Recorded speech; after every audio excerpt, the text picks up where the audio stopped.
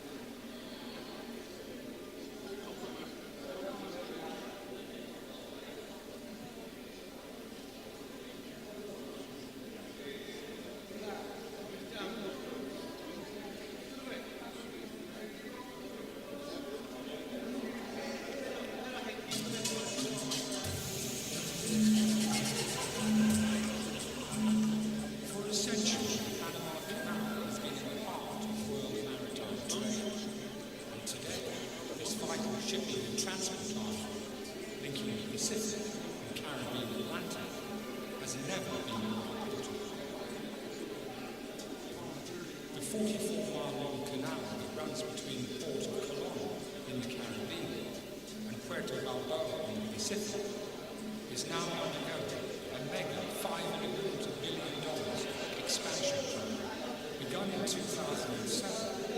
Construction is scheduled to be completed by December 2015. The expansion will allow the passage of post-Panamax 15,000 TEU ships through 2 massive new locks and 2 new channels. But what of the 9,000 ITF maritime members working in the canal zone? They say that the new canal will require new working practices if the health and welfare of workers and the safety of international shipping is not to be endangered. And they claim that the autonomous Panama Canal Authority, often described as a state within a state, has recklessly ignored their concerns and even stepped up its long-running anti-trade union policy. Such is the concern over the hazardous and exploitative labour issues that a high-level ITF fact-finding mission recently visited the Central American nation. Hemos encontrado una serie de violaciones que podríamos decir inaceptables, básicas. La más inconcebible, la falta de agua potable a bordo de las embarcaciones para que el tripulante pueda trabajar y tomar agua en todo el día. Nadie puede creer que un país como Panamá no le pueda dar un vaso de agua a sus trabajadores. Esto es solamente la punta del iceberg. Hay cuestiones serias desde el punto de vista operativo, de seguridad, jornadas inhumanas de 15 a 18 horas continuas sin descanso.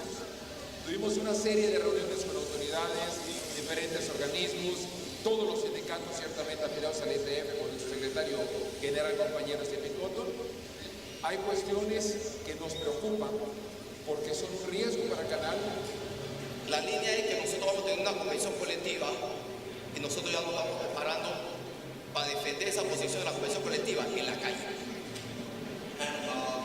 You move creating strong unions in very difficult circumstances. It's crucial for the future of the ITF. You are doing the work that makes a difference, and it is about power, and it is about using your power. The big issue was the deterioration of terms and conditions on the canal. We have pilots, we have captains, we have chief engineers, we have crew, and we have line handlers, we have all of the people who are very worried that with the expansion of the cost, their benefits and their conditions are being pushed down. If you're working people 18 hours a day and double shifts, it's not good for the future of the business, and it's crucial that the authorities understand that it isn't just a small masters union or a chief engineers union, but it's a global movement behind these people. Panama is a centre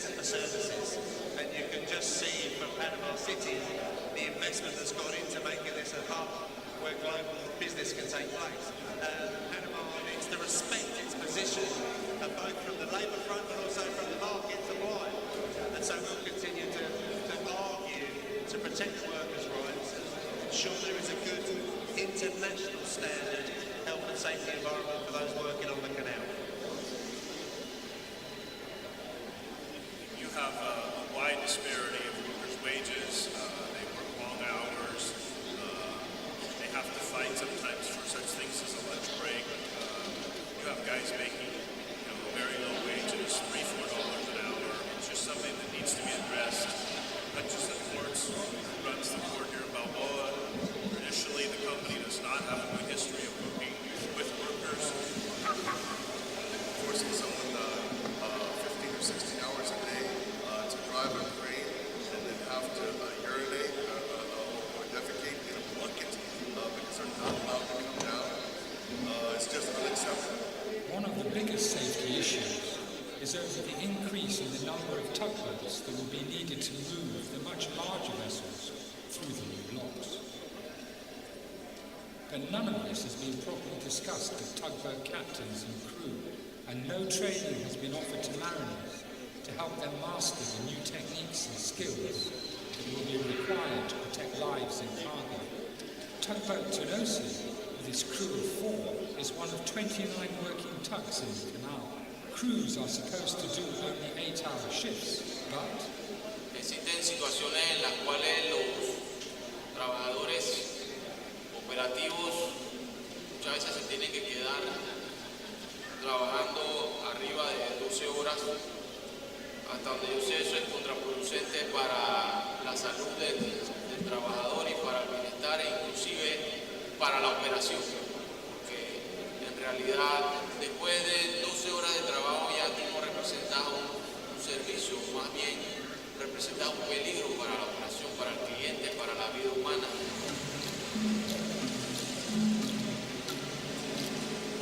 We've been looking at our policy for the next 4 years in the ITF, and one of the major levers of that policy is hubs. And it's clear that Panama, as a leading country within this sub-region of Latin America, is crucial. We understand as a changing supply chain, we need to have unions in each and every element of that supply chain.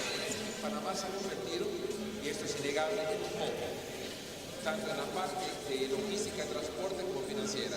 La parte que nos compete, la parte logística, no podemos creer que Panamá, el crecimiento que tenga, lo tenga sin los sindicatos. No podemos aceptar que Panamá tenga un boom de transferencia de carga, de transshipments, se convierte en una zona de hub donde las empresas son de países de primer mundo, europeas, americanas, etc. Y no respetan los derechos básicos. No podemos aceptar un juego de doble estándar. Hablamos de primer mundo, hablamos de perfecto. Hablemos de justicia social, salarios dignos, seguridad social digna y sobre todo un salario digno, pero no solamente por tener un salario mejor, porque va de la mano con capacitación, con entrenamiento, con transferencia de tecnología, transferencia de knowledge de la operación. Eso es lo que queremos, que haya un desarrollo en Panamá. No solamente comercial, también de la población panameña.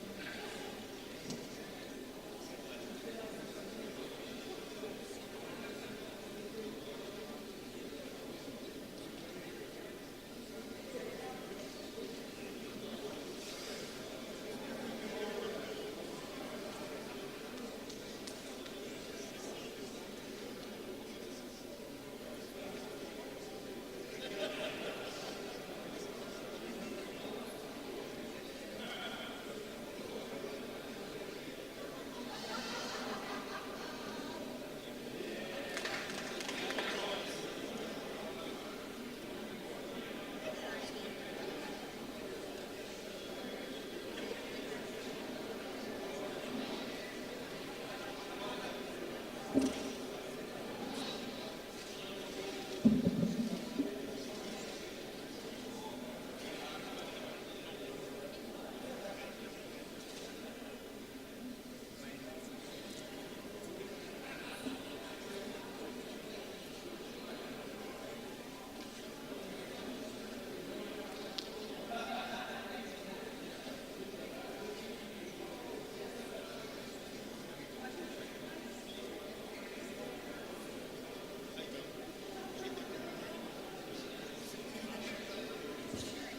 not XXL like you.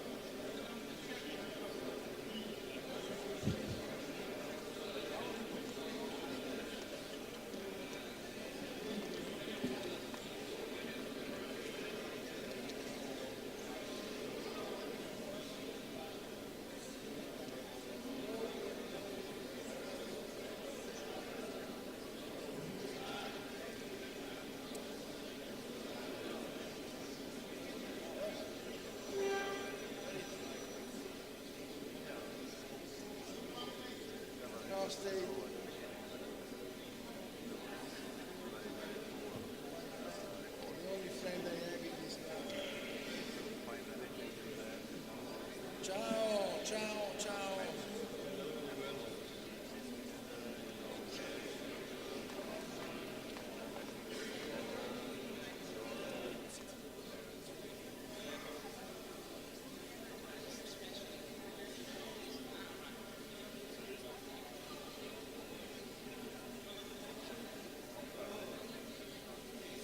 Development, so I tried always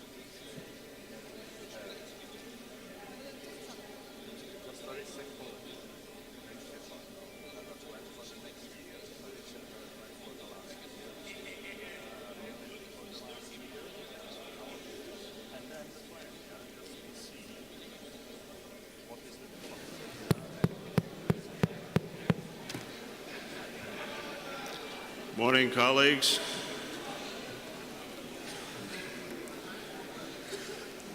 If I can ask everyone to take their seats.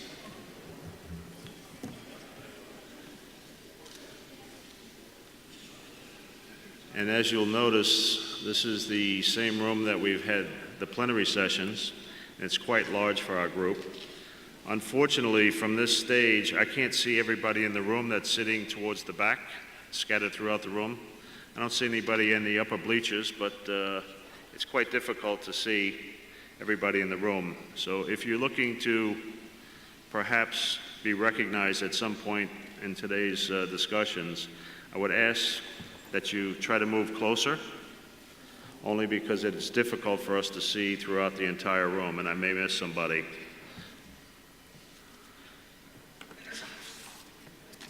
So if you're happy where you're sitting, that's fine, but if you get overlooked, don't blame me, please. Move a little closer if you look to be recognized.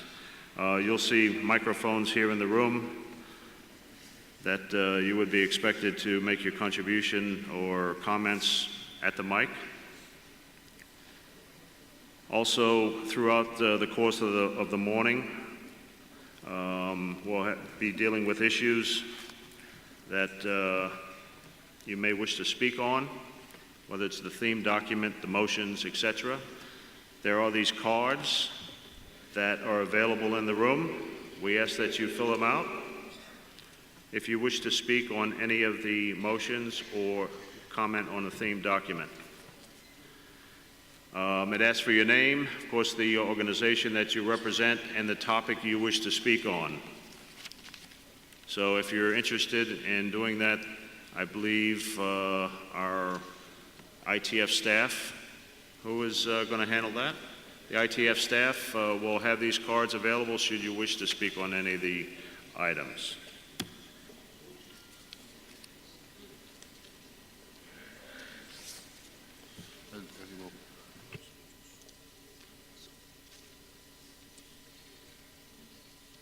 I've also been advised that anyone that is having technical difficulties with the new tablets, Neil in the front of the room is a technical guru.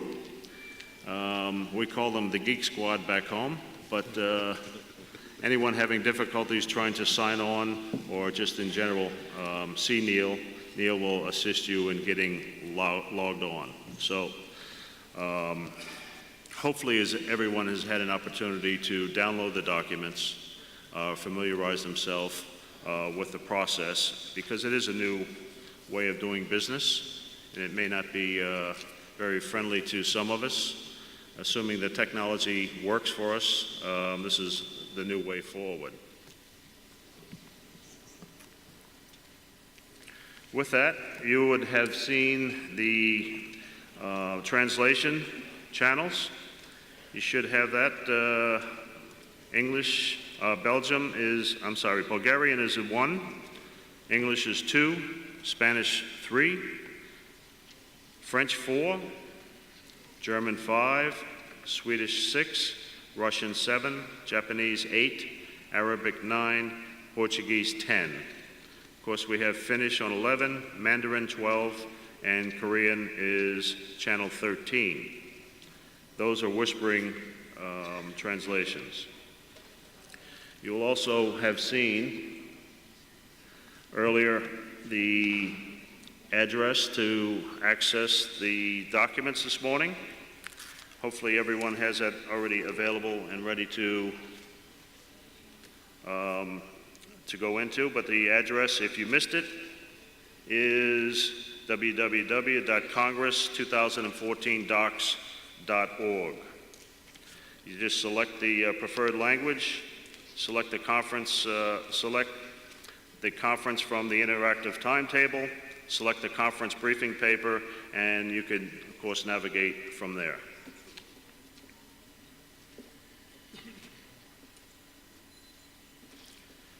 As we only have 3.5 hours this morning, we don't want to waste much time getting into the documents. So there will not be a coffee this morning, so we're going to work straight through to 12:30. At 12:30, we're going to have to conclude our meeting, so it's necessary for us to begin the meeting just right away so we can enter the discussions. Obviously, we have a number of items to cover. I think there are 7 motions that we're going to be look to cover, and of course the Congress theme document. Hopefully, everyone has had plenty of time to go through the theme document. Of course, it was presented yesterday. I'm sure you all have had an opportunity to familiarize yourself with that. And of course, we have other items such as the elections and a number of items that will be covered under any other business. So, if I can, with your approval, I'll begin the meeting. The first item on the agenda is the adoption of the agenda. Everyone has had an opportunity to see the agenda. It's approximately, or there are 6 items, including any other business. Agreed? Thank you. The first item would be the election of the rapporteur. As in the past, the chair has acted as rapporteur for the CFERS conference to give the report. And with your pleasure and acceptance of that, I will be happy to volunteer to be the rapporteur for this body. Agreed? Thank you very much. We also must have scrutineers as well as tellers, and we've taken the liberty, if you'll allow, to nominate or to put forth the names of Marcel Vanderrook from Nautilus and Mike Murphy as the scrutineers, should a recorded vote need to be taken, and as well as tellers Cam from the SOS and Henrik Berlau. So if I can have your approval on those names, we can move forward. Agreed? Thank you very much. We're moving rapidly. Maybe we don't need 3 hours.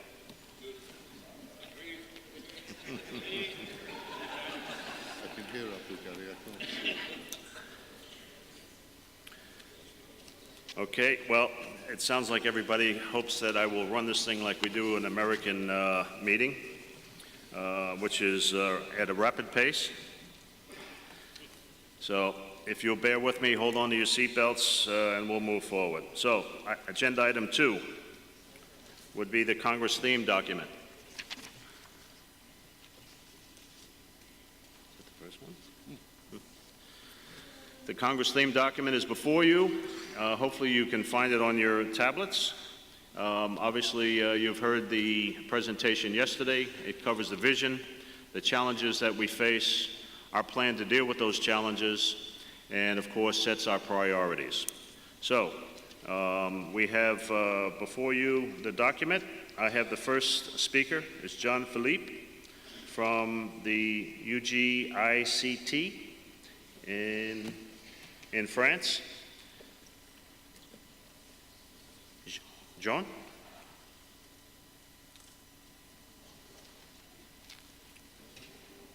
Go to the microphone. You have to go to the microphone. Yep. We have that for the minute.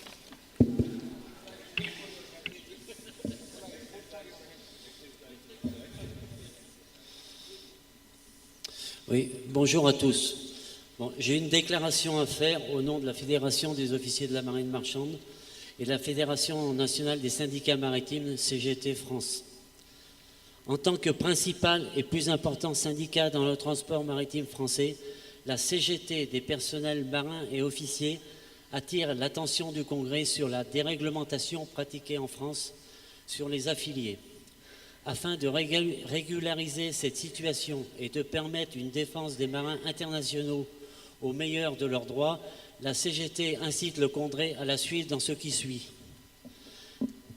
Nous demandons à ce qu'il n'y ait pas de blocage de la part de la direction d'ITF sur la signature de contrats entre armateurs et représentants ITF-CGT au prorata de notre importance syndicale.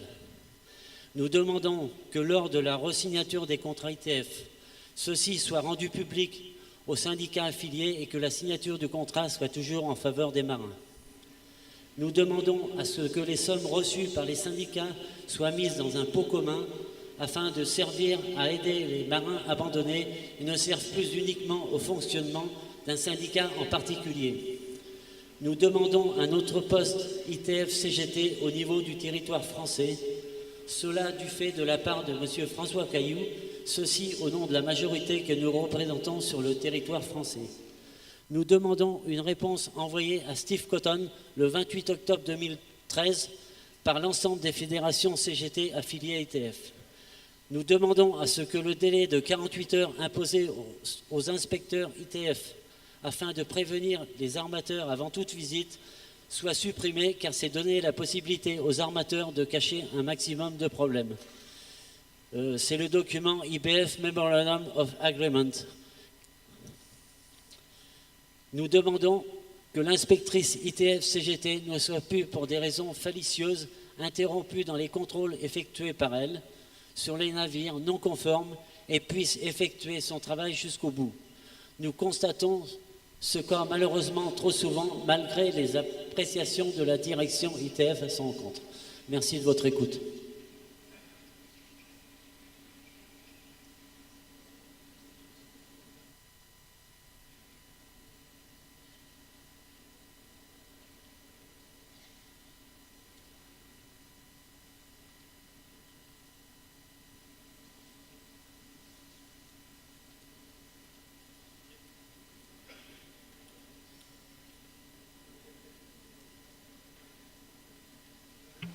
Thank you, brother.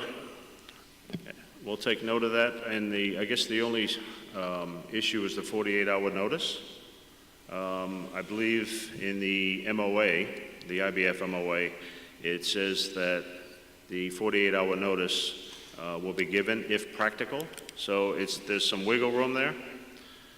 But aside from that, we take your comments and contribution on, brother.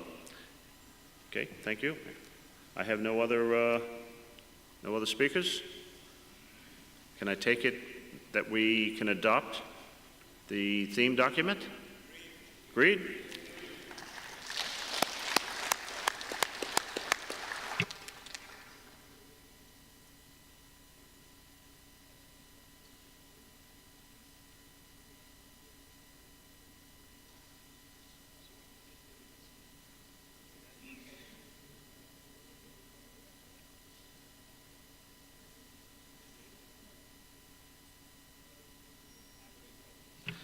Okay, colleagues, moving on to agenda item 3,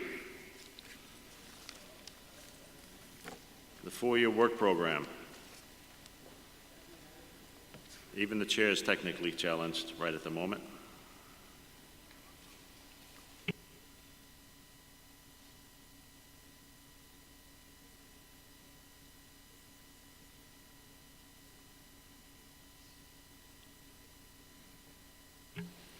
Okay, colleagues, you have the 4-year work program before you. I have 3 people wishing to speak on the work program. Terry Engler from the ILWU.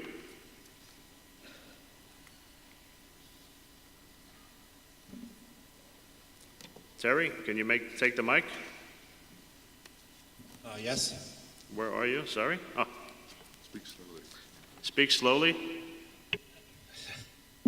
I'm here to speak on the 4-year work program because we're dealing with in BC and Canada a very aggressive employer. The largest tugboat company in Canada, Seaspan ULC, has a new breed of CEO that is demanding concessions that would take us back 40 years. And we're in a real serious fight, and we've seen, and I've heard yesterday, I was very impressed at some of the discussions yesterday around the fact that we need to be able to fight now. We need to stop this aggressive agenda of employers. They basically want to take back our pension, our benefits. They want to cut our wages. we're in a situation of a major fight. I entered this industry, tugboat industry, in 1976, and pretty well all of the conditions that we have now were already there. So my forefathers in the industry basically created these conditions that we're now working under. I worked under for the past 40 years, and now the industry wants to take those conditions away. And we need to fight.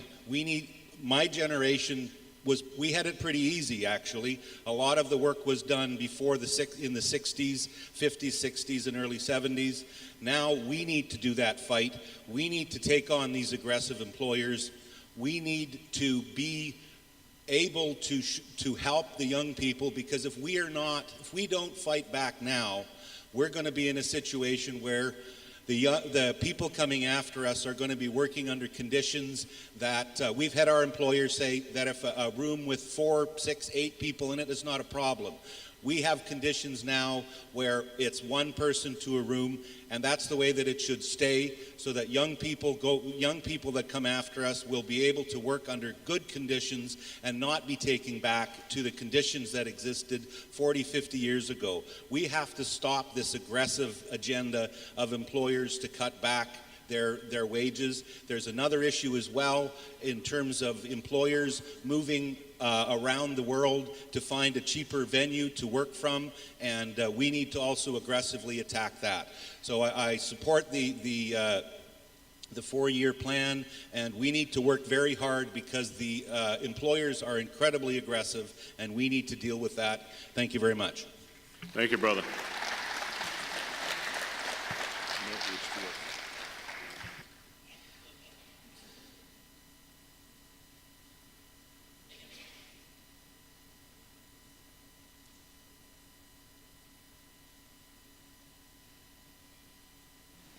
Thank you, brother.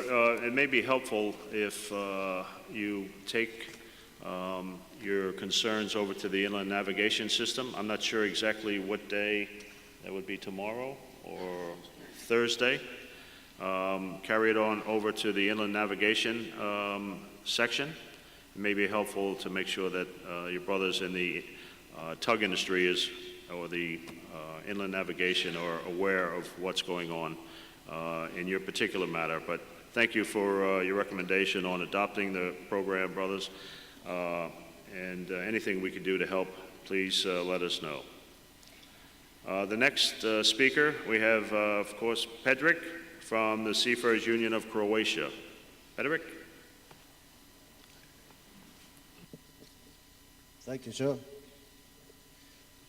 I will start with the point that ITF is as strong as its weakest member is.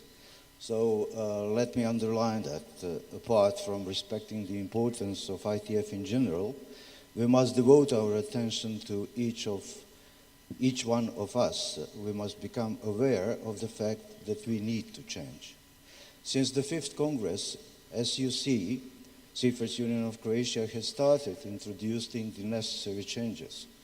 The restructuring has first dealt with the system whereby each individual is determined both as the performer and the responsible person in charge. In this way, business range has been more closely defined.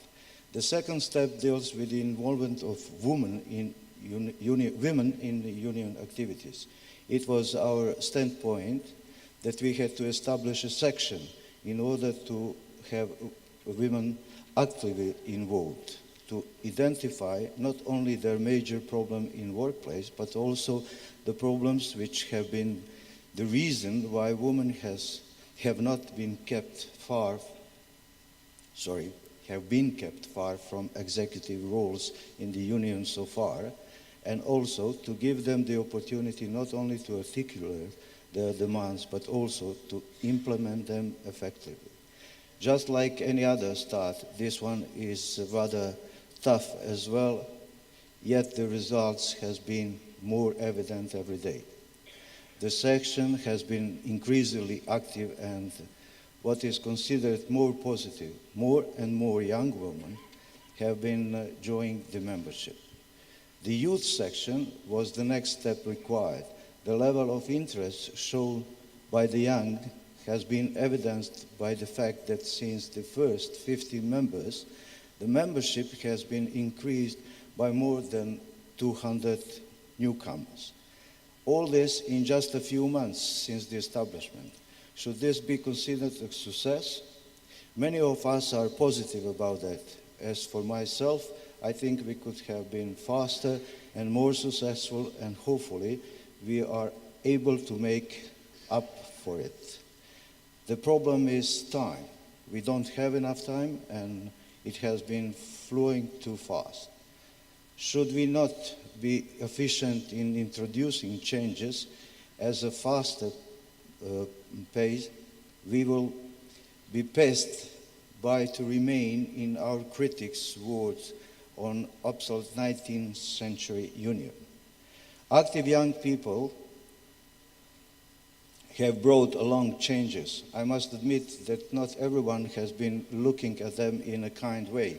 The fact in that everyone does support the young, but with a big but, after which the actual state of affairs follows.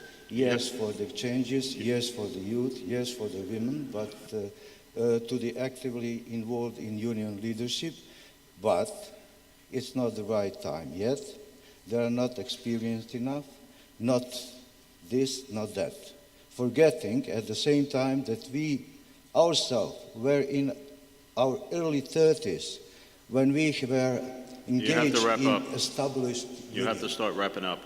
There's a 3-minute timeline. These changes required additional efforts, but at the same time a higher quality level were considered of collective agreements in concrete. Thank you very much, and I hope we will be the strongest part of the ITF family. Thank you. Thank you, Pedrick. Thanks, Pedrick. Just to remind everybody that the time limit to speak is 3 minutes. So if you can make sure that your contributions are inside of the 3 minutes, I'll give you a little fudge for a little bit past the end of the timing. But we need to make sure that we stick within the timeline so we can conclude our meeting in good order. So if you could agree to that, staying within the 3 minutes, that would be very helpful for us to go through all of our business today, because we do have a number of items that we need to cover in the motion. So if you'll bear forgiveness. So with that, I'll move to the next requested speaker, which is Sheikh Mohammed from Pakistan. Sheikh? He strategically placed himself right next to the microphone. Bismillah ar-Rahman ar-Rahim. I begin with the name of Allah, the most beneficent and merciful. Thank you, Mr. Chairman. I would say in brief, and I believe people present here and there, they can understand and elaborate. The first thing is that the point, only I would say the points. The International Shipping Federation's documents indicate that the tons per mile carried has increased in the last 1.5 decades. Total quantum of cargo carried across the world, that is 92%. The ship owners earn money from the tonnage, and unfortunately, due to short manning, I won't say it is safe manning, it's short manning. I was sailing as chief engineer on an unmanned ship. There were only 3 engineers and myself as chief engineer. It was fatigue thing. If there was any problem, the employment ratio is such that the owners are paying exactly 38% of the wages which they used to pay some 5 decades back. Even though when we talk in terms of thousands of dollars, if you compare with the work that we are carrying out on the ship, that is enormous. And fatigue is increasing, the first thing. The second is that the future of merchant navy officers is bleak, because due to minimum safe manning, cadets cannot undergo seagoing training to become deck officers and engineer officers. Now, without training, they cannot pass their certificates of competency. There will be a shortage of skill in the coming decades. The accommodation of the vessel must be exempted from tonnage rules for the cadets' employment so that merchant navy may go on. The other thing is sinking of Costa Concordia. Lot has been said. There has to be reserve buoyancy. There has to be structural changes in the naval, from the naval architecture point of view, that is cross-sectional and having some reserve buoyancy, because we don't blame the master. I supported him during the safety committee meeting as well, and I don't need to repeat again, that in half an hour, how can 3,000 or 4,000 passengers can safely go to the lifeboats with 3 second officers taking command of those lifeboats? This is very, very difficult. This is fatigue, and the thing is criminalization of seafarers must be stopped. And this is, in brief, I've said, I can't elaborate it.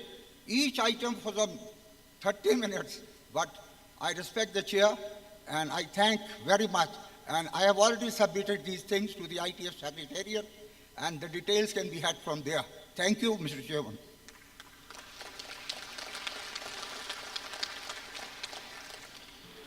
Thank you, brother.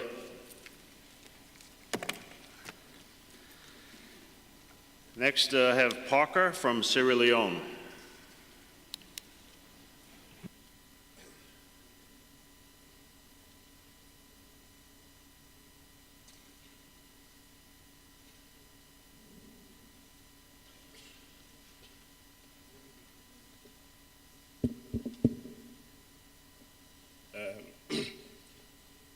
Mr. Chairman, colleagues all here, my own contribution in respect of my union towards this document, 4-year document, is just to give just short briefings about the situation of most, if not all, of the seafarers in the region.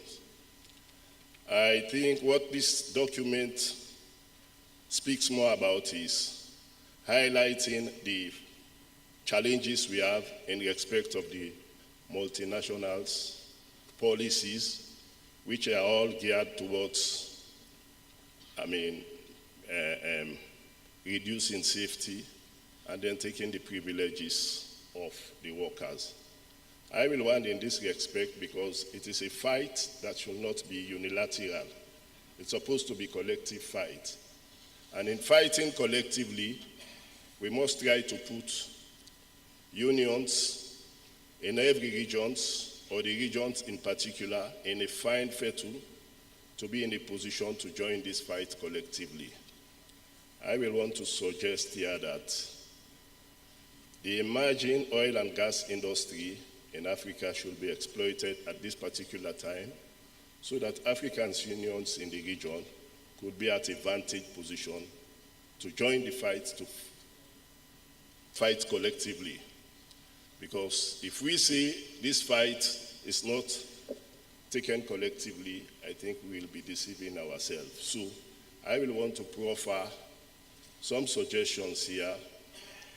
In the emerging oil and gas industries, I think experts should be sent to assist affiliates in our regions so that they could be trained to able to meet the challenges that lies ahead, especially in negotiating for these jobs.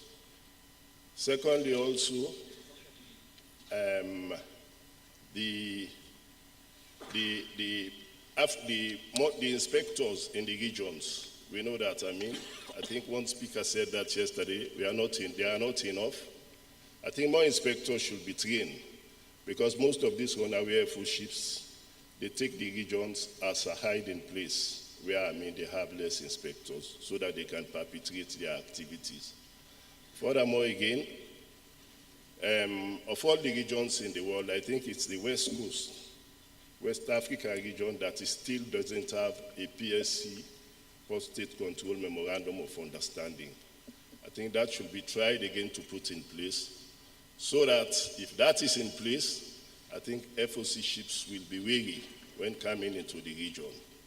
And finally, Mr. Chairman, I will want to say again, maritime unions and the continent should try to coordinate and then make the NCC be visible in their country so that this NCC will be used as a vehicle, especially to pursue this fight. I mean, it's a fight that will be collectively and not individually by each union.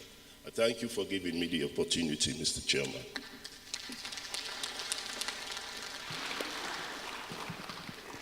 Thank you, brother.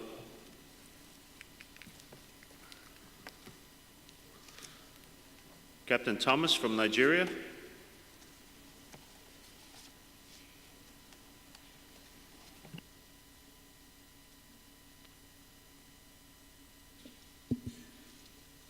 Good morning, Mr. Chair.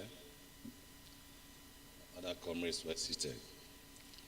Yes, I'm Captain Thomas Kamaria of the Nigerian Merchant Navy Officers Association, Nigeria.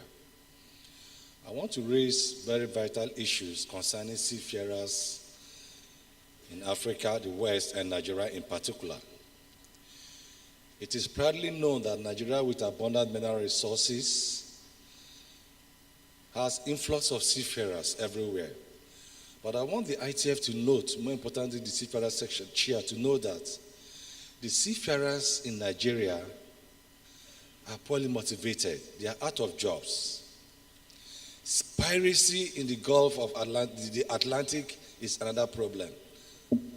We are really shocked to note that each time there's a program of ITF, the African, West African, and particularly Nigerian participants seek discounts, concession from ITF in the abundance of jobs accrued to Nigerians. I want to use medium to really appeal to the chair of the section that in as much as the seafaring job is a global job and the ITF family accepts each other, we wanted to make it very clear that it is proper and adequate for our brothers, the Asians, mostly the Filipinos and the Indians, coming to Nigeria for jobs to show presence to the unions. Because if that is not done, we'll look at it as an international poaching. We will appreciate to a level when they come to Nigeria for jobs through the multinationals to show concern to the union on ground so that we know that they are on ground, they are around.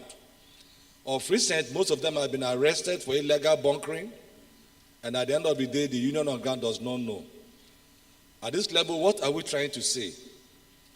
We are trying to say that the ITF, the Seafarer Association, should draw up programs that will bring the multinationals operating in Nigeria to take Nigerian unions into considerations in times of negotiation and employment.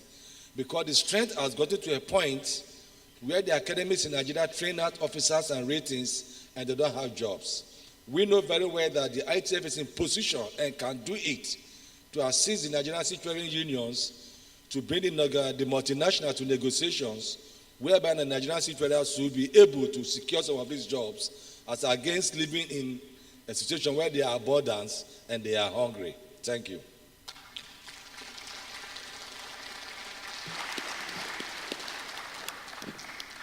Thank you, brother. Next speaker is Singo from Singapore. What's that? Mozambique.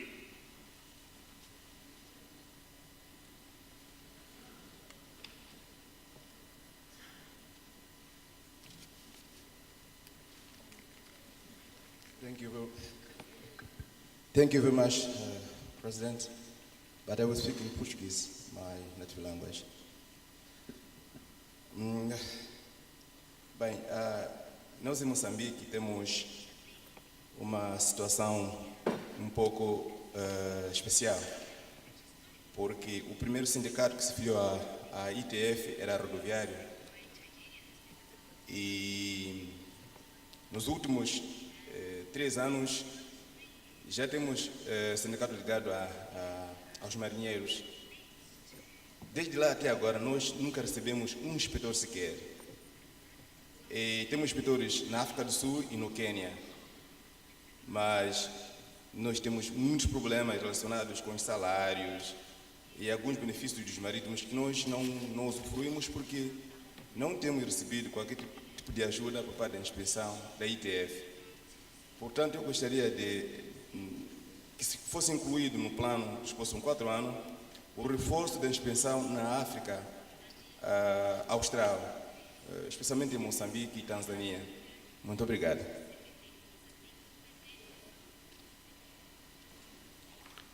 Thank you, brother.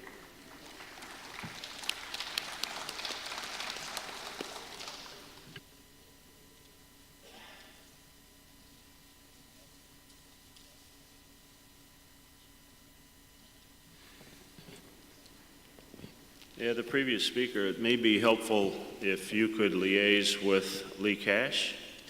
It may be helpful if you have that conversation. He may be beneficial to your struggle. Okay? Next, we have Abelghani Sarang. Oh, there he is. Huh?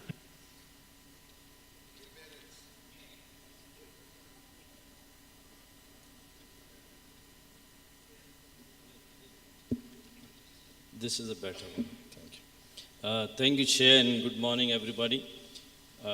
Just to state again 3 points in the 4-year program, work program, what we intend to do. First of all, a thing common in general for the ITF family, I would appreciate if from this section we reiterate our angle of having cross-sectional interaction. The seafarer section should show leadership and reiterate when we go into the plenary again that this section lays more emphasis on the cross-sectional interaction, because between the dockers, seafarers, we have between the dockers and seafarers, no doubt.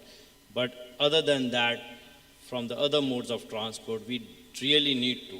So each of us can gain from the plus and minuses from the cross-sectional activities. When we go in for, like we had gone into, the civil aviation had gone into a demand for their own, but as seafarers, we supported that.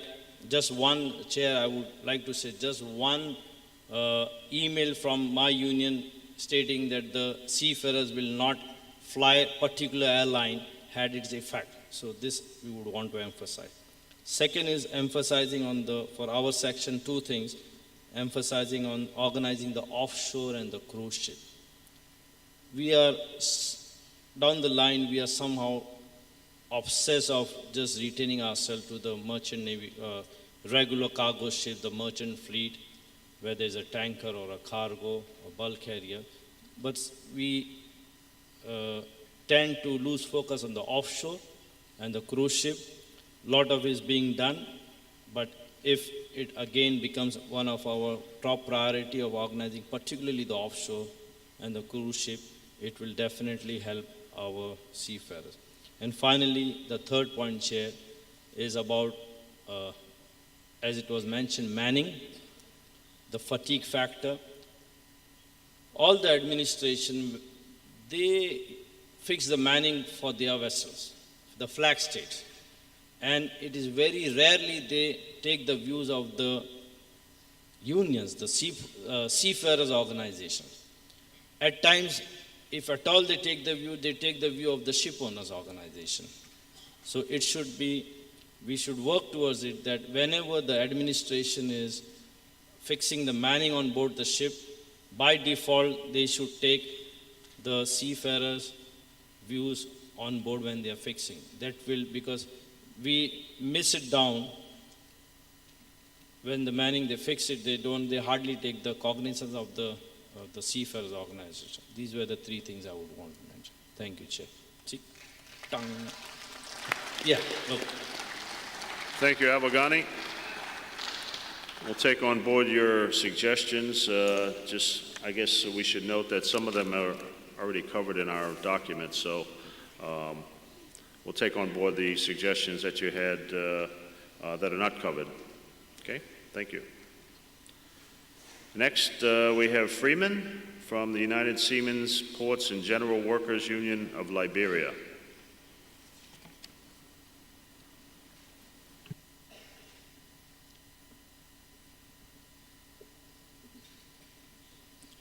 Well, brothers and sisters, challenges we are facing in Liberian maritime activity is not something strange to all ITF.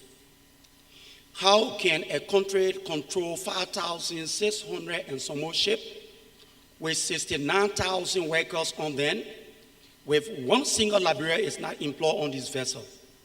And we said that we are one family from ITF. We have Filipino, Japanese, Greece, and all the nationalities enjoying Liberian flag. In 1990, we have 1,200 Liberian-owned supertanker and some other vessels. During the war, we left the ship, and up to now, no Liberian on board. We've been facing so many challenges in our country. Even say our brothers and on the ship, Liberian flag ship, using Liberian document, but to say yes, the war that happened in Liberia, we are sorry to the Liberian seafarers. Up to now, we are still living in poverty. To make things short here and to not go far, if we all saying we are ITF family, we challenge the government agree to sign a document through the pilot that seafarer must be trained, certificate, and be employed. But since 2006, Liberian government signed the convention in Switzerland, Geneva. The document have not yet been implemented in the interest of we, the African.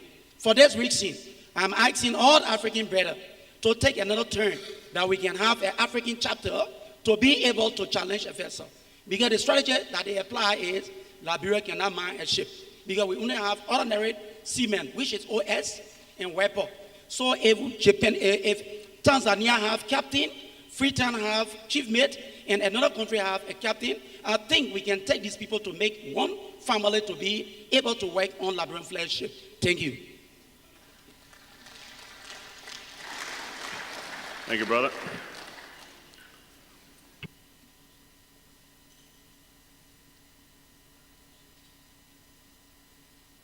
Lucen from Madagascar.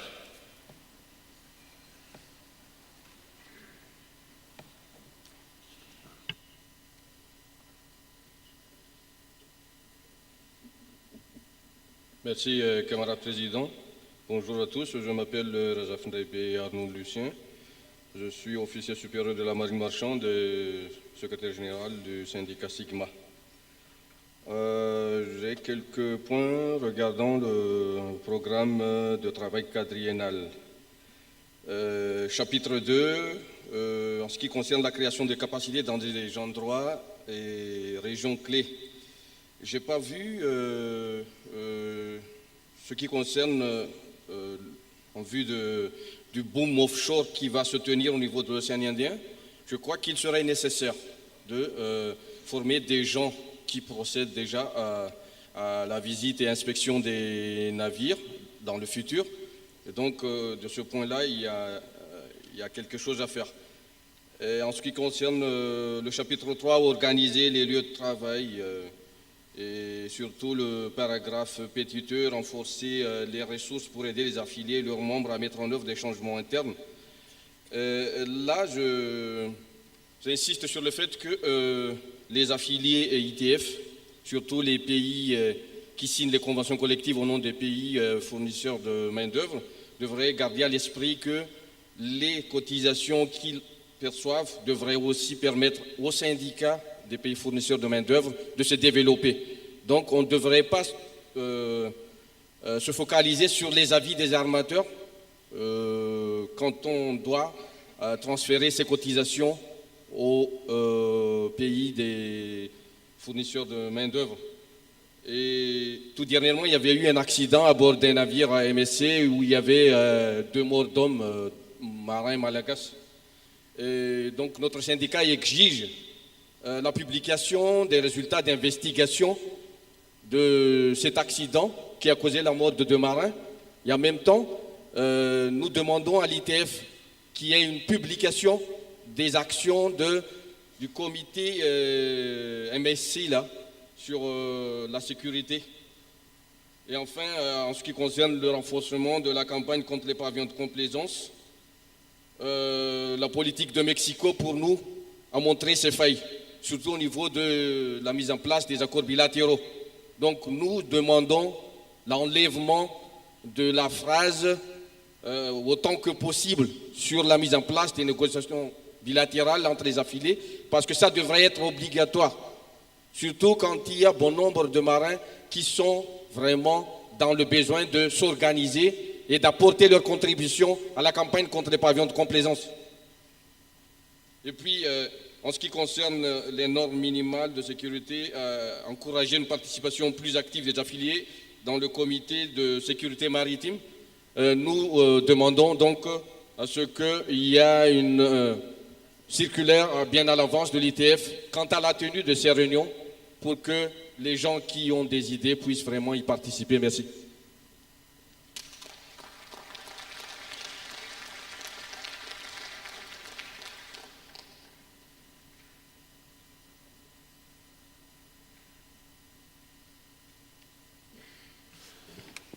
Thank you, Lucien. Just a couple of notes. One, we're not here to change the Mexico City policy. We're actually here to discuss our work program for the next 4 years. This is not the proper place to change the Mexico City policy.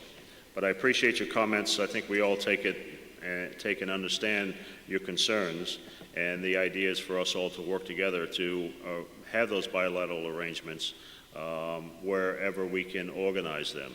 So if I can, just make another note, the offshore program is completing a 4-year work program focused on key industry players in the countries, and Africa has been a priority. Okay. Next, I have Sadiq from Algeria on agenda item 3. Sadiq?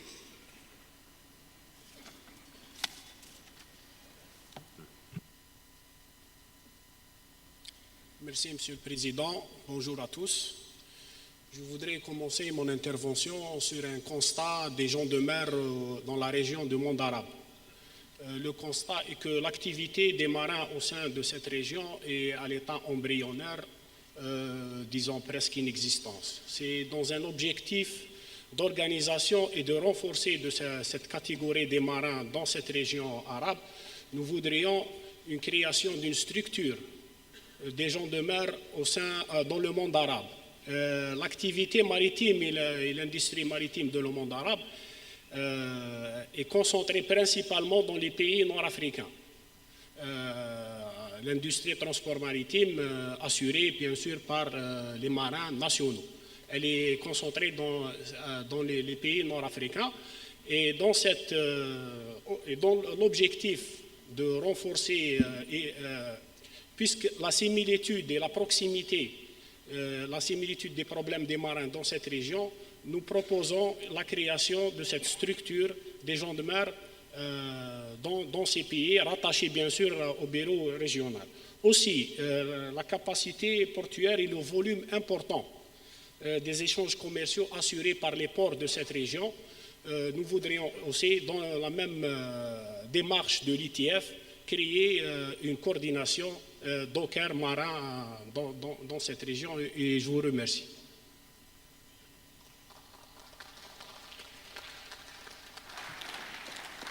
Thank you, Sadiq. We'll take on board your comments. Next, Agus.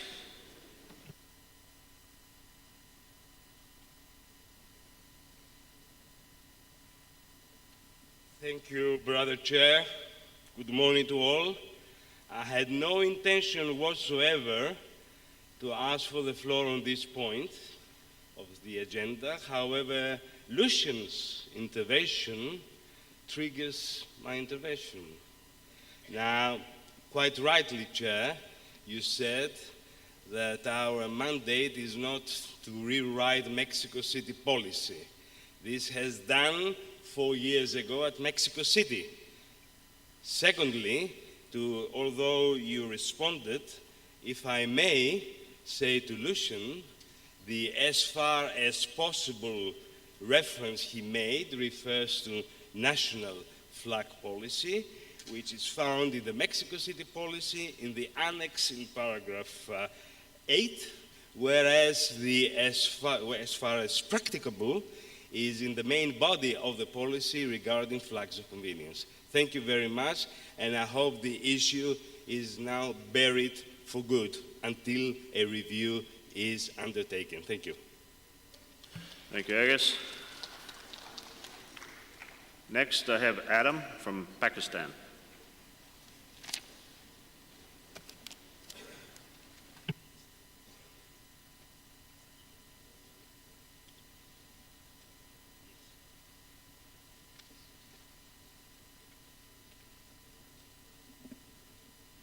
Bismillahirrahmanirrahim.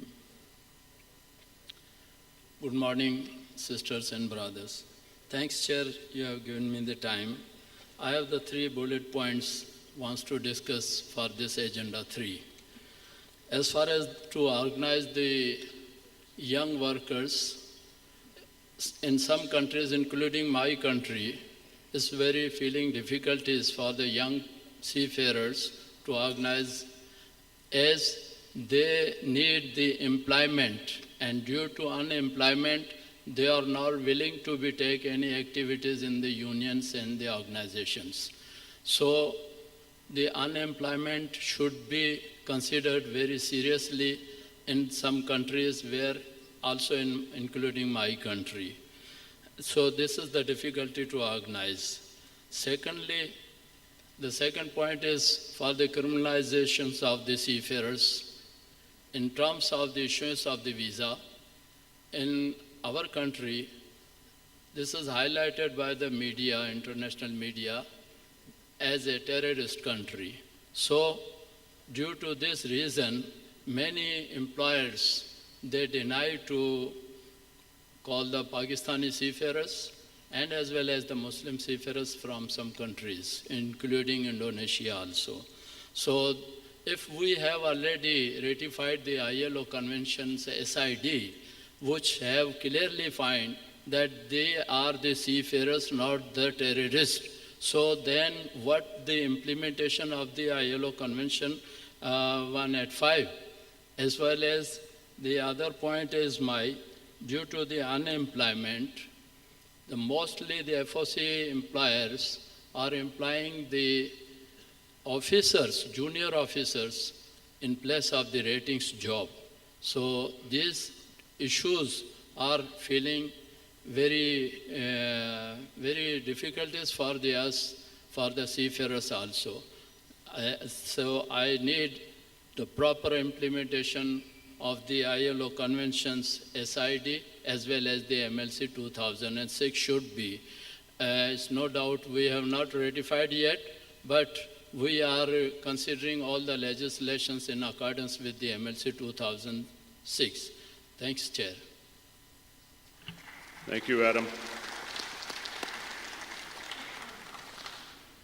The last speaker I have on this item would be Manjoy from the Seamen's Union of India.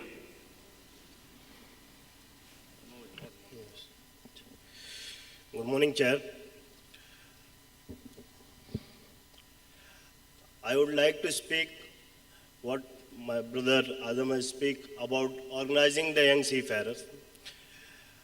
In India, we are facing organizing young seafarers not due to the shortage of jobs, but due to why these people are not getting the job because of some uncertified seafarers who are taking their job, who are the certified seafarers.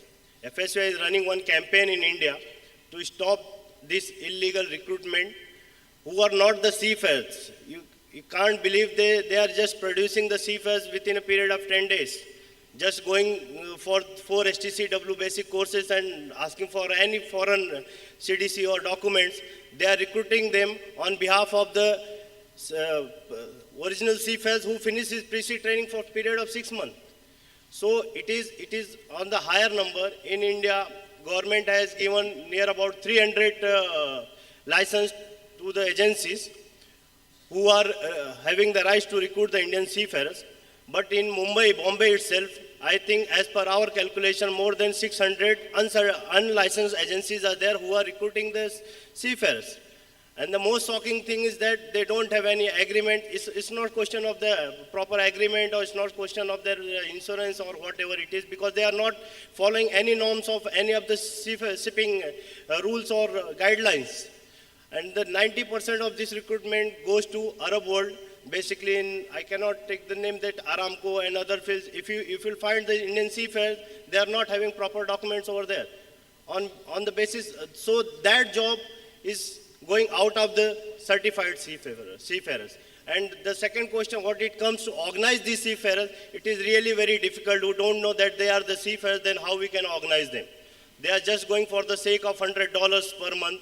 and we have to stop them. We are taking care of that, and we have written so many letters to the ministry to stop them, or at least on the immigration point at international airport. So that, with their document, then maybe it can help to increase the seafarers and to us also to organize the young seafarers. Thanks, Chair.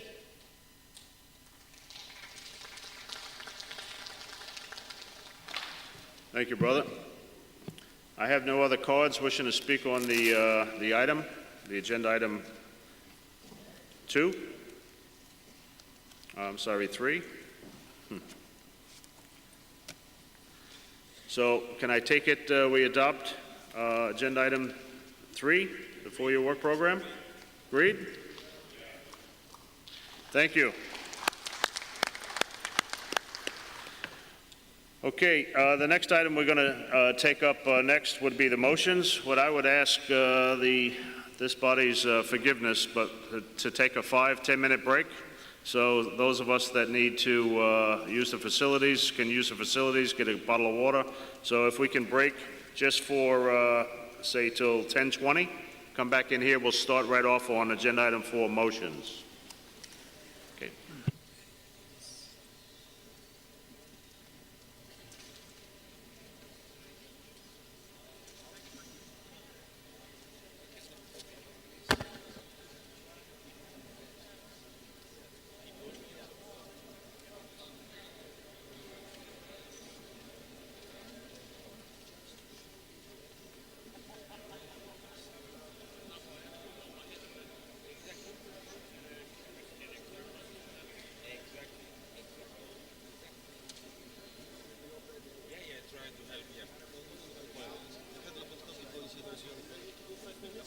Yeah, shall we go outside?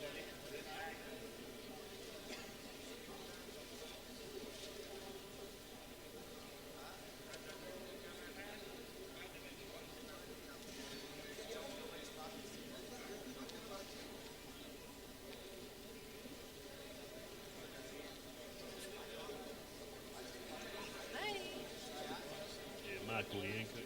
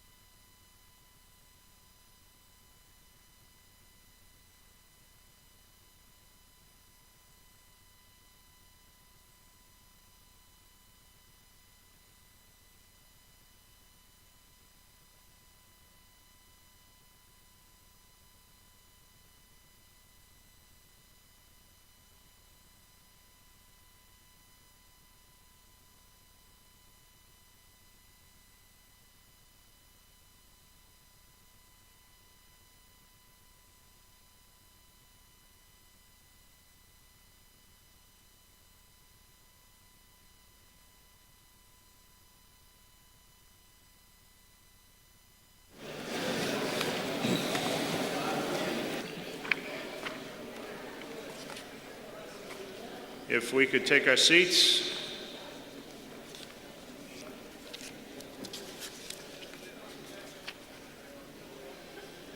And just to remind everybody, as we get into the next agenda item, that if you wish to speak on any of the motions that are before us, you need to fill out a card and give it to the staff up here at the foot of the stage.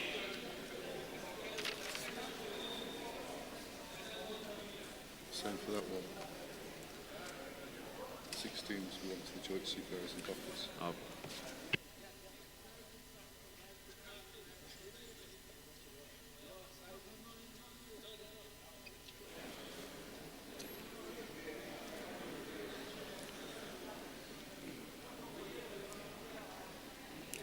Okay, colleagues, I'd like to get started. Anything good?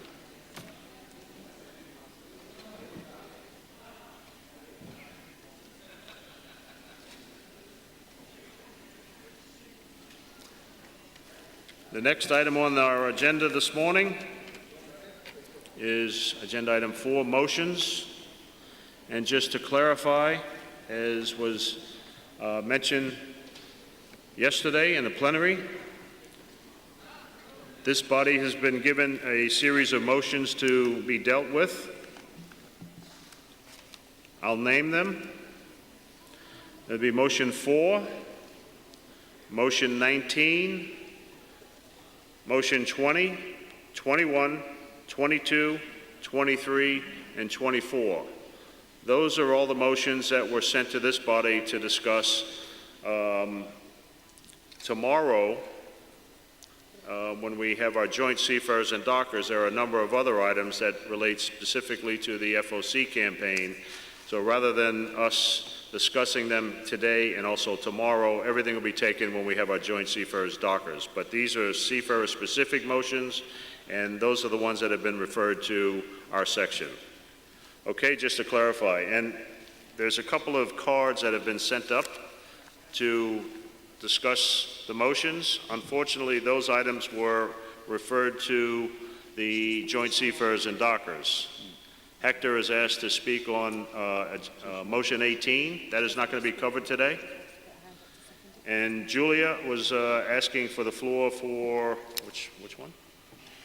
16. I think it's for motion 16. That will be covered tomorrow under on the joint seafarers and dockers. So if we can just stick to the items that have been referred to the seafarers section, I would appreciate that. Okay, and reminder again, if you want to speak on any of the motions that were referred to us, please grab a placard and give it to the staff at the head of the stage here. Okay. If we can get started, agenda item 4. The first motion would be a tax on fundamental rights of Greek seafarers.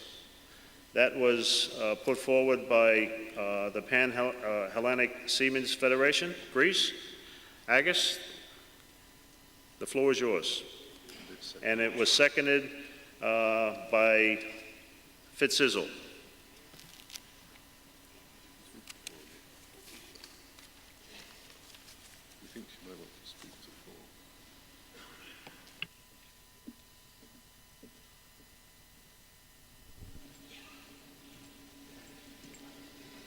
Yeah, thank you, Brother Chair. Motion number 4 is entitled "A Tax on Fundamental Rights of Greek Seafarers." It's jointly submitted to the Seafarers Section Conference held in conjunction with the ITF 43rd Congress here in Sofia by Federazione Italiana Trasporti Ficisl. In the interest of time, I will be brief in terms of the motion because I take it that everybody has had the chance by now to look at the motion. All I want to say is that for the last year or so, we are experiencing an unprecedented attack on our fundamental and inalienable trade union rights, primarily concerning the right to strike, also on our collective bargaining mechanism for the national CBAs, and the preambular paragraphs of the motion refer to the ILO Maritime Labour Convention, which has been described by all seafarers as the Bill of Rights. However, in the case of Greece, in implementing the MLC, the government is attempting to downgrade the standards, the higher standards enjoyed by Greek seafarers through national CBAs and working and labor conditions, forgetting the provisions of the preamble to the MLC, which is repeated also in the ILO Constitution, namely that in no case shall the adoption of any convention or recommendation by the conference or the ratification of any convention by any member state be deemed to affect any law, award, custom, or agreement which ensures more favorable conditions to the workers concerned than those provided for in the convention or recommendation. In other words, in Greece, that seafarers enjoy higher and more favorable standards, these will have to be continued and not having their standards downgraded. And the operative part, and of course in paragraph 8, the motion condemns and denounces Greek government actions which run contrary to national and international provisions. And in the operative part of motion in paragraph 9, the motion asks the ITF Secretariat, number 1, to convey to the ILO Director General this motion with a request to take effective and expeditious steps with the Greek government on the matters raised therein. And if I'm allowed to open a parenthesis here, my union, the PNO, has lodged a complaint to the ILO regarding the application and the implementation of this convention MLC back at home, and we have lodged a complaint which will be considered hopefully later this year by the Committee of Experts, the ILO Committee of Experts, on the implementation and the application of conventions and recommendations. And I take this opportunity to thank the ITF Secretariat, and in particular our Secretary of the Seafarers Section, for the support we have got regarding this complaint. And finally, Chair and colleagues, the second bullet point in the operative part formally asked the ITF Secretariat to formally protest to the Greek government, and in particular the Minister of Shipping and the Aegean, drawing his attention to Greece's international obligations. And before I leave the rostrum, I take this opportunity to thank our Italian colleagues, and in particular Fichisel, for co-submitting this motion. And I move the motion, and hopefully would be unanimously adopted by the Seafarers Section Conference, which would mean that it will send a strong message back at home and encourage and support our colleagues, our Greek seafarers. Thank you very much indeed.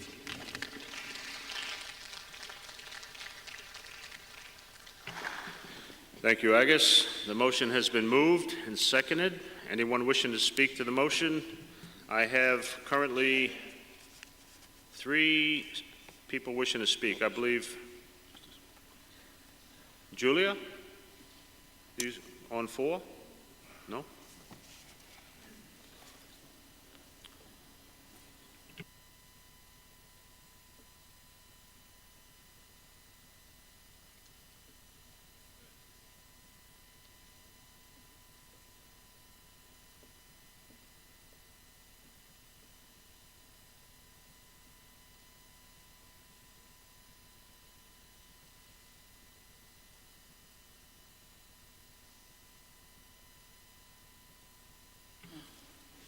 Okay, colleagues, I don't appear to have anyone wishing to speak on the motion. It's been moved and seconded.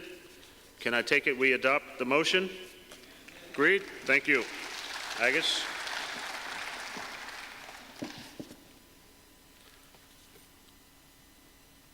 The next motion that was referred to this body is motion 19, Seafarers' Welfare.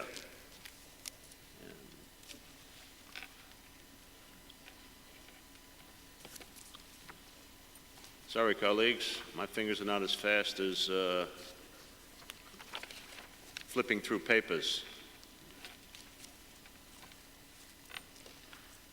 That was submitted by the Georgian Seafarers Union and seconded by the Seafarers and Maritime Workers Union of Western Russia. Georgian Seafarers Union? Care to move the motion?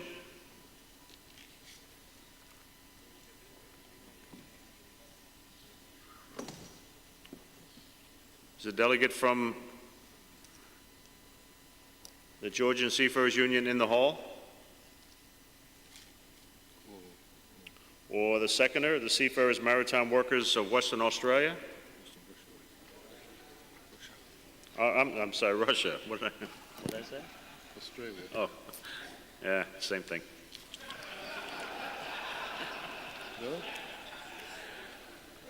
Are there delegates from either of the affiliates in the room? If not, we will put it aside and move to the next item. Seeing no one? No. Next item would be motion number 20, shipboard, workload fatigue, and manning. AMO?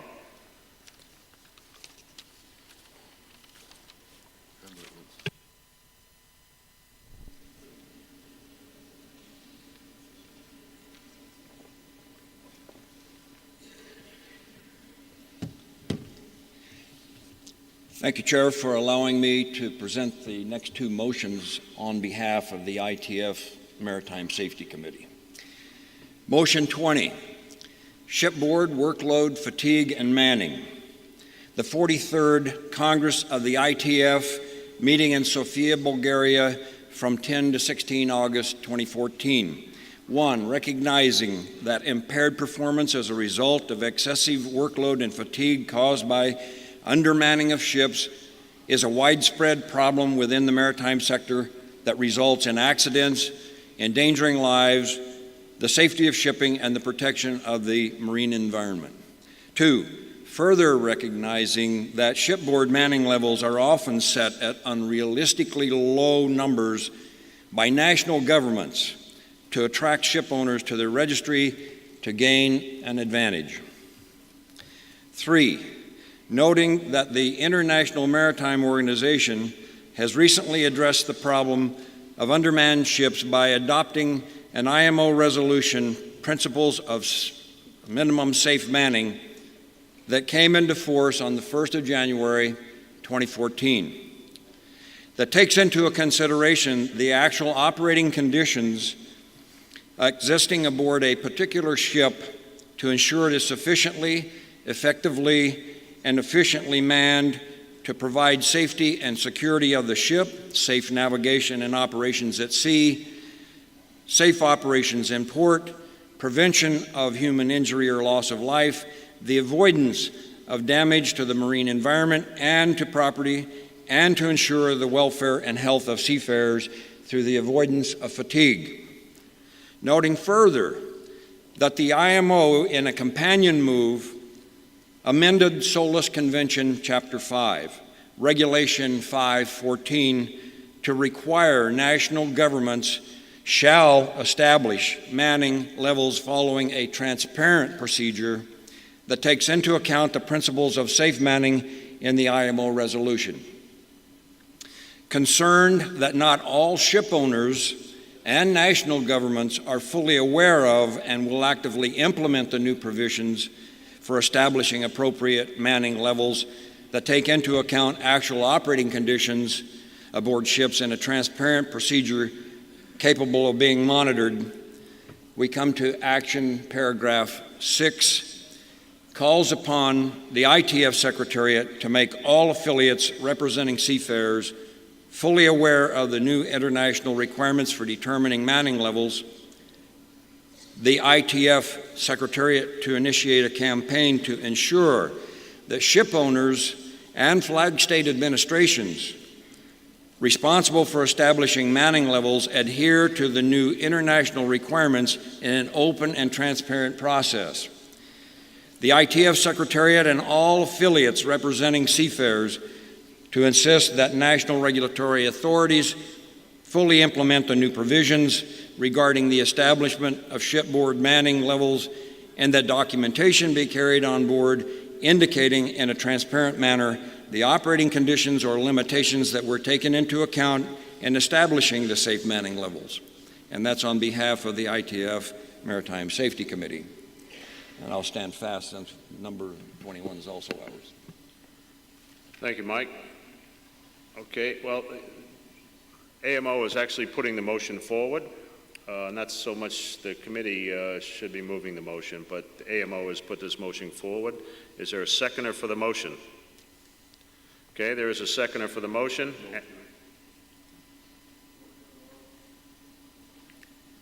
We have a number of people wishing to speak on the motion. The first one I have on my list is Henrik. Henrik, the floor is yours. Thank you, Chairman. If you would allow me to also speak on behalf of the International Ratings Forum, we would like to congratulate the ITF Maritime Safety Committee with this proposal here. We had a long discussion a few months ago in the Ratings Forum concerning the safe manning of vessels, and we would like to draw the Maritime Safety Committee's attention to the fact that in setting up safe manning today, administration also takes into consideration that ship owners are using riding gangs in bigger and bigger numbers on board vessel, and that is affecting the safe manning document, as well as is it affecting the seafarers' employment opportunities, because in many instances riding gangs are on conditions which is out of control of trade unions, out of control of the ITF. Many ship owners do not consider them seafarers. We have a long discussion at the moment, I understand also with the ILO on the definition of seafarers, where riding gangs is also a part of that discussion. So we would like to ask the Maritime Safety Committee to put some critical eyes when they're discussing safe manning on the use of riding gangs. Yeah, I'll leave it with that. Thank you, Chairman. Thank you, Henrik. John? Yes, also for information, following the meeting to adopt guidelines from the training of ship's cook and catering personnel, there has been established under the International Ratings Forum a group which is looking at the severe fatigue and problems with regard to ship's cooks, and there has been some investigation and a study under Ole Philipson will be discussed in due course. Thank you. Thanks, John. The next speaker on motion 20, George Quick from the Master Mates and Pilots. I see the brother with his hand up in the back. You must fill out one of the cards in order to speak on any motion.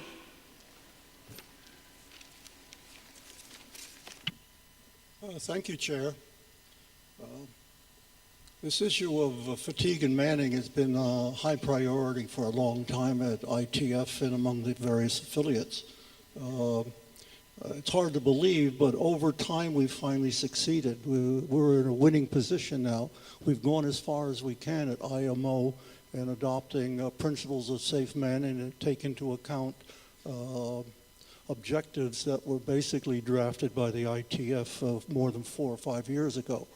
And then we've been able to have them put into SOLAS as a requirement that they be taken into account when establishing manning levels. So we have a system in place in regulation to solve our problems. Our problem now is implementation. And as often happens with many IMO regulations, they get a good regulation, it's filed and forgotten. And I think this has been in effect for about 6 months now. And as a burden is upon us to bring it to the affiliates' attention and to bring it to the ship owners' attention and insist that it's implemented and not forgotten. And that's what the intent of this motion is, and I'm wholeheartedly in favor of it. Thank you. Thanks, George. The last card I have to speak on motion 20 is Igor Pavlov. Welcome back, Igor.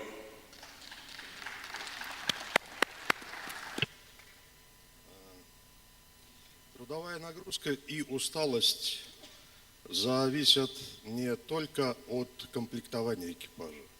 Они во многом зависят, усталость, от длительности рейса. И в наших договорах, насколько я помню, устанавливается длительность рейса 8 плюс-минус 2. И это очень длительный период рейса, и накапливается большая усталость экипажа. Поэтому мне кажется, что в этом предложении не хватает сокращения длительности рейса, которое оговорено нашими договорами. Потому что работать по 8 и более месяцев это невозможно.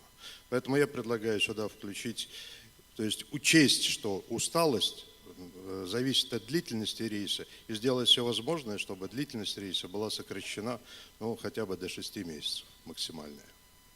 Спасибо.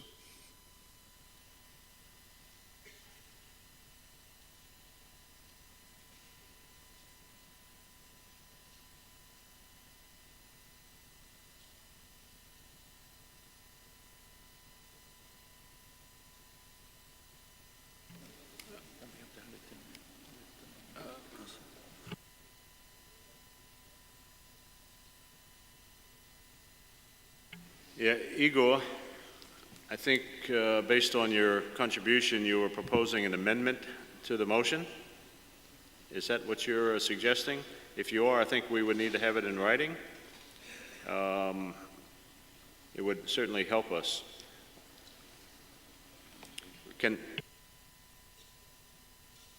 And obviously you will need a second for that amendment to go in, obviously, but in order for us to move it forward, you would have to have someone second the motion, or second the motion to amend, and we would need to liaise you with Mark to get that in.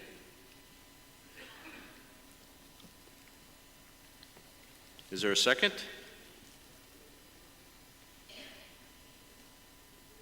There's no second? Second?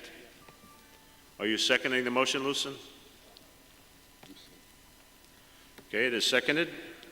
Igor, can I ask you to liaise with Mark Dickinson?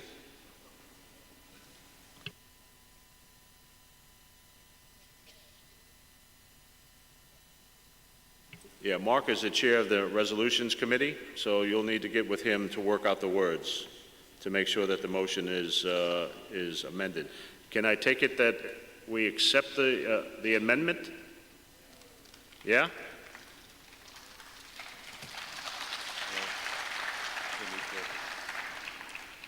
Okay.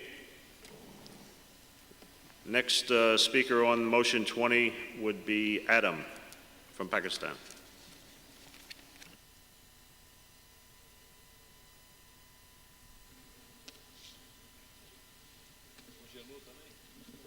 Thank you, Chair.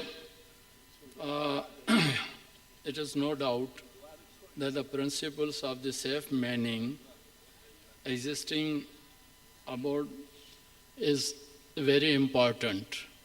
I just want to highlight here that some differences should be considered between the minimum safe manning and the operational manning, because if whenever the ship owners employing the seafarers, they are saying that the manning should be according to the certificate issued for the minimum safe manning. So we don't need furthermore Now the minimum safe manning is different and the operational manning is different because the workload is on the shortage of the crew members is the very important to consider, and also the fatigue is also considered with the short crew manning. So the differences between the safe manning, minimum safe manning, and the operational manning should be considered. The operational manning should be accepted for the agreements and all the other related items regarding the fatigue and the workload also. Thanks, Chair. Thanks, Adam. Ishmael? You care to speak on 20? Thank you, Chair. Bueno, la fatiga es un tema que en las enmiendas de Manila, ahora en el 2010, se discutió ampliamente y los grupos interesados, trabajadores, empresarios, gobiernos, acordaron que debía subir a 77 horas mínimas de descanso a la semana. Pero en el discurso se dice una cosa y en los hechos se hace otra. Y es ahí donde yo, apoyando esta resolución, me sumo para que los periodos a bordo sean reducidos, lo que dijo el compañero Higo, no pueden ser 8 meses a bordo. Hoy en día los barcos son más grandes, 3, 4 veces más grandes, los contenedores transportan 12,000, 8,000, 14,000 teus, el doble de tamaño, el doble de manga, el doble de eslora, y a bordo siguen siendo los mismos oficiales, un capitán y 3 oficiales. Antes en un puerto operaban 4 grúas containeras, hoy en día operan 8. Es imposible que los oficiales puedan cumplir con todo esto, y de ahí le suman la seguridad del convenio de protección marítima, el famoso oficial de protección del barco, y no incluyen un oficial más, sino que esas funciones se las asignan al oficial de cubierta. Y las funciones de seguridad a bordo también. Son más y más cargas, más certificados y más trabajo para los oficiales principalmente, y la dotación sigue siendo la misma.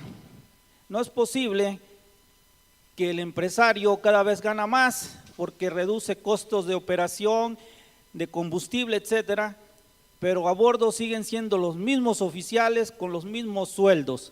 Entonces sí estoy de acuerdo que la fatiga está incrementándose exponencialmente y dañando a la tripulación a bordo. Debe reducirse los periodos de a bordo, incrementarse los descansos y de hecho incrementarse el número de trabajadores a bordo en la oficialidad. En Manila dijeron que iban a haber ahora a un oficial para comunicaciones, el famoso radiooperador, que lo desaparecieron. Del 2010 estamos 2014, yo no veo un radiooperador a bordo, siguen siendo los mismos 3 oficiales de cubierta. Gracias.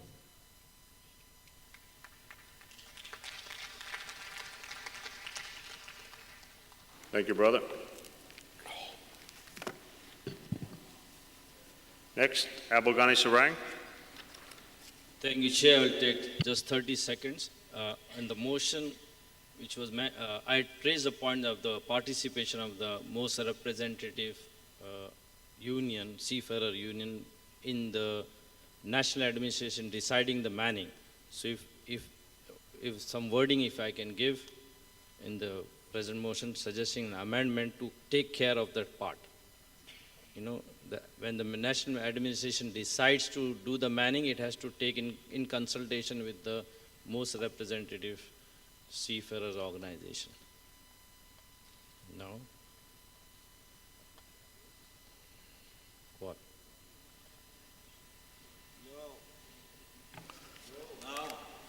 I think it's hard to put that in when you're talking about the IMO, because it is based upon the national administration. That is a concept for consultation is found in ILO instruments. Unfortunately, we've only ever secured one reference to trade unions in any IMO instrument, and that was the International Ships and Ports Security Code.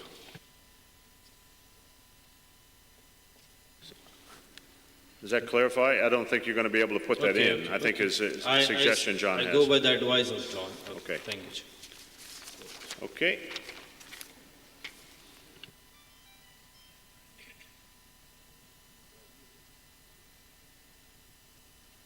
Yeah, John has put a note in front of me that if you look at or read the reference to ILO and the MLC, Regulation 2.7, it references manning. That may be helpful. Okay, I have no other speakers on this item.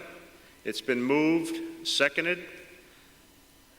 An amendment was moved and seconded. Can I take it we adopt the motion as amended? Agreed? Thank you.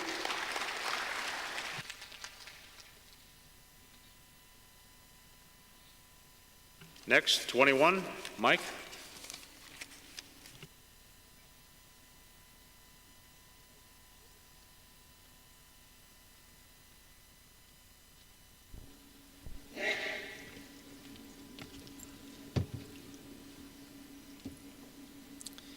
Motion 21, fair treatment of seafarers. The 43rd Congress of the ITF, meeting in Sofia, Bulgaria, from 10/16, August 2014, paragraph 1. Being aware of the continuing problem of seafarers being denied the fundamental human right of shore leave, as well as basic due process protection during the investigation of maritime accidents, is having an impact on recruitment and retention of seafarers. 2, recognizing that the lack of fair treatment of seafarers will affect the future quality of the maritime workforce that international trade depends on and threatens the future safety of shipping and environment. 3, noting that many of the most experienced officers and crew members are declining assignments to ships trading in port states because of their hostile environment towards seafarers. Paragraph 4, concerned that seafarers are in a uniquely vulnerable position. By the nature of their employment, they may interface with the legal systems of multiple national states in the course of a single voyage. In the event of an incident, a seafarer can be faced with interrogation and possible criminal charges under unfamiliar or unknown laws or procedures in a foreign country. In some states, even incidents that do not involve criminal intent or even any fault on the part of the seafarer can lead to criminal prosecution. 5, aware that in high-profile incidents involving pollution, the motivation for the state to prosecute can be to satisfy the political needs of the administration in a blame culture that needs to identify and punish a scapegoat. In other instances, the motivation for prosecution can be to divert attention from the responsibility of the state itself for its role in the incident. The result can be a seafarer prosecuted in a political show trial where justice is not the primary objective. Such actions blacken the reputation of the entire maritime industry to serve political motives rather than impartial justice. 6, noting that when the full power and resources of the state are directed against an individual seafarer in what can be a politically charged environment in a foreign country, there is a compelling need to ensure that fundamental human rights due to due process are respected. 7, recalling that it has been 8 years since the Legal Committee of the International Maritime Organization at its 91st session adopted the resolution defining the principles of fair treatment of seafarers in April of 2006 and agreed to keep the guidelines under review. It is clear that the adoption and implementation of the guidelines regarding the fair treatment of seafarers by member states of the IMO is less than satisfactory. Keeping the guidelines under review implies that action to be taken to address continuing unsatisfactory conditions. 9, the action paragraph.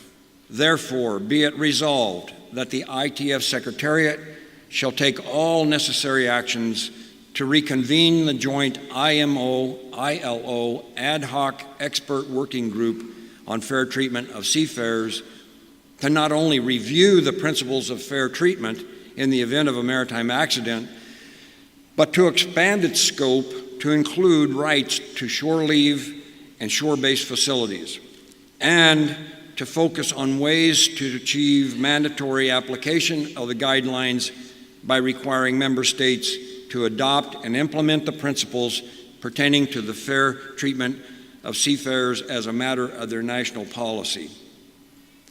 And at this point, I'd like to thank George Quick for all the work that he put in on both of these motions. Thanks, George. Thank you, Mike. Is there a second to the motion? Okay, I see a second. I'm not sure who it is back in the back. It's the Swedish officers. Swedish officers? Yes.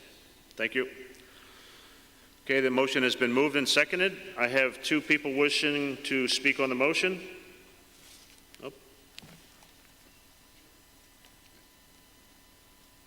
From Mr. Yim from FKSU.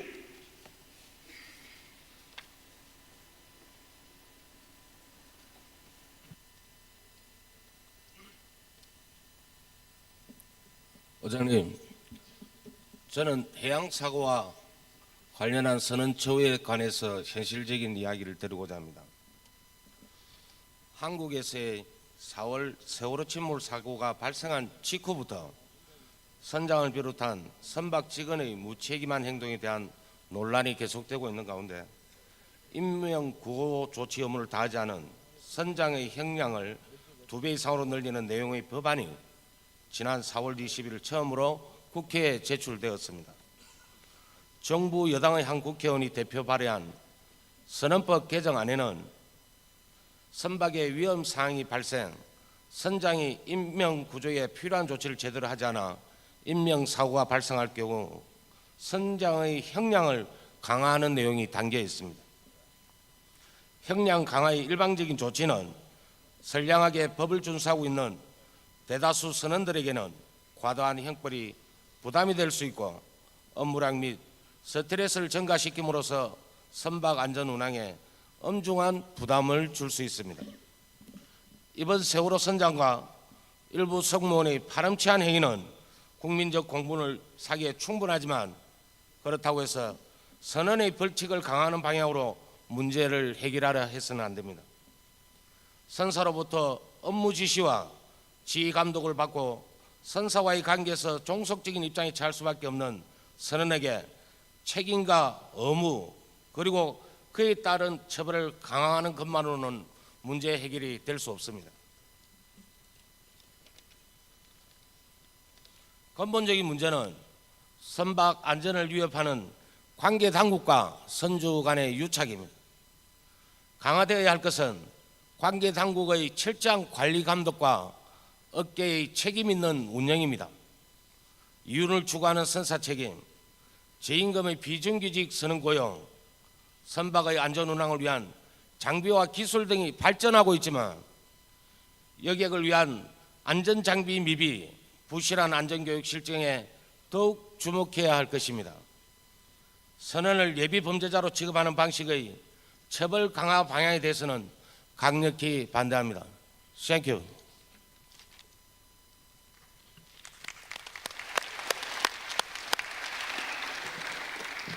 Thank you, brother. Just to remind everybody, we do have a clock, although I haven't seen it operate in the last couple of interventions, so if we can make sure the clock runs, and we need to stay within the 3 minutes so we can conclude our business in the appropriate time. Next, Mark Dickinson.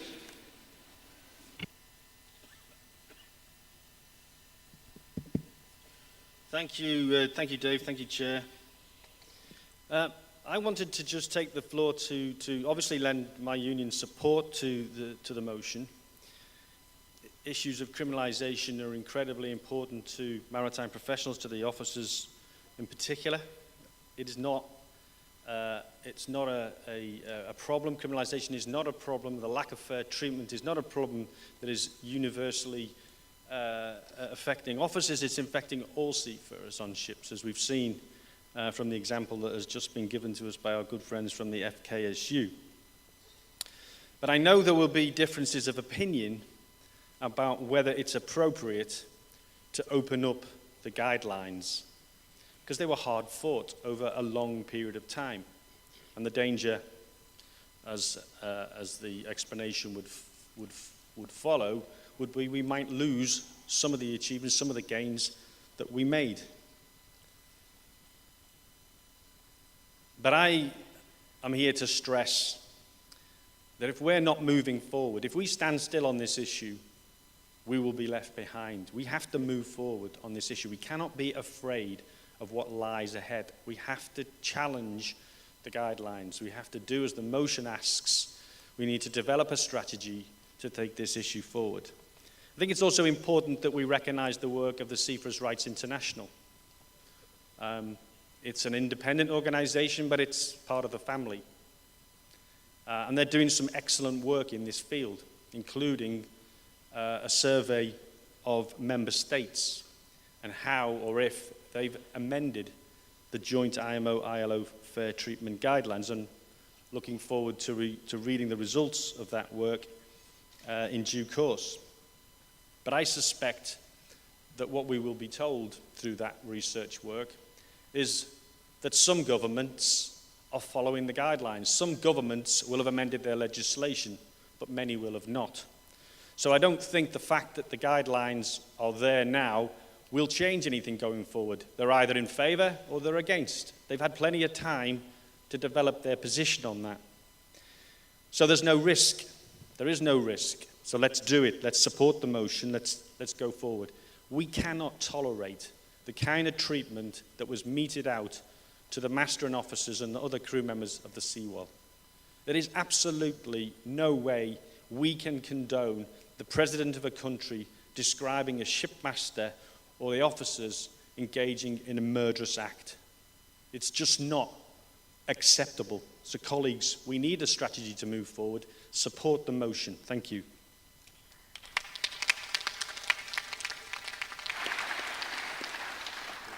Thank you, Mark.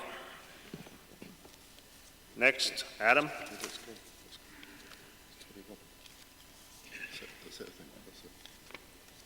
Adam. Thanks, Chair. I don't have to speak on this motion, just only I want to second it, no problem. But I just want to highlight some in paragraph 3. There is mentioned the officers and the crew members.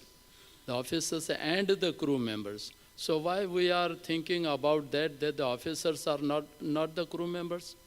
Officer also the crew members. So the officers and the ratings, so they both are the crew members. So we don't have to separate them.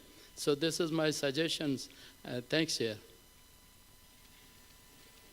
Thanks, Adam. So you're suggesting an amendment to the words. Is there a seconder? I see a second, several seconds. Motion has been moved. It's been seconded to amend. Are we in favor of amending as put forward by Adam? Agreed? Agreed. Thank you.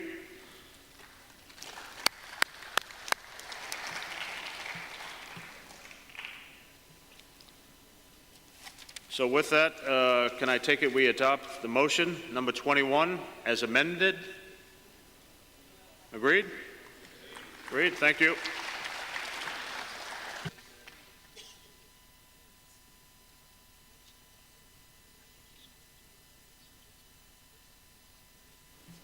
Okay, the next motion would be motion 22. And let me just, before we open the floor for the mover of the motion, just to let everybody know, we have about 1 hour and 20 minutes to conclude all of our business today. So if we can sort of step forward and move rapidly, I would appreciate that, just so we can conclude our business and report back to the plenary on a full body of work. Okay, thank you. Motion 22, it's submitted by Nautilus. Nautilus, motion 22. I think, Chair, I was, don't start the clock, Chair, please. I think I was being consulted then as Chair of the Resolutions Committee about Adam's amendment, so I hope you're not going to deduct my time. And my late arrival was because of that. Tick tock, tick tock. Yeah, okay, listen, that's, I do apologise, and I'll need to find my motion in my little booklet. Going electric is excellent. Employment scams, is that the motion we're dealing with, Chair? Yes. Sorry, Mark. I'll be very brief. I won't need 3 minutes. Let me stop. This is a problem that periodically surfaces, and the motion identifies, of course, that employment scams, fraudulent crewing agencies offering jobs for money that there's no real jobs. And of course, we now have the Maritime Labour Convention, the Bill of Rights, as Agis referred to this morning, and paying for your job is illegal. Under the MLC, it's outlawed. But we need to get this message out there because, as I said, periodically these scams surface. They're very sophisticated. It's criminal gangs. And they're exploiting people who are desperate for work. And they're charging large sums of money. And people are turning up in the UK, border control, no jobs. There is no job. And they're returned home and they've lost their airfare, they've lost the money they've paid for the job. The motion identifies that this is a problem we've seen in the past in the cruise ship industry, but it's not confined to the cruise industry. Recently, one of our employers in the North Sea, a Dutch company, it's an Anglo-Dutch company, Vroon Offshore, contacted me, and I think they contacted the ITF as well to highlight a scam that they had become aware of. So in short, Chair, I won't need my full 3 minutes. We need the ITF to publicise the existence of these scams, to continue its excellent work in educating affiliates, but seafarers too, about their powers under their rights under the MLC. Let's get the message across. Let's close these gangs down. Let's not tolerate employment scams. Thank you, Chair.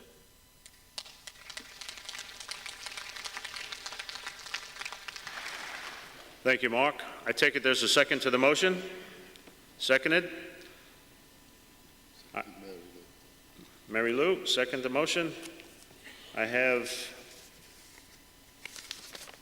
two speakers on the motion. If we can be speedy, I would appreciate that, brothers and sisters. The first intervention would be... Lucen. And the second person wishing to make an intervention on this would be Milan from from the Czech Federation of Seafarers. Just be ready. Yep. Lucien. Merci, Président. Donc, nous soutenons cette motion, mais en plus, si l'assistance le permet, donc nous insistons à ce que, si de telles pratiques existent actuellement, surtout après la mise en vigueur de la Convention de travail maritime 2006, que les inspecteurs ITF qui visitent les navires, qu'ils soient couverts par des accords ITF ou non, donc prennent les mesures nécessaires, même si c'est le cas, à arrêter le navire et saisir l'armateur, pour qu'ils prennent toutes les mesures nécessaires afin de faire rembourser le marin victime de tels agissements. Donc voilà en fait notre proposition. Je ne sais pas si on peut le prendre en amendement ou comment. Merci. John? As the jobs don't exist, there isn't a role for the inspectors because they don't go to the ship because there is no job. So it would be inappropriate to put that amendment given what the problem is. It's a criminal gang, as Mark said, taking money for jobs that don't exist.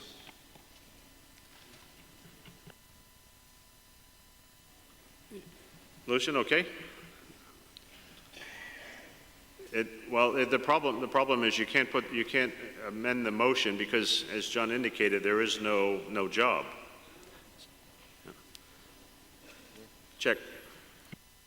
Thank you, Chair. First of all, I will try to be very, very fast. I support this motion. There is no question about that. The only issue is that the campaign name and shame would not work too much because we have an experience in the Czech Republic. We are the approach to the sea jobs is more complicated than the seaside countries. So we see sometimes that there are telephone lines, you can call on them for a lucrative job on cruise ships, etc., etc. When you call there, you spend an hour filling up questionnaires, telling everything about yourself. By the end of the day, you find that every minute costed you like €4 or something like that. When you go to the police says this is unethical, but it's not illegal. You should check before you called. When you go to the telecom company, they say it's just a service. Somebody ordered a service, and we provided the service. We got some money for that, but that's it. Yeah? So, and to go with the campaign name and shame, it will not help because these greeds, they will just disappear, and next day they work on another brass plate company. So the only way how to use this campaign name and shame will be to involve telecom companies. If such a global organization like ITF starts to show that these global telecom companies are participating in that frauds, scams, it could be the right tool how to push on to eliminate that in the job seeking. Thank you. Thanks, brother. Yeah. Lucien, if you want to come back, I think to be fair. Excusez-moi parce que vous n'avez pas compris ce que je voulais dire. Ce sont des gens de mer qui ont payé, qui sont employés après la mise en vigueur de la CTM 2006 à bord, mais ils ont dû payer pour trouver l'emploi. Qu'est-ce qu'on en fait avec eux?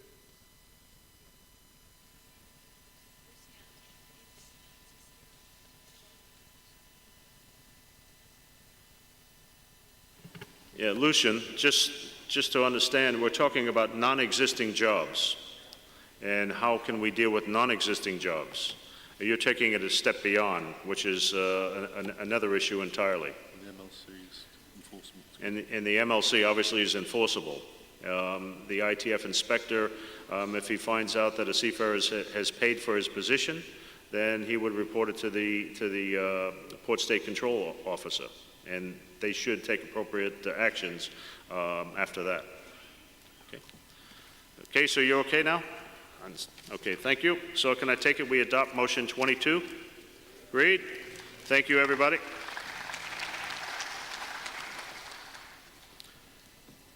Next would be 23, motion 23. Agus?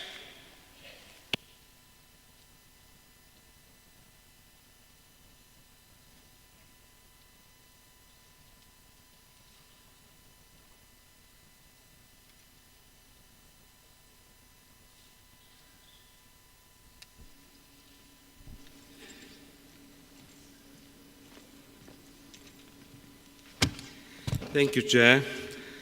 Colleagues, motion 23 entitled European Shipping is the collective effort of the ITF European seafarers through its arm in Europe, the European Transport Federation, and is submitted by the Maritime Transport section of the ETF.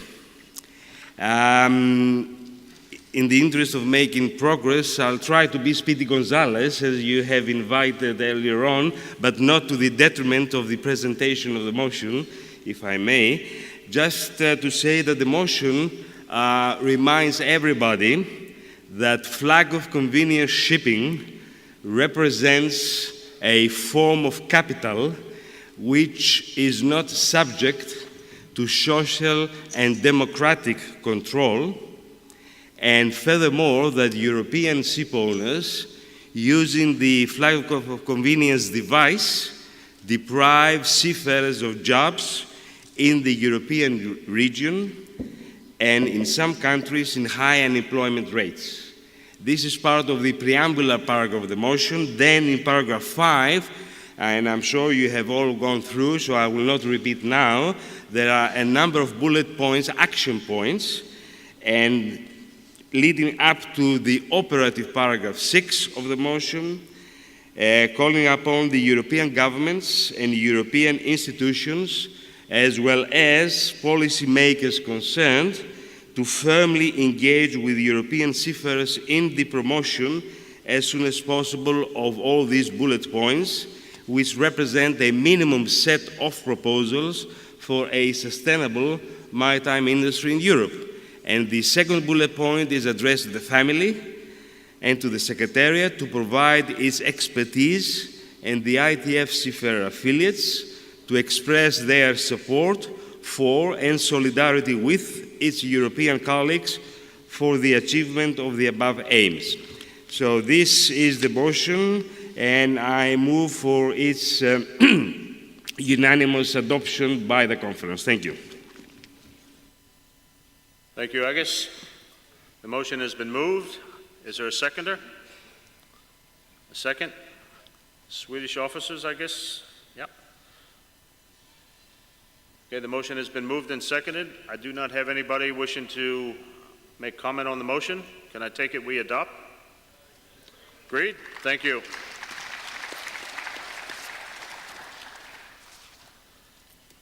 The next and final motion would be motion 24, crisis in the merchant marine with particular reference to Pakistan, moved by the Pakistani Merchant Navy Officers Association. Mohammed?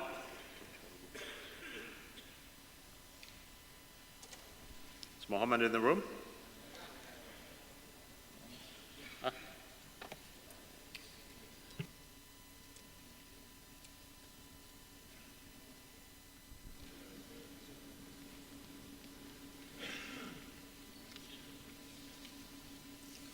A very good day to all the participants, and thank you, Mr. Chairman. I would just elaborate the bullet points. I believe that you all might have gone through it. In spite of the fact that ITF has campaigned successfully against FOCs, and the basic idea was to bring back the ships to their own national flags. But unfortunately, due to our problems of the seafarers, we have been more talking about the wages and wages and wages. And that has created a situation whereby the national fleets of the whole world have dwindled. We had 71 ships in 1970. But the problem is that the ship owners and the governments, they say, what is the dead weight? The dead weight was 1.2, 1.15 million tons. Today we have got 9 ships, and the dead weight is even more. But the employment of the seafarers, I won't go into the intricacies of the officers and ratings. We are all seafarers. No crew, no nothing. We are all seafarers. So what is the total employment of 71 ships? At that time we used to have 38% of one ship on an average. Today we have got less than 25 per ship. It has created great unemployment and has forced our seafarers, because I represent the Merchant Navy officers, but I'm very particular not to hurt the feelings of my brother ratings. We are all seafarers. So the employment has reduced, and seafarers cannot get employment in some other walk of life, and we are forced to work on FOCs. We hate working on FOCs, but circumstances compel us. And why? It is here, from global crisis to global justice. It is mentioned there in the bullet points. The main reason for the global crisis or the financial crunch worldwide is accepted by the United Nations. is the flight of capital from the underdeveloped, developed and developed part of the world. And then nothing is left with the national fleets for investment. And shipping is huge investment. That reduces further. And then the size of the ship and the developments and the fatigue factor. I would say, you can go through it. I just wanted to make certain my observations on that. In 1970, the wages on Pakistani ships for masters and chief engineer and on ITF vessels were 1:12. 1:12. If you were getting 100, they were getting 1,200. Today, the wages on our national fleet, I have mentioned it with particular reference to Pakistan, and now my friends from all the four corners of the world can compare with their own countries, that today the difference is hardly 1:3. ITF wages and Pakistan wages. But it is worst in many countries. And we have certificates of competency. Nobody wants to equate wages on competencies. What is the total amount the ship owner is earning? We asked our minister, he said, I'm getting $1,100. And you are getting as master chief engineer 5,000. This is the difference. We can't convince them. I would like to bring to the attention of the ITF. You have to wrap it up, brother. Okay. And then, if there is any problem, I would stress that the beneficial ownership of the FOC vessels are not known. The ITF may consider to exercise its power to have the list of the beneficial ownerships and send us, since I'm from Pakistan, the names of the Pakistanis who own vessels under flag of convenience. And we can press our government to bring back those ships in accordance, in line with the policy of the ITF. That is the right way. Thank you, brother. Thank you have to wrap up. very much. Thank you, Mohammed. Well, the motion was put before us. There is no seconder. Is there a seconder for the motion? Adam, the motion is seconded. Anyone wishing to speak on the motion? Is there one?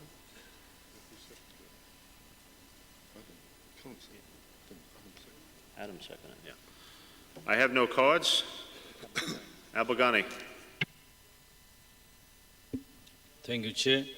Chair, the motion which was put forward and seconded, and while it was mentioned it is a common motion for seafarers, and he did mention that he does not want to hurt the feeling of the ratings, but 2-3 places I found it is just exclusively mentioned cadets. You know, cadets is an officer rank, means up towards that.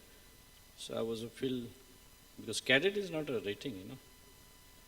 So just to tweak that, because he said he didn't want to hurt me, but I was a bit hurt on that issue. Thank you. I felt like crying, you know. So just tweak it. Thank you. Is there a seconder for Abelghani's amendment? I see somebody in the back of the room. Are you just saying hello, or are you seconding the motion? We can't see who that is. Oh, he himself is seconding it, see. I want to comment on this comment. I want to comment.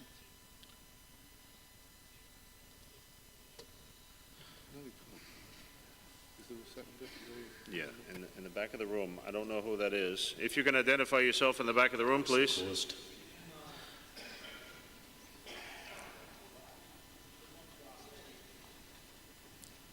Is there a seconder for the motion? It's very simple. You raised your hand. Were you seconding the motion in the back? No? Oh. Adam seconded it. No, for the amendment. For the amendment. Okay, there is not a seconder for your amendment, Abelghani. Sorry. Okay, there has been, the motion was made and seconded. At the last second, Captain Thomas Kay has asked to speak on motion 23. Yeah, Chair, I want to just deliberate more from what the Speaker rightly said in terms of remunerations for seafarers. Hold on one second, brother. I'm sorry, the card that I gave was for motion 23. I thought it was for this motion that you It's were... 23 I'm talking about. 24. 3. Well, we already passed 23. Oh. Yep, sorry, brother. Sorry. So can I take it we adopt the motion? Agreed?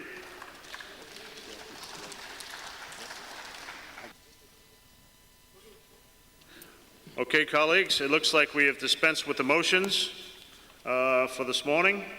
So, sorry?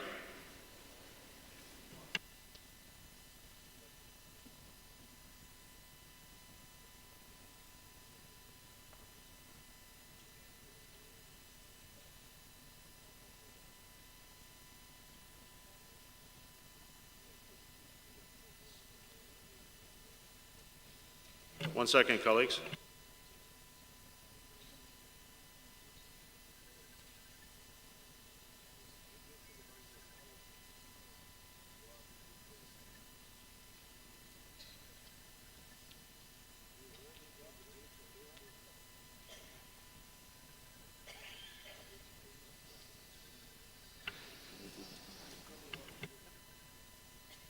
Okay, colleagues, we've taken all of the motions that were sent to the section to take care of, and we've concluded our business. Thanks, everybody, for their attention, for their contributions on all of the motions. Next item would be Agenda Item 5, the elections. As I'm obviously a candidate, Agus, care to take the floor? As the elections are taking place, I'll step aside. I'll turn the chair over to John. We are first electing the chair of the section. Sometimes there is a slate, sometimes there's not. And once the chair is elected, I will turn it over. I know. Is there a proposal? Lysiakis Salantis. Thank you, Chair. Colleagues, the briefing document in paragraph 5.1 says the conference must elect the following: section officers, including a chair, first vice chair, and second vice chair, who shall not come from the same region, by general ballot of all members. And it gives me great honor and pleasure to nominate Dave Heindel, SIU, as chair of the ITF Seafarers section for the next 4 years period, Thomas Abrahamson from SECO as first vice chair of the section, and Dr. Conrado Oka from AMASOP as second vice chair, and I have no doubt whatsoever that we will be elected by acclamation. Thank you.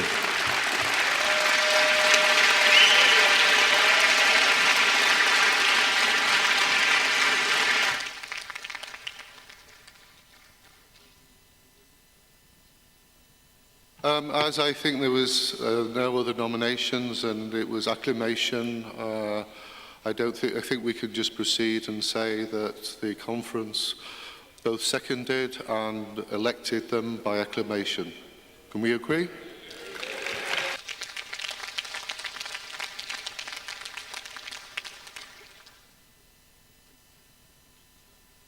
Thank you, colleagues. It's certainly a great honor to represent you, and it has been a great honor over the last 4 years, and I look forward to the next 4 years. But it's actually a team effort here. There's certainly no one, at least myself, that will not take any credit for some of the successes we've had over the years, but on behalf of Thomas and myself, and of course through the last several years with Brother Fujisawa, at his time as an officer of this body. We all thank you for your support. Thank you for your efforts, and thank you for your considerations over the last 4 years. We look forward to serving you again for the next 4 years. I'm sure it'll be a nice, long road, because as we all know in this business, not only just being in organized labor, but the maritime industry is always moving. And we always need to make sure that we're prepared for what is to come. And the key is that we're all prepared to make the adjustments that are necessary to react when it's time to react, to move when it's time to move. And I can assure you that as a team, Thomas and Conrad now, that we look forward to working on your behalf and with you over the next 4 years. So thanks, everybody. Thanks for your support. Look forward to the next round.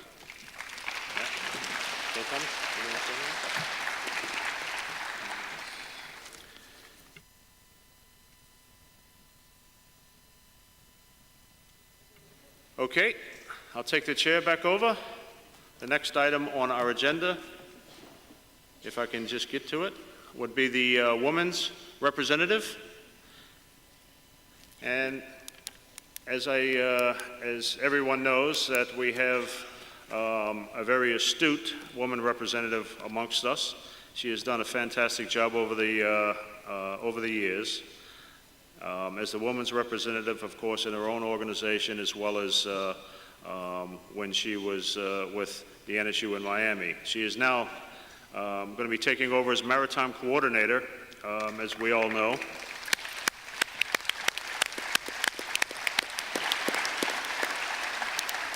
Thomas clapped extra loud on that one, but Jackie will be taking over as maritime coordinator here in the fall, October, I believe, or shortly thereafter.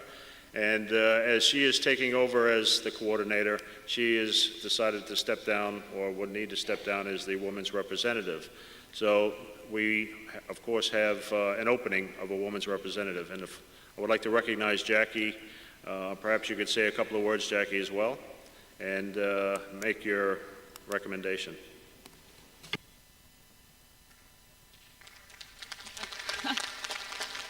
Thank you, Chair. I'm not the women's representative in my own organization. I'm actually the president of my own organization, so just to have that cleared in the minutes.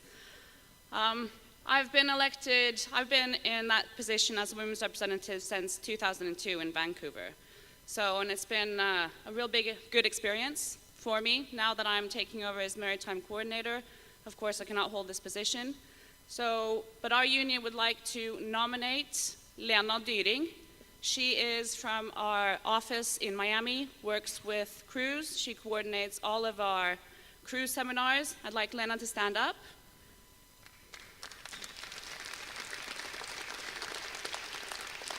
Many of the affiliates here know Lena because she's been the one who's been doing our cruise seminars and been doing an excellent job at it. And I hope that the Seafarers Conference can support Lena. Thank you.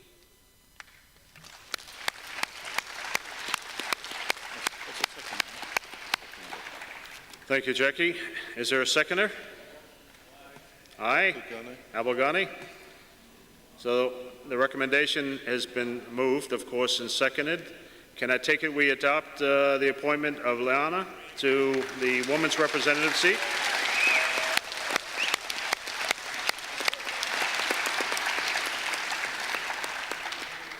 Congratulations, Lana.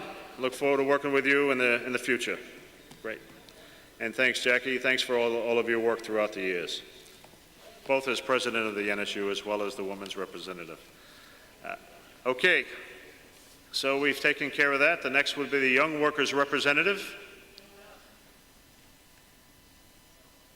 Is there anyone wishing to nominate anyone as a young worker representative? No? Who's that? Who's that? He said no.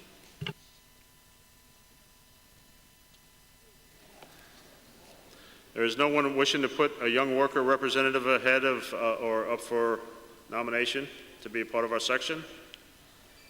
If there is none at this time, Don. Yep.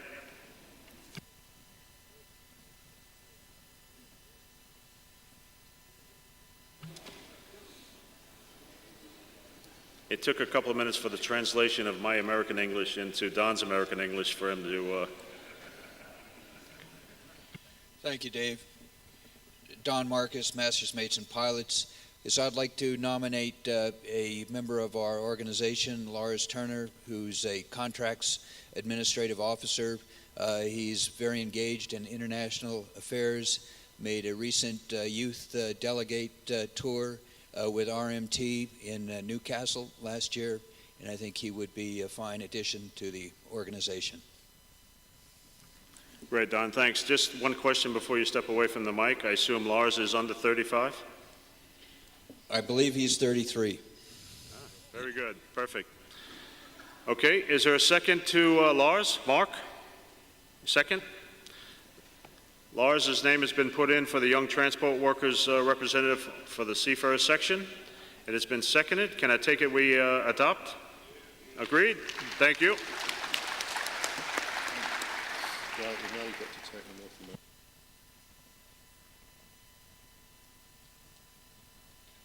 Okay, the only bit of business under the elections now would be the regions. And the regions, of course, have been decided and noted in the papers. The only one that is open at this point would be the North American regional body, which at this time I would like to put forward the names of Jim Given as a North American Vice President, Mike Murphy, and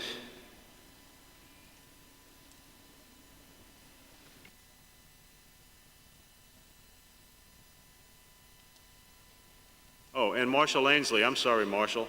We had worked all this out before we came here. It just slipped my mind for the moment. So those are the three vice presidents for the North American region. Mike Murphy, Jim Given, as well as Marshall Ainsley. Okay? Make note of that, John? Yeah, and Jim Given will be the chair of that body. Noted. Noted. Thank you.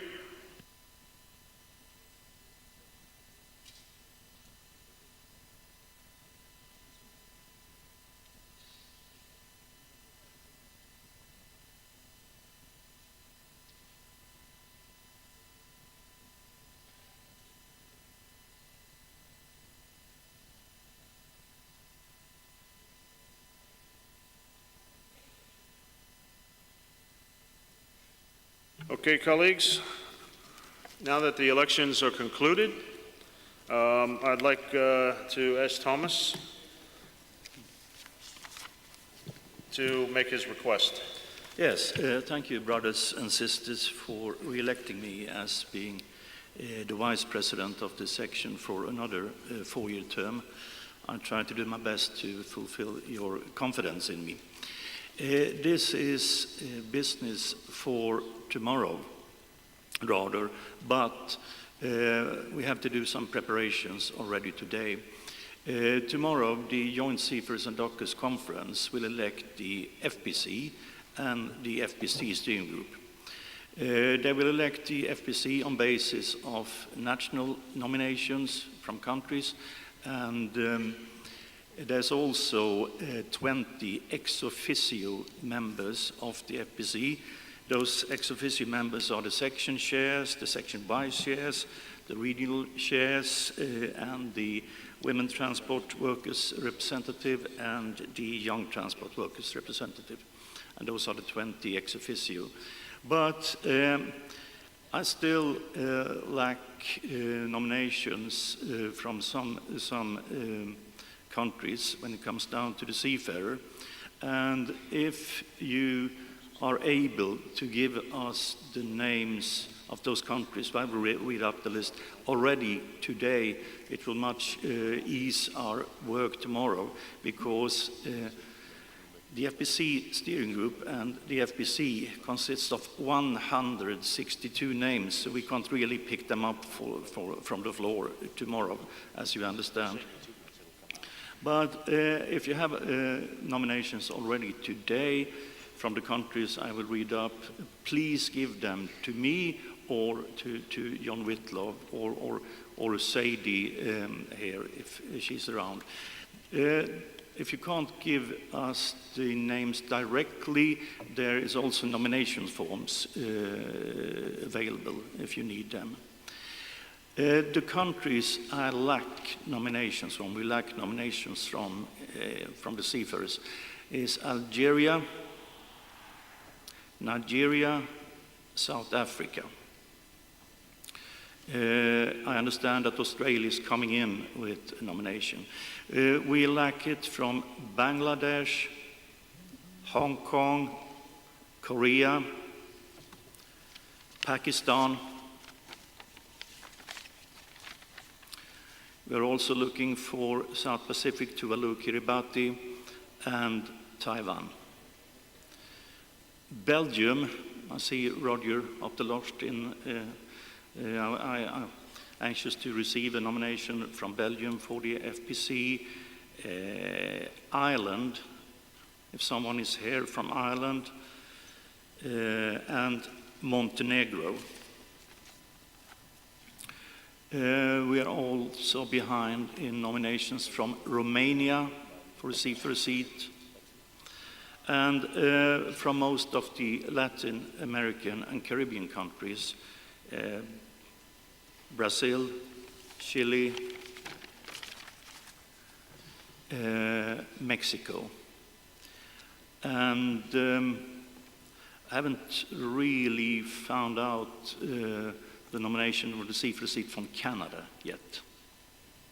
So that's the list, and as I said, please come with the names already today, because we will be short of time tomorrow, I assume.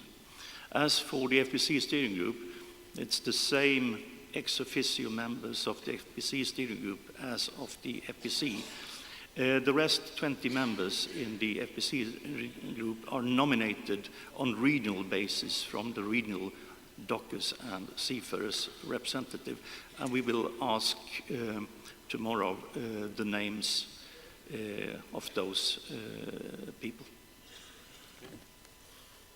Okay, thanks, Thomas. So, agenda item 6, any other business? I have a few items here that have come before us that we'll take on board. I think the first item I have is a report from the Norwegian Seafarers Union on the NIS. Johnny?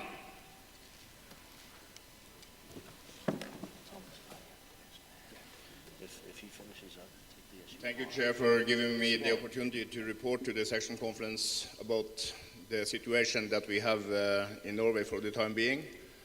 As you might be aware, there has been pressure from the ship owners to open up for NIS vessels to operate in the Norwegian continental shelf and also at the coastal trade. The legislation so far has had a ban of that kind of operations. There is a governmental groups set down who is looking into this for the time being. They will give a report on the 1st of September, and what we fear is that the government will then quickly after that make decisions based on the report, and it might be that we need to come back to the joint seafarers and docker section and ask for assistance if necessary. So I just, as a pre-warning to the section here, and also hopefully the support if we need. So that's what, just a small brief. I cannot go in details from the working group that is set up, because that is confidential until the 1st of September. But it's just a small brief that we might come back and discussing with the Secretariat and the Chair that we do it today, because we know that tomorrow in the joint seafarers and docker section there will be less time to report on it. So just a pre-warning that we might come back and ask for support from the FPC group. Thank you. Yeah, in Dave's absence, I will hold the fort. And Johnny, I think you would also appreciate it if we would agree to empower the joint chairs to take the necessary decisions to meet expeditiously any requests that should be forthcoming from the Norwegian unions, because you are all in this together, I know, and have a joint position.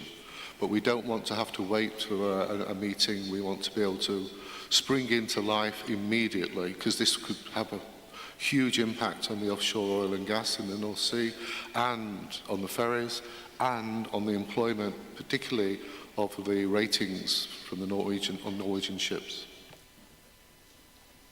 If you allow me to come back, that's quite correct, and I'm a little bit concerned when John knows what I'm thinking and putting it forward. Thank you, John. Well, thank you, Johnny.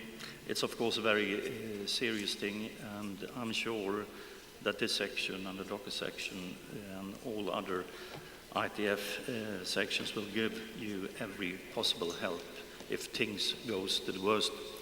In the fashion of a somewhat elderly man, our chair has just left the room for, well, he's returning back again, and yeah, I'll hand it over to him.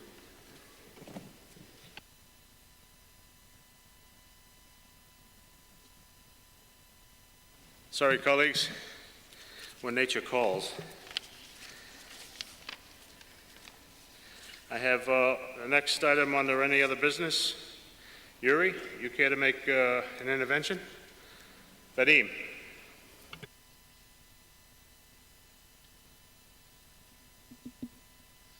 Thank you, Mr. Chairman. The purpose of our asking the floor is the issue of visas for seafarers. At our National Congress of the Seafarers Union of Russia, we made it a point of our work program to work for facilitation visa regime for seafarers, because it creates a lot of problems for seafarers. Because of this, sometimes contracts are longer, people cannot change in a convenient time, and it endangers job opportunities for seafarers.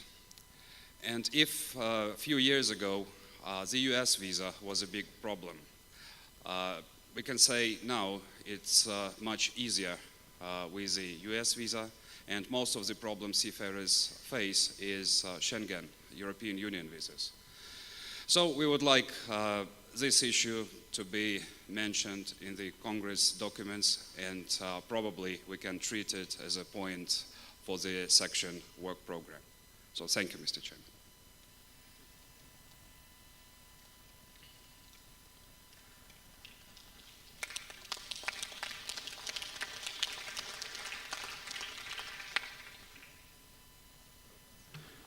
Yeah, thanks, Vadim. Perhaps as a suggestion, we could put that on the agenda for our November Seafarers Section Committee meeting to make it part of our work for November. Yeah, John?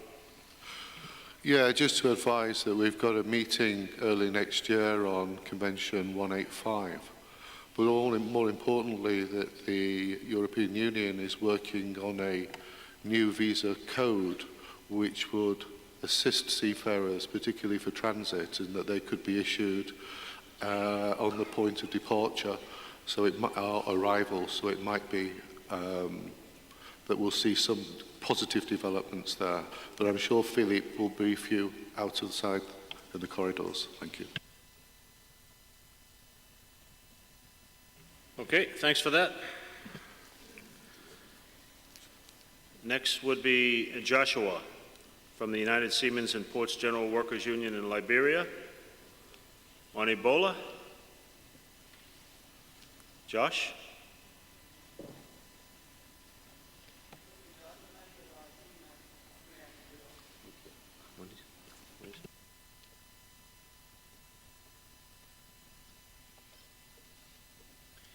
Okay, I think Joshua from United Seamen, and speaking to you, I'm the President General. I'm aware of the Ebola issue in Liberia. The time has come for ITF to join United Seamen in Liberia. And it's not only Liberia one, but I'm talking about the whole of West Africa. Well, Ebola is signal that they are talking about from my youth up to now. Diarrhea been in Liberia, past, and all those signals been there for so many years.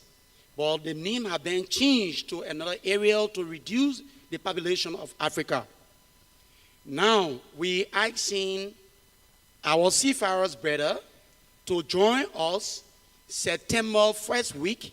It will be a luncheon where the president called we the seafarers to join them to challenge all seaports of Republic of Liberia. Because if you don't join us to fight, Liberian flag ship could drop, ship owner could lose, and you yourself that own the vessel, you will lose job also. We asking ITF to join us September 1st.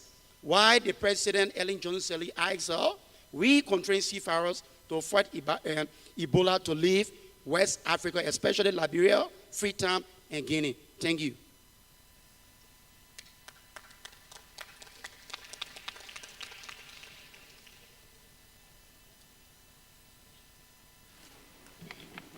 Josh, so we understand exactly what you're asking, perhaps at the conclusion of today's meeting, you can liaise with John to fill him in on what you're talking about, because we're not familiar with the meeting that you're talking. Okay? So just after the meeting, see John. Okay, thanks for that. And another item I have, Mark Dickinson, on harassment and bullying. Chair, thank you for giving me this opportunity just very quickly to highlight some work that we've been doing in Europe, as it happens, within the auspices of sectoral social dialogue in maritime transport, which is where the ETF, representing seafarers, and the European Community Shipowners Association, representing European shipowners, meet to discuss issues of common endeavour and to agree a work program and work together on various issues. One of the areas in which we've had a very successful cooperation is on the issue of eradicating harassment and bullying on board ship. It's been a long-running program. It's a program that has benefited in the past from support from the ITF, from the ITF Seafarers Trust, and also more recently with funding through the Social Dialogue program in Europe. Now, long story short, we have produced some guidelines which are it's a brilliant resource. I urge everybody to take a look at it. We've also produced a short video, which, as far as we know, is the only video of its type that specifically addresses this issue in the maritime context.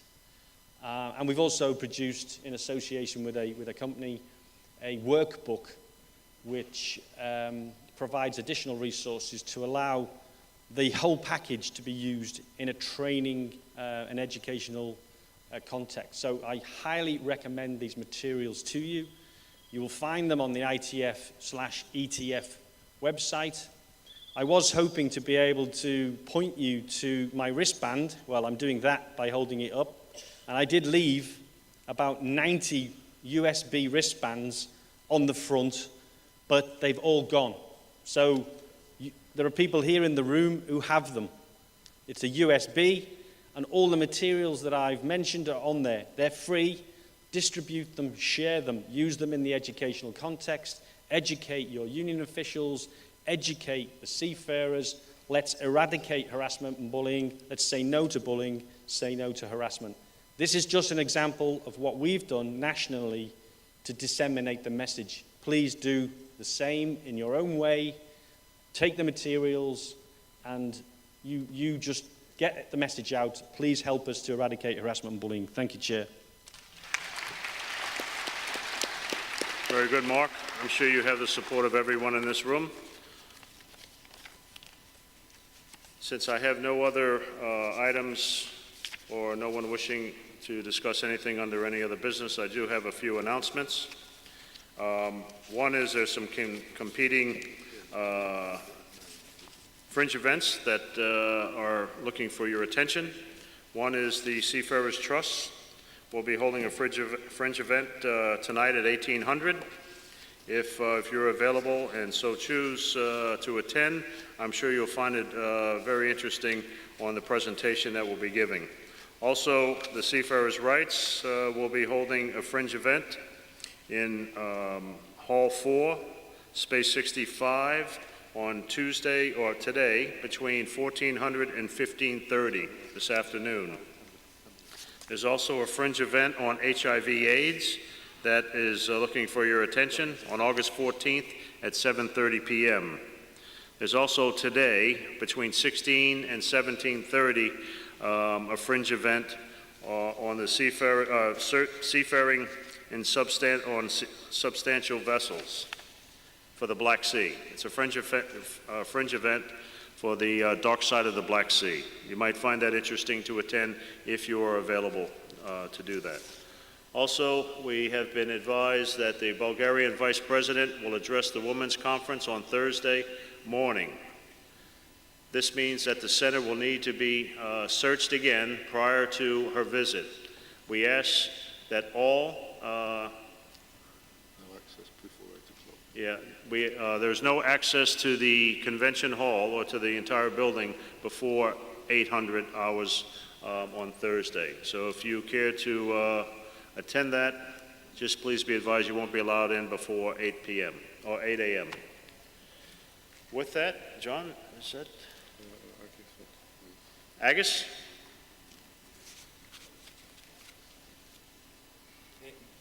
Thank you, Dave. Since you are about to close the proceedings of this Seafarers Section Conference, let me first formally congratulate you, Dave, Thomas, and Conrad on your unanimous election for the officers of the section, the three leading lights of the Seafarers Section, and no doubt you will take us within the next 4 years period through dire waters, but your leadership, your collective leadership, and your skills will no doubt lead us to a safe port. Thank you very much for administering the proceedings of this section conference in such an elegant way that it was made possible to finish the conference 28 minutes before the original time. Thank you very much.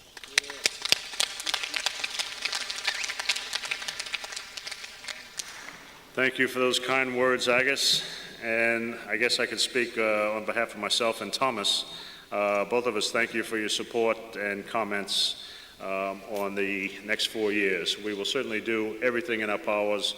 Everything that we do, of course, is on behalf of seafarers on a daily basis. So you can be assured that we will do that. With that, I would just like to make another announcement that the Asia Pacific Seafarers Regional Committee membership should stay behind after the Seafarers Section Conference closes. They should stay here. There's some discussions that need to be taken up. So if you don't mind sticking around.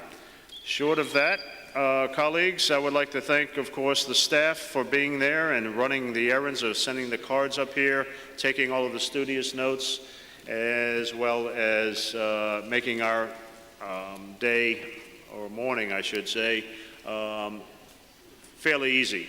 You know, with this new electronic type of work, it's new to us. It may take us a couple of times to get it right, but I think it's a good way forward. And the Secretariat and the staff here have made it very conducive to our work today. And I'd just like to thank them personally. Also, on behalf of all of us, I can thank the interpreters for doing such a fantastic job this morning. And I think we owe them a vote of thanks for their translation.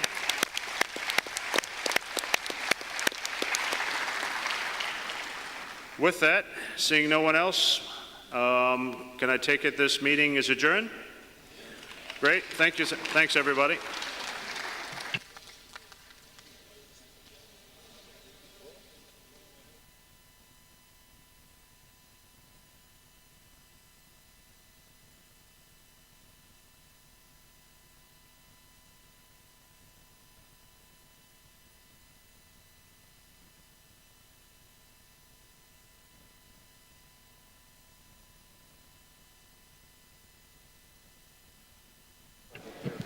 Conrad. Dr. Oka, paging Dr. Oka.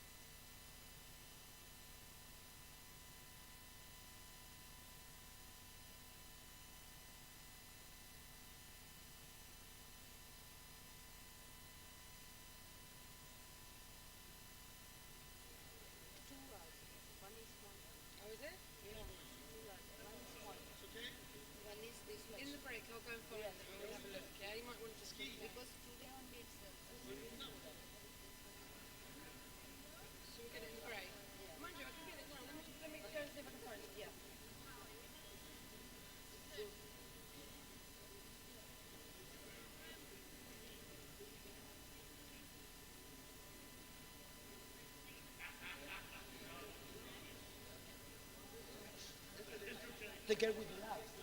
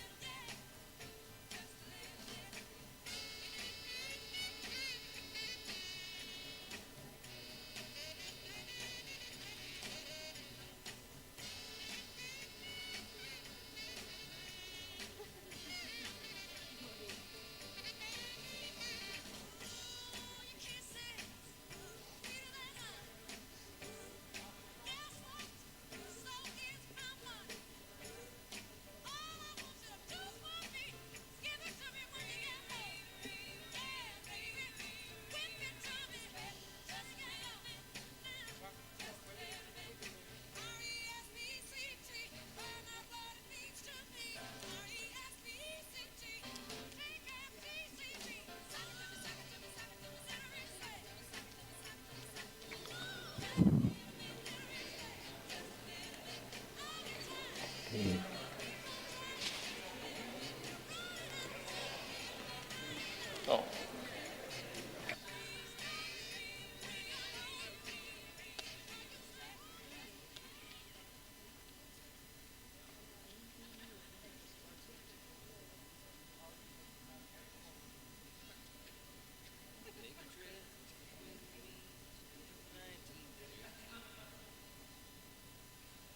Calumet, Michigan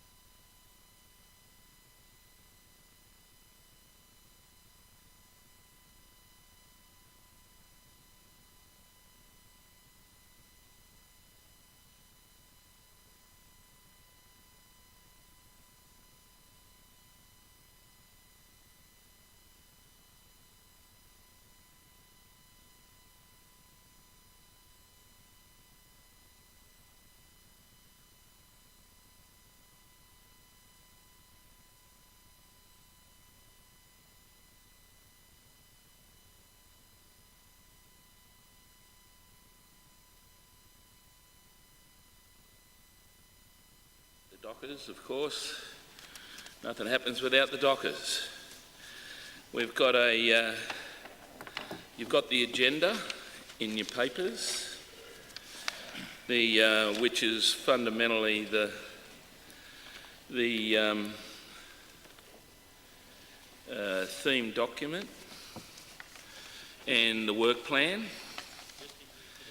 the 4-year work program, then motions, of which there aren't any, but there'll be an explanatory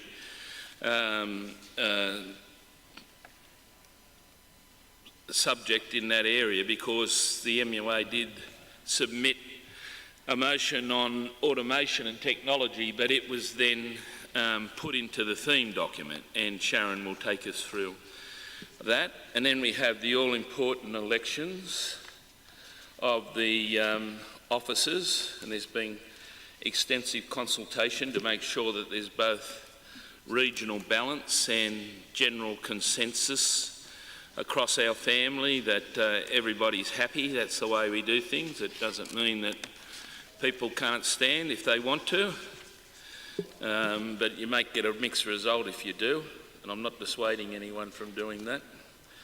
But again, that's about making sure there is some continuity. You know, Lars is standing down as Deputy Chair of the Dock Workers, but I'll say some things about that after the elections. So what I intended to do was just open it up. We made a decision in Mexico City that, unlike the other sections, we're not into demagogues and personalities. We share the workload like good dockers do. And over the last 4 years we've done that between Lars, Ray and myself, that we see ourselves as equals. We chair meetings and we consult with Sharon that way. We work as a team because that is your expectation, and we've found that's the best way to have the methodology of work. Lars, of course, and again I guess it reflects, I'll say it, it reflects the outstanding leadership of the Dockers, that it's no accident that Lars is the President of the ETF and I'm the President of the ITF. What else could a Docker do, Lars? And we're not necessarily representative of the majority of people in the Congress, but I like to think we are representative of the best types of leadership in the Congress, and that resonates. So we're in a, and I think David Cockcroft's comments yesterday, he made every dock worker in the hall very proud that he identified that the most important section were the dock workers, and that there wouldn't be a successful flag of convenience campaign without the work that the dock workers put into it over a long time. And he went through a number of people. He mentioned particularly Tassie Bull, who was a great mentor of mine and a member of my union, of course, and John Coombs was mentioned, the Patrick dispute, the ILWU lockout. And so a significant part of David's contribution was identifying the extraordinarily importance of the dock workers historically, but also currently. And again, you know, that's demonstrated, I think, in our work plan. That's demonstrated in the success of the IBF program. That's demonstrated in the success of the Welfare Fund, because, you know, we are determined not only to look after our own interests, but we also identify that our interests are intrinsically linked to the interests of all ITF workers. So the theme document and the 4-year plan becomes very, very important for us, because you don't do everything just because of the great generosity of spirit in the dock workers. There is a bit of self-interest in all of this, and we started from a position, and David said it again yesterday, where, you know, Harold Lewis was a part-time chair of the dock workers. We're now in a position where we have substantial resources for many years, and again, up to the time that Lars and I and Ray, and before that Bob McElrath, with you, went to the ITF and said, if we're going to be able to continue to meet the challenges that are put on us, particularly industrial challenges, we need more resources. And to the credit of David and subsequently Stephen, that's been given to us. But it is incumbent, having got those resources now, that we continue to build on them in making a very, very effective international dock workers movement, and they are very important. Sharon's going to take us through it now. The Global Network Terminal. We've identified a strategic approach for many years in the development of our strategic workshops, starting off in Antwerp and working all the way through to the last one in London. We were in Aqaba. I was with the Arab nations last night, and many of them are dock workers. You see Brother Mohammed is here, and his wonderful expression of thanks to the ITF for what's happened in Jordan with the dock workers, and very powerful intervention. We are continuing to shift, or as we say sometimes, do the heavy lifting in the place. But we need resources, we need a strong plan, we need to use all of our meetings to build on that plan and to deliver an outcome. We put pressure on our secretariat, and sometimes I get in a bit of trouble with that, but the reality is we need to move quickly. That's what you expect. And it's a race against time to a certain degree because of automation. Is a form of union busting, and again Sharon will speak to that. We have things like Chevron in Australia. I mean, they're seeking to exclude my union from an island where massive amounts of gas are going to be exported from in Australian waters, and it will have to be declared at some stage when there are ships a port of convenience. And Chevron are suing my union for $20 million for no other reason than pursuing our right to have a collective agreement out there. So all of these things, the ILWU are now in a contract negotiations, has now run over time, that is critical to the grain, and be able to draw together the very strong anti-ILWU forces, economic and industrial and political forces in the United States. The international ship owners don't want a strong ILWU. They don't want a strong MUA. They don't want a strong Zenko Cohen. They don't want a strong, European network of dock workers from Norway through Sweden, down through Belgium, into the Netherlands and all the way through into Hamburg. They don't want that because they know that that's not going to be able to deliver their neoliberal, deregulated, and of course they're not talking about a third directive now in Europe. They're just talking about circumventing that in Portugal, about ripping the guts out of those things, the hiring hall and all those things that secure dock workers' rights. And in Asia Pacific, we're continuing to see terminals pop up all over the place that are greenfield sites and that exclude unions other than yellow unions, many of them owned by global network terminal operators like DP World and APM, such as the case in India, Malaysia and other areas. So we've got lots and lots to do, and automation is a form of union busting for many of these areas. We've never been opposed to new technology, but we expect to get benefits from it and any new jobs that come out of it. And Ray's just, and he'll speak on it later, has just got a message straight off the hotline that ILWU, represented by our great brother Bob McElrath, Big Bob, just reached 2 hours of tentative agreement on the nearly 2-year grain dispute. And we know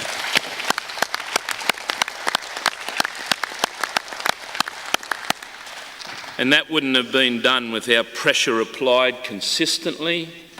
Bob invited Sharon over at one critical part of the negotiation, and the bosses, the PMA, nearly fainted when they saw the ITF in the room because they took it, can you believe it, as a sort of a threat.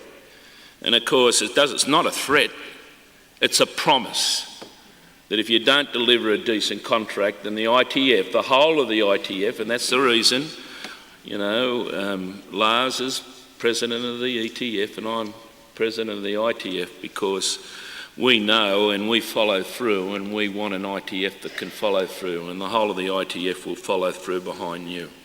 So on that basis, I'm going to hand it over to Lars afterwards, and again we share, that's only one session, but we share the chair and he'll conclude the business.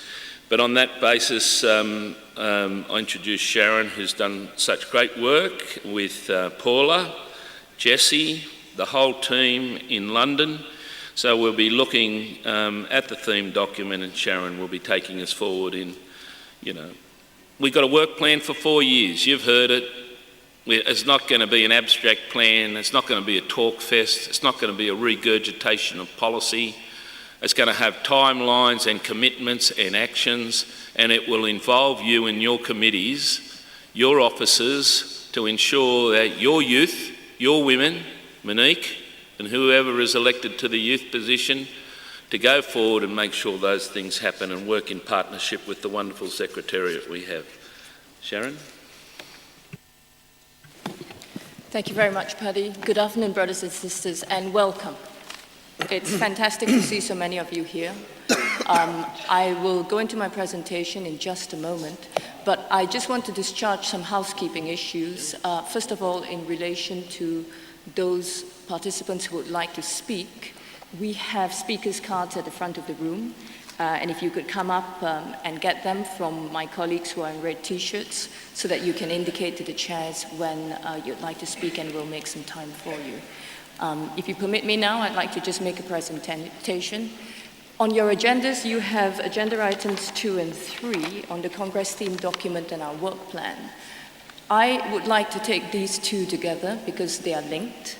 And the whole idea is that we look forward as well as acknowledge what we've done in the last 4 years.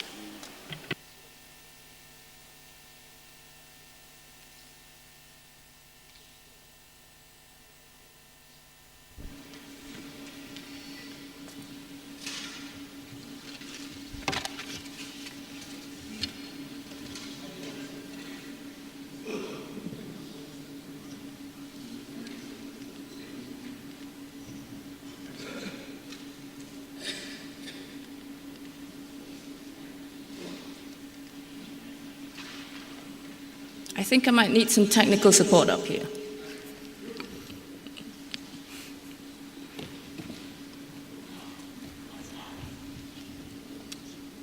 This one. And this is backward. Thank you. Okay.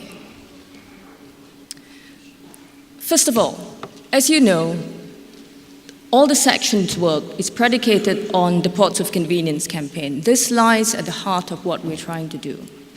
And while the port industry has a small number of very powerful companies, which we call the global network terminal operators, these are not the exclusive employers in our industry. There are many unions here who still have employers that are state authorities and who also grapple with a number of private companies. So the Port of Convenience campaign is the campaign, the flagship campaign of the Dockers section, that reflects the Flags of Convenience campaign in seafarers.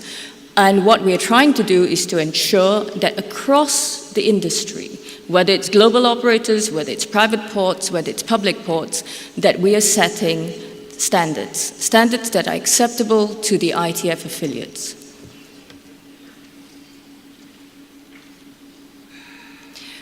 In terms of what those standards are, what we've tried to focus on are some of the key issues. Now, you will remember that the ITF in 2006 started its Organizing Globally program. Since then, we've been an organization that's been dynamic, that's been going out, reaching out to workers, bringing them into unions, but also actively mobilizing them and organizing them. So the key issues for us have been neutrality on union organizing and union recognition. This has been a key issue that we've been working on for the last 2 Congress periods, and it will continue to be something that we will work on. Paddy mentioned earlier that the ILWU, for example, is in its contract negotiations for the master contract. The ILA in the East Coast of the United States has just concluded one recently. The backbone of what we're doing, the backbone of workers' rights, is collective agreements, our master contracts, our national agreements, like we have in Japan, for example, in some countries. It's not very, it's quite rare these days, but these are our aspirations to have strong collective agreements, strong national agreements, and master contracts where we have them. Automation has risen up our agenda very, very quickly because it is taking place so quickly in our industry. And we are trying to respond to it, both nationally as well as globally. What we want to see are some minimum standards for automation. We will have a more detailed discussion in a little moment. However, on the whole, what we are seeking is that employers consult with us, but not just consult with us. That is not enough. It's negotiation.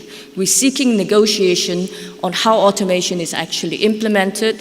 There cannot be union busting. We're looking at training. We're claiming all the new jobs. We want social clauses where there are losses of jobs. So there's a whole program around automation, which I'll cover in just a moment. Job security, of course, is an ongoing theme, and this is something we continue to pursue in our industry.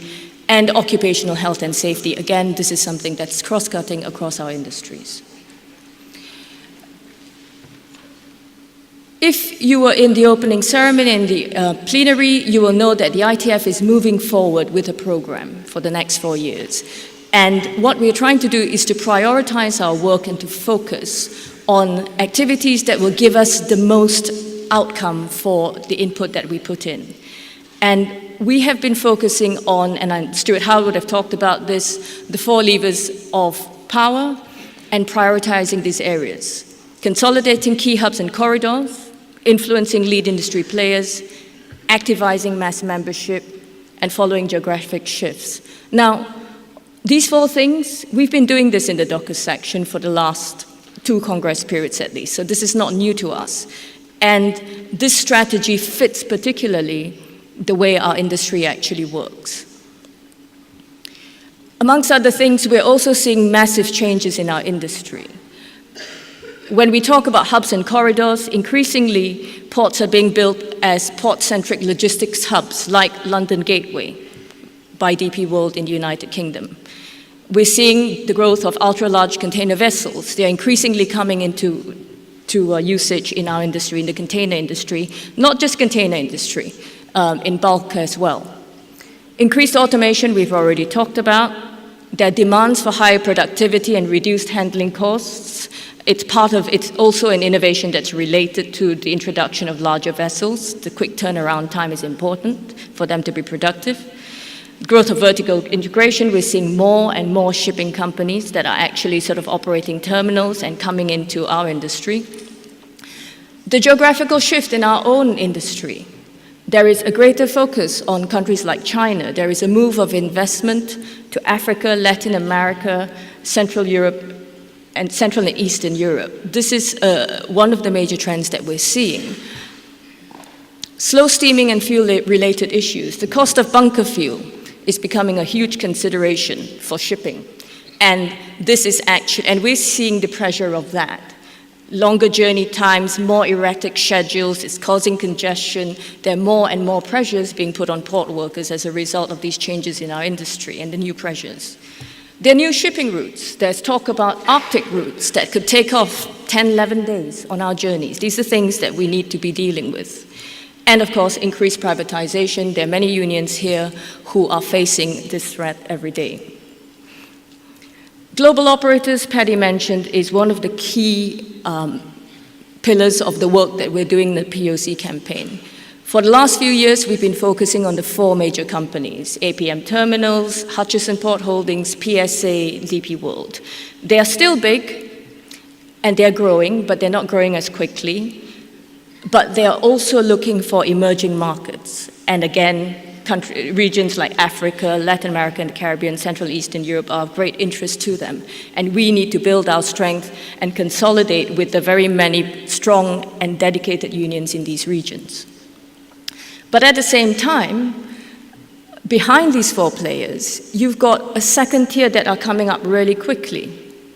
COSCO is growing very fast. China Merchants, another Chinese company. Terminals Investments Limited, which is part of the MSC Shipping Group, and ICTSI, which is a Philippines-based company and which has a tremendously bad track record when it comes to workers' rights. This company goes around the world and more or less prides itself in squeezing dockers and workers in order to get the best profits possible while denying human rights. Now, in some places, like in Honduras, you would have heard with Victor Crespo, the ILWU has been fighting them with some level of success. But we have some way to go this is a company that's going to be something that we're going to be focusing on.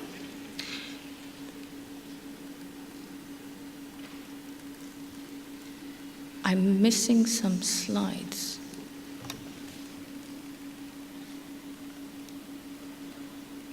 I beg your pardon, there's a problem with the PowerPoint. I'm missing some slides. Okay.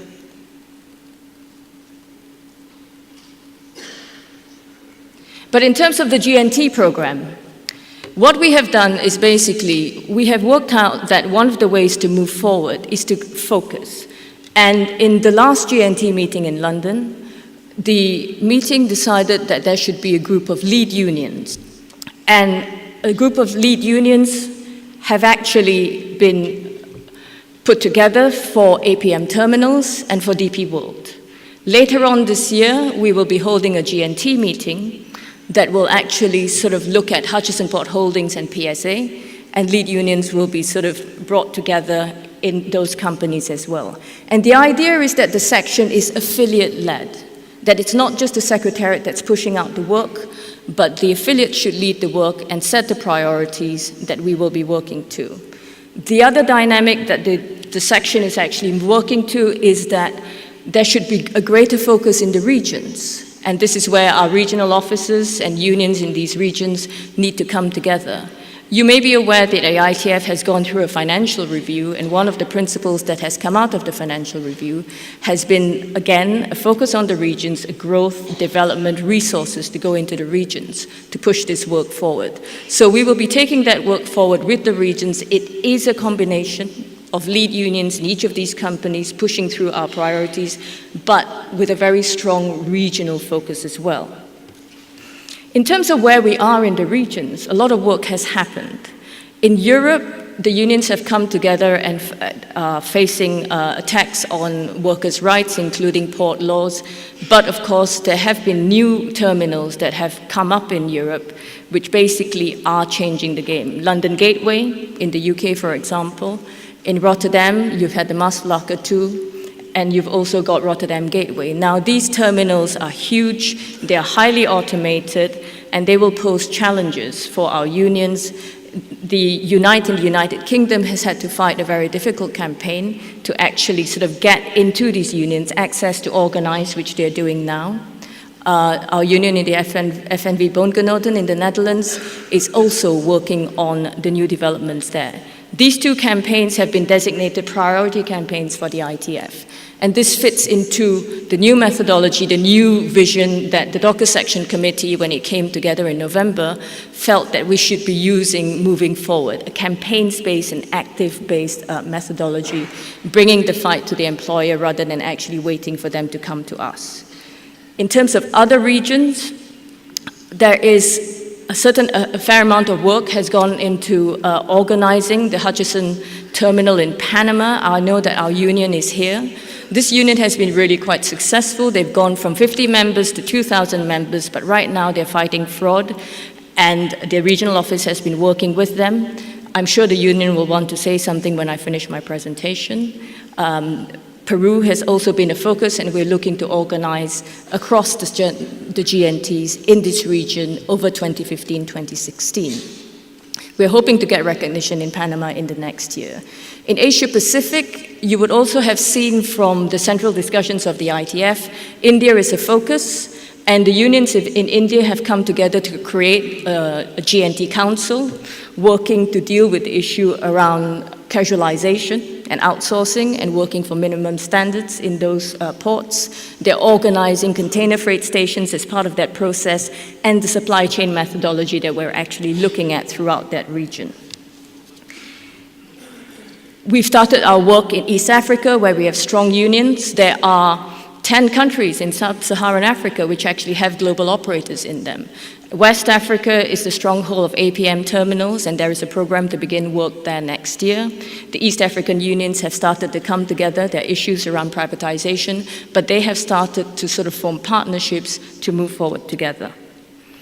In addition, in order to hold the very many regions together while campaigning for standards and rights in the same companies, we've been working on a communication strategy. I know many of you are aware of the Docker Sport Intelligence. It's something that we've been rolling out. We're putting new resources into this, and we will be basically rolling out a work program in terms of getting awareness, usage, and training into this program. We've also created a focus group, which involves the Dutch unions, the UK unions, Verdi in Germany, as well as MUA in Australia. So we're moving forward again with the input and the involvement of affiliates in the hope that we will create something that is dynamic and that you can use in your day-to-day work. The GNT, the priorities in relation to the global operators that we've actually identified are the basic issues that are of critical interest to us. Organizing, especially in the key terminals, and that includes outsourced workers. We're looking at strengthening collective bargaining, including addressing outsourcing and issues such that automation is a very difficult issue to handle globally, but with global companies, we can go for global minimum standards. So this is one of the strands of the automation strategy. Occupational health and safety standards, again, a communication strategy and network, integrating the workers' capital strategy into our work on global operators. What the section will be doing will be to map the key investors in these companies and to look for leverage against those companies so that we can work towards standards and labor rights when we're actually sort of campaigning against these companies as one of the key strands. The Inspectorate of the ITF has also gone through a review, and increasingly they will play a bigger role in the POC campaign and will be a significant part of our campaign. Gender and youth work is going to be mainstreamed, but we're going to try to do this far more dynamically. We have consulted and we've identified issues and strategies. The next 4 years we'll be looking at taking action in terms of taking these forward. So bringing that all together, the regional work, the work from lead unions, but also feeding into the central thinking of the ITF, of activism, of a campaigns-led methodology, but also releasing resources from the financial review and participating more broadly in the supply chain methodology. These are the key elements of the work program going forward.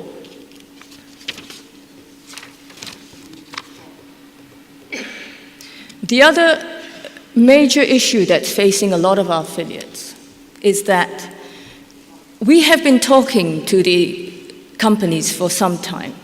And although we've established dialogues with a number of these companies, and it is possible sometimes to make headway, the lesson of the last few years is that actually dialogue is good, but actually, unless you can put pressure on them through mass mobilization, through some real economic pressure, they're not going to really listen to you. And we saw this in the London Gateway campaign. We saw this when Rotterdam had its issue.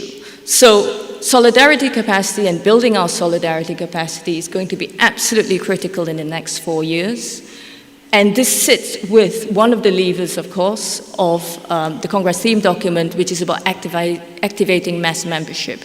This is going to be absolutely critical to what we do, both for the GNT campaign, but also for other ports where there are no GNTs, for example, but where there's a wider attack.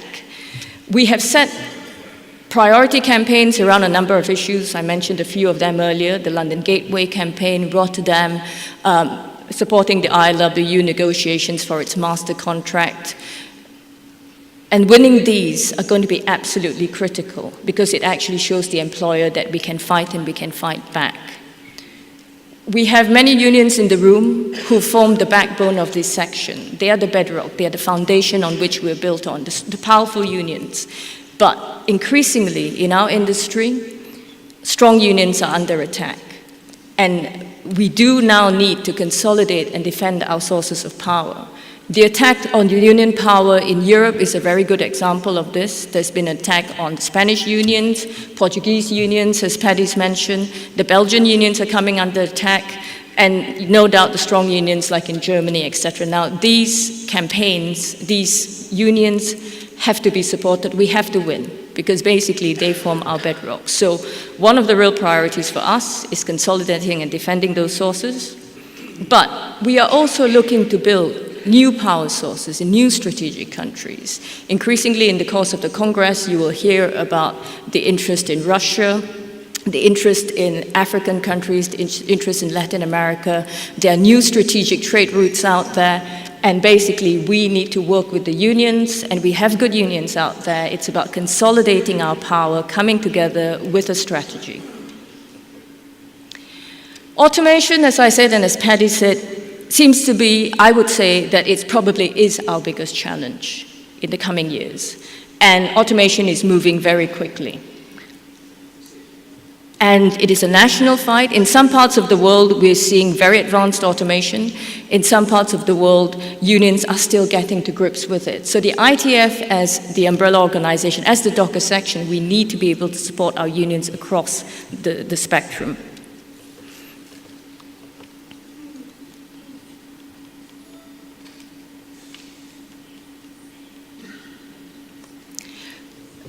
We've done some work. We had a conference in Sydney at the beginning of last year on automation.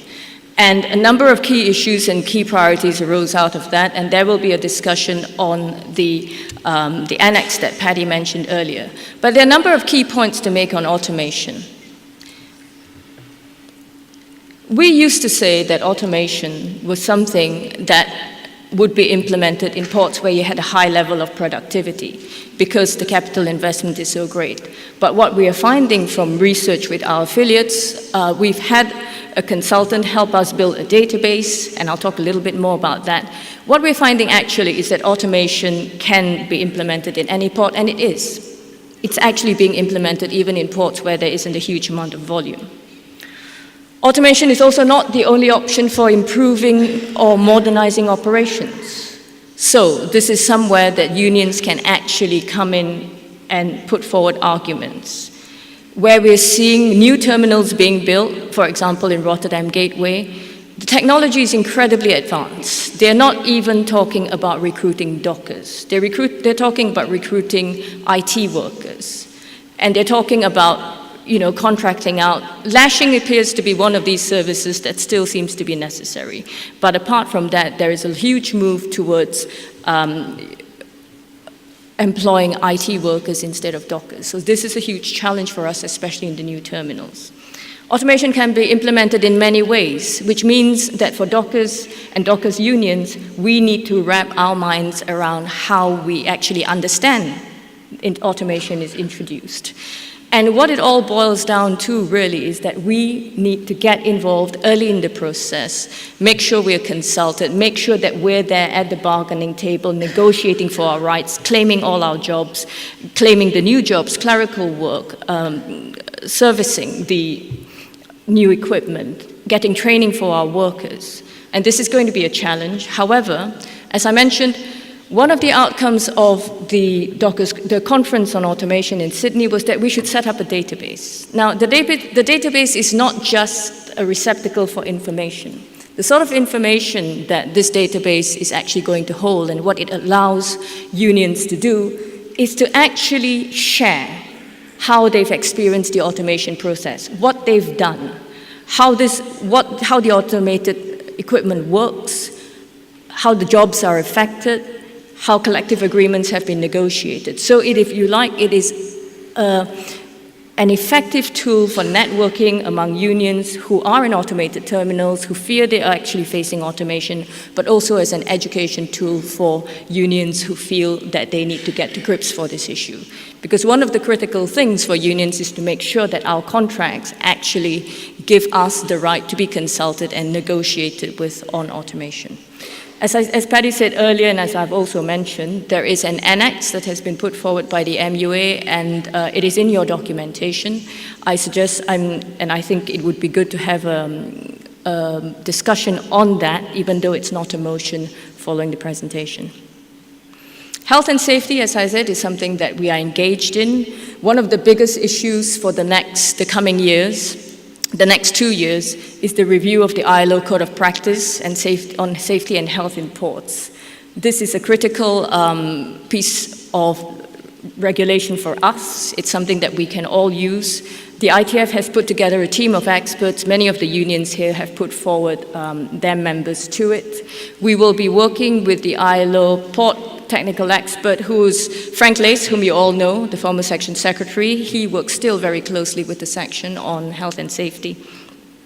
Container safety is the other issue, and this has become a cross-sectional campaign. We're working with the seafarers, and we're also working with the inland transport section. It's about container weights, but it's also about dangerous, badly packed, dangerous goods. So we've had a lot of good coverage on this issue. It's something that we're taking forward and we're gaining ground in.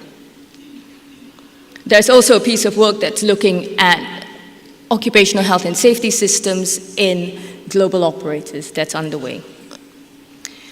We have also been focusing on our women and youth work. In the last 4 years, the focus has been on mainstreaming gender, and we have identified priority areas, priority workplace issues, as well as union issues for women workers. And for the next 4 years, what we will be focusing on is to support the ITF's campaign on violence against women. So what we're looking at is workplace action to support that campaign, not just education, but also looking at collective bargaining and how we actually sensitize union reps to take that forward actively in the workplace. The participation of women, increasing the participation of women, is something that has come up consistently in the section, in the conference in Chicago, and we have taken a conscious decision that we need to put resources into that, to actually allow more women to participate, rather than actually making an aspirational thing. So this is something that the section will be working on in the next 4 years. We have got a network of women dock workers. It is active. It could be more active. The innovation that we are looking at is to bring together our elected leaders, women leaders in the regions, and for them to form the core to move forward with this network, inputting and advising on policy in the section relating to gender mainstreaming. And we would also be looking to tackle the workplace issues that haven't been identified by women dock workers in the last few years when we've carried out surveys. There are a number of issues, and they are clustered into issues around inequalities at work, work-life balance, occupational health and safety issues, and other issues. And finally, last but not least, one of the key areas that we need to work on is basically supporting young dock workers better. In the last Congress period, my colleague Jessie Fenn has done great work on this. Her work has been commended in the youth section. The Docker section actually does lead, I would say, in terms of progressing the youth agenda in the ITF. And what we have done is we've done a survey of young dock workers to identify what is it that really matters to them. We've identified some workplace issues, health and safety, job security, their future of the dock, on the docks, as well as the future of the docks generally. Some worrying responses in relation to their experiences of their unions. Very few of them had approached their unions. Less than 25% of them had been trained by their unions, and they didn't actually see organizing activities that were aimed at them in a great degree. So these are issues that we're looking at and we'll take forward and we'll develop a work program for. And so that really is the work program. That's the general structure of the work program, focusing on these key areas. What the section will be doing will be to be putting together a detailed work plan with timelines, with outcomes, with activities, which will be presented to the Docker Section Committee in November. Thank you.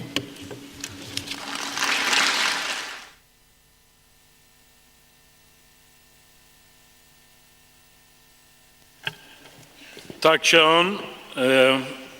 Först så ska jag väl säga att jag tänker utnyttja möjligheten att tala mitt modersmål svenska, vilket innebär att ni alla får ha hörlurar på, och våra duktiga tolkar gör säkert allt de kan för att kunna översätta detta vackra språk till andra. Jag vill också börja med att tacka för att jag fick förtroendet att leda den här sektionskonferensen.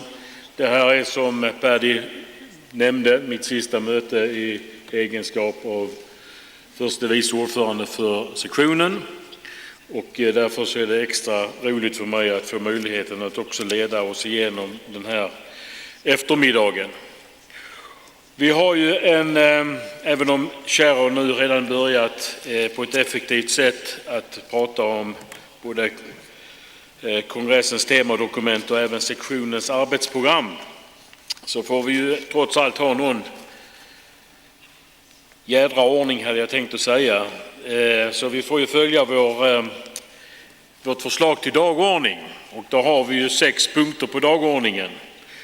Och den dagordningen börjar ju faktiskt med en utmaning att vi ska välja en rapportör. En rapportör som ska rapportera ifrån vår sektionskonferens till plenarmötet. Och jag tar mig friheten att nominera Ray Familate till att vara rapportör. Kan vi då besluta om det?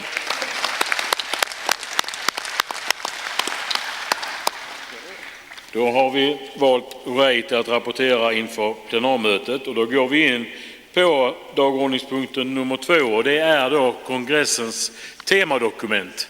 Ett dokument som ni då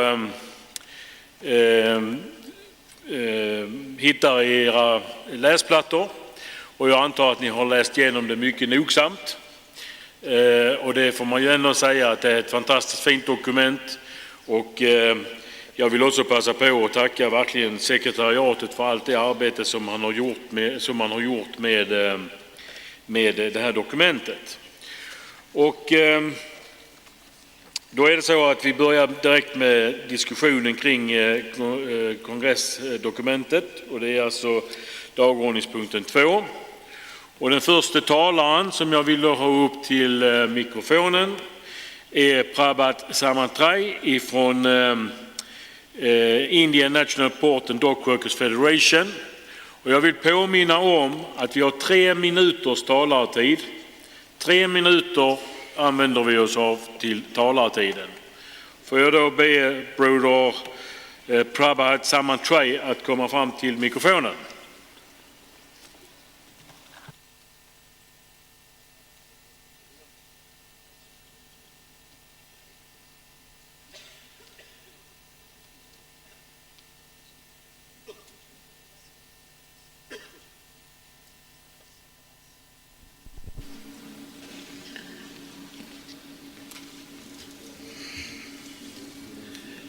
Greetings, Chair,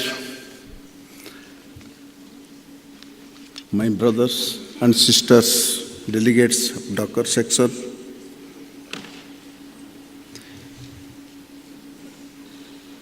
It is indeed a fact that theme document, which is titled From Global Crisis to Global Justice and Transport Workers.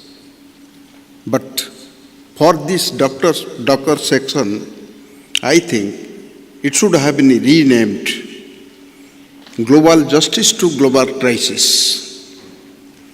Why I am saying so? Only recent past, 10 years back, Dockers as and today are facing not only problems, it is huge problems created with the innovation of this technology and utilization of MNCs through their patents all over the world, killing the entire dock activities of the world for a decent work, for a decent payment, and it is leading, I am afraid, time may come, all of us, we have to put our heads together to think and decide how to survive. Whether a robot is put for a critical operation of a patient, something goes wrong, and the entire operation goes to these machines, what the situation is coming of, I do not know exactly what has been told about the other parts of the world, but in India, things are going day by day worse to worse, and with the present government we are having in our country, we never failed. 12 years back, we had a strength of 1,25,000 doctors all over in our country. Now, in a regular section, but now it has come down to 40,000. But with the growth of the private ports, government is taking an active role to divert the cargoes from the major ports, and they are doing so because with ill-paid workers, because unemployment is so high that anything you throw, workers are available. And really, this theme document and the people behind making of this document must think more seriously for the dockers all over the world, because now with new government in India, we are going to face from settled life to an unsettled life through a corporatization system, then selling over to the private. And who are these privates? Do you think that we are going back to that monarchy system? We are going back to these moneyed people of the past, our predecessors, those who are formed the workers' organization all over the world and united us and fight back for a settled and decent life. Now we are losing every step the battle, and we have been pushed to the corner. Now I think time has come. We have to think whether we'll come discuss. I have to sum up. Just whether we'll continue to discuss this or we'll go to the street. I think going to the street will probably prove a point that we are the major stakeholder and we must be listened and we must be given attention to. With these words, I thank you. Thank you.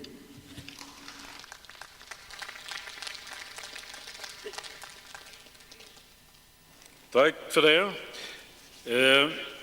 Jag kanske också skulle nämna att vi har för avsikt att behandla dagordningspunkten 2 och 3 samtidigt, så att ni kan tala när ni är uppe och begär ordet, kan ni tala för bägge de 2 punkterna samtidigt. När vi så småningom kommer till agenda punkt nummer 4, motioner, så kommer vi där till tala om det som Sharon nämnde om automation. Men nu först i den inledande diskussionen så behandlar vi alltså punkt 2 och 3. Och då så kallar jag på Kalpana Desai från Transport Dock Workers Union of Mumbai att komma till talarlistan eller till talarstolen. Och efter honom så är det Ibrahim Khaleh som kan göra sig beredd från Maldives Port Workers Union.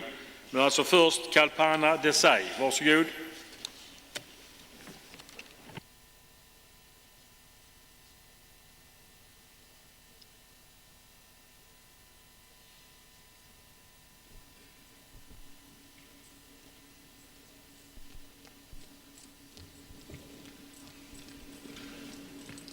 Thank you, Chair. My 3 minutes is over already. I think that I would like to speak as what the Sharon has narrated everything about the GNTs, and being a POC coordinator for the India, I would highlight some things that we have achieved so many things and still we are lacking so many things. We are doing many works with the ITF FOC campaign. During the FOC campaign also, we are highlighting this issue as a POC campaign. Regularly, we are giving this bulletin among all these South Asian countries. ITF office, Delhi office is doing very well. And I would like to say in India, almost all except the Hutchison, all 3 GNTs are there. That is a PSA, DPW and APMT marks. We are doing well as what we said, that right now I think in the Mexico you have heard a many different story, but still we came forward. we have started organizing them, and we got succeed in Chennai, in Mumbai, in Cochin, in Kandla, and in Tuticorin. In some of the port, we are doing so well, but in some of the port, like Chennai and Kandla, again we are taking back step because they have created the Yellow Union. So it's a very difficult to survive. And as what I said, that for the training also we are thinking on that direction, but it's a very difficult for worker to lose their wages. They are unable to come and attend the meeting. So I think we have to think while we are developing some plan for them, we have to think also about this. And as what I said, that especially in the Mumbai, we are having a great opportunity because the another third terminal, PSS Sikal, is also commencing maybe in 2-3 months.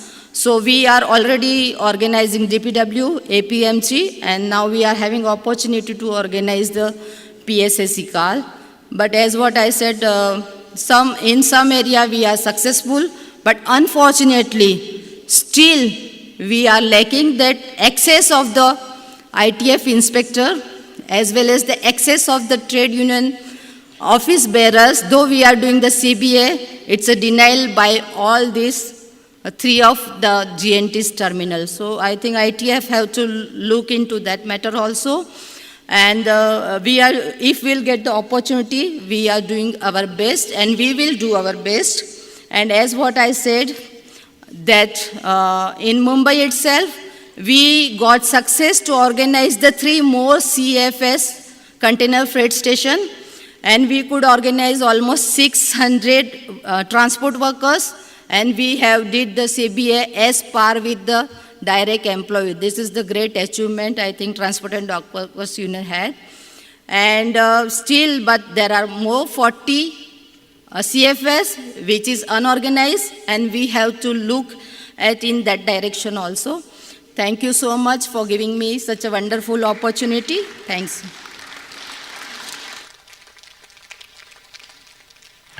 Tack syster. Då är det så här att det är många som vill gå upp och tala i de här frågorna.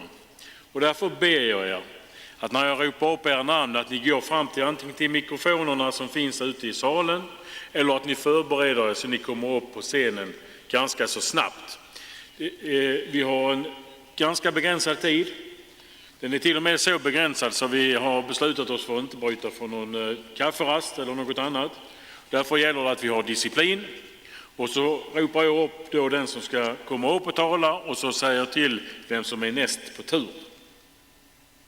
Och använd gärna mikrofonerna ute i salen. Det finns flera stycken som ni ser. Och då är det nästa talare är då Ibrahim Khalel från Maldives Port Workers Union. Och efter honom så är det Satoyo Otomo från Jakarta International Container Terminal. Då är det alltså ordet till Ibrahim Khalel. Varsågod. Thank you. Thank you, brothers and sisters. I actually here, this is my first Congress, and I actually had to bring all of your brothers and sisters to my union situation. And you know, in Maldives, we have a union movement is very new, and we just started Maldives Port Workers Union. We formed in 2011. It's after 30 years dictatorship, and we after that dictatorship we got a democratic election in 2008, and during that democratic election we got the freedom of speech and freedom of association, what you all sisters and brothers enjoyed many years ago. During that coup, we all terminated, and during that democratic government, we formed a union, and after that, 2012, there was a coup, and during that coup, we all union executive committees members terminated. After that, we went, I'm just going very briefly because I have very few minutes. After that, we all went labor tribunal and tribunal order to or the termination of employment is against the Constitution, but there's no need to reinstatement. And also Labor Relation Authority also reported we all terminated unfairly. And they find the company as well, but there's nothing happened. They didn't pay that fine even. After that, we appealed that case in High Court, but High Court also we lose the case. Now we are going to appeal it in Supreme Court, but this is last option we have. With help of ITF, I just want to say this. I'm very much thank you about this to the regional office and ITF London office, because with the help of ITF, we got a chance to negotiate with the government, but that time there was a coup, and they don't care about it, but I can say it is very helpful, because we all realize we are not alone, because before we don't know ITF is there. We don't know, we not much aware about the international affiliates, international unions. But brothers Mahendra and brother Sangam, actually they are very closely work with us, and they send so many letters to the government, and we all and Maldives government also realize we are not alone. After that they come to the negotiation, and but that time there is an election. They all are busy with election, and after that, now we have a legitimate government. Actually, I'm here to ask the more help from the ITF to establish our union, and I can say this is the last option we have, because now all the judiciary and all the other places also corrupted. I mean, like ACC, Anti-Corruption Commission, and all the places are also corrupted. Now, if we lose this opportunity, we all will sink. So please, I'm asking more help from the ITF. I'm not asking for money, brothers and sisters. I'm asking solidarity support for us. Thank you.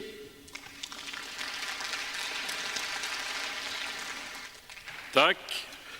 Då är det Satoru Otomo från Jakarta International Container Terminal. Yep. Och efter det så är det Tamada Matsaya från Japan som gör sig beredd. Varsågod, bror.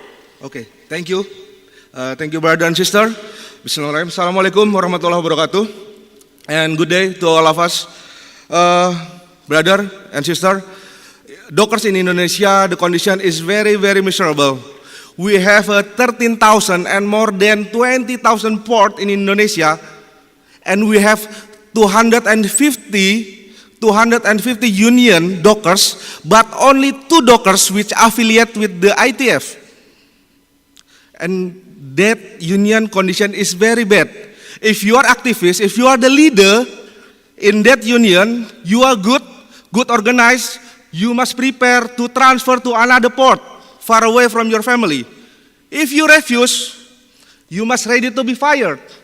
If you bring that case to the court of the employee and industrial, the judge is never in our side. That's the condition of Indonesia. There is union busting, there is a privatization. That's 2 biggest agenda in Indonesia dockers which we find out. Brother and sister, what about union under ITF affiliate like us? We are under fire. 3 days ago, we have a plan to refuse the program from the management and the Hutchinson to make concession longer the next 25 years. You know what happened to us?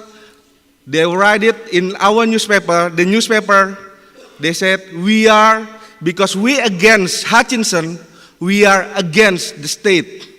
So, in this time, we asking solidarity from the dockers to all of you. We will send the letter.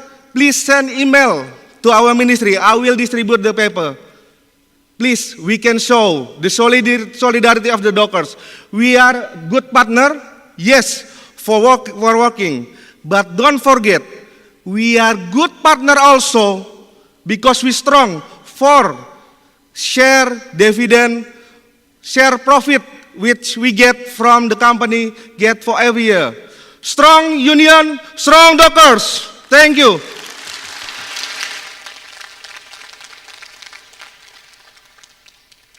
Tack för idag. Då är det Tamara Masaya från Japan. Och efter honom så är det Mike Dolman från Australien. Broder Tamara, varsågod.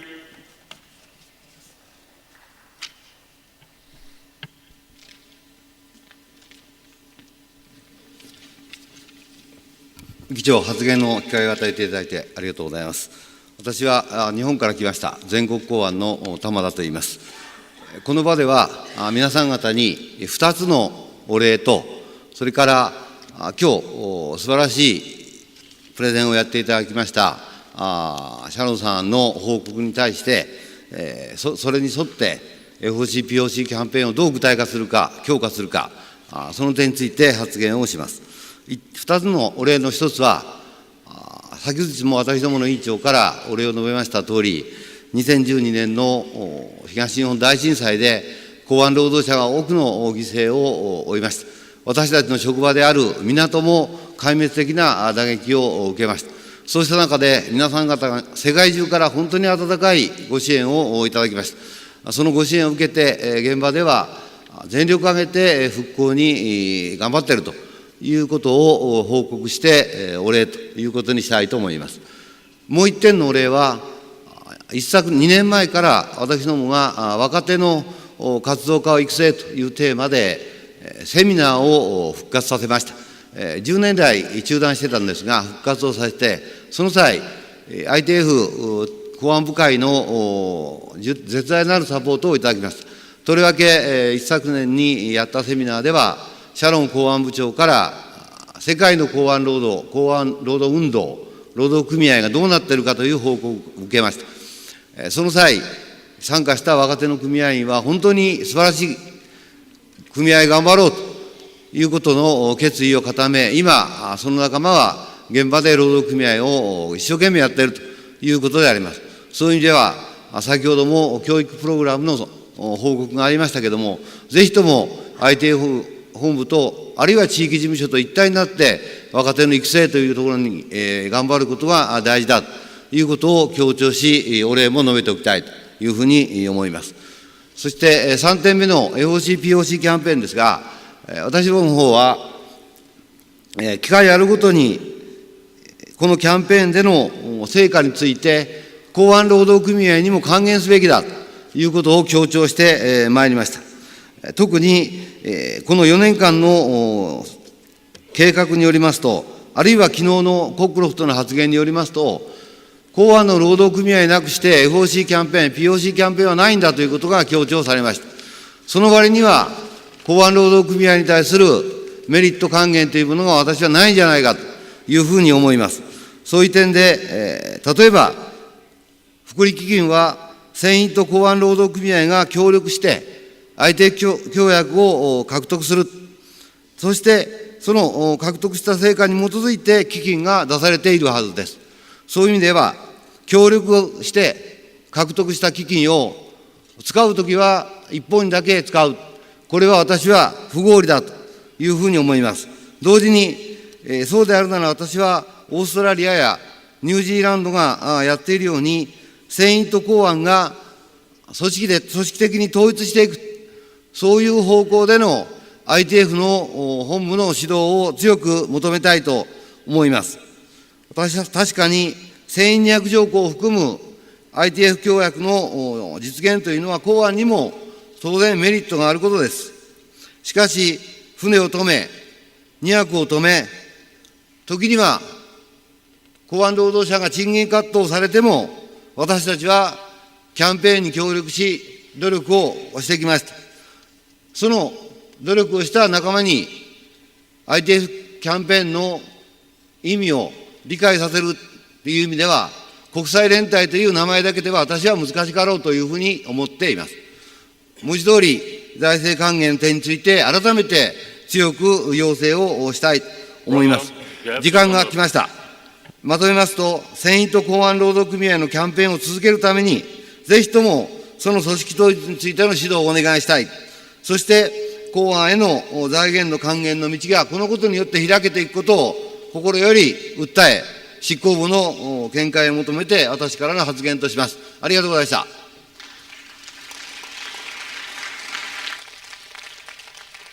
Tack Broder. Tack. Då är det Mike Dolman från Australien och efter honom så är det Daniel från Maritime and Dock Workers Union of Ghana. Så varsågod Mike. Thank you very much, Chair. I'll take the floor from here. It's a long way to walk for 3 minutes, so I'll deal with it from this position. Chair, first and foremost, can I congratulate the Executive on the format of the theme document and its component parts. I think everybody's seen it on their iPads or whatever you call them, tablets. A very, very professional approach to the work we do. I was in the Seafarers section this morning. Similar to this, they dealt with the theme document and it was a fantastic piece of work, and congratulations to all involved. Comrades, in regards to the issue of automation, our country has seen it in fast gear. We've got now 3 or 4 terminals. Hutchinson's have got 2. Patrick's are involved. And our view was similar to the comments that Sharon made in a very impressive presentation, that at first we thought it was all about high volume ports, to get the automation in to reduce your labour unit costs and your profit.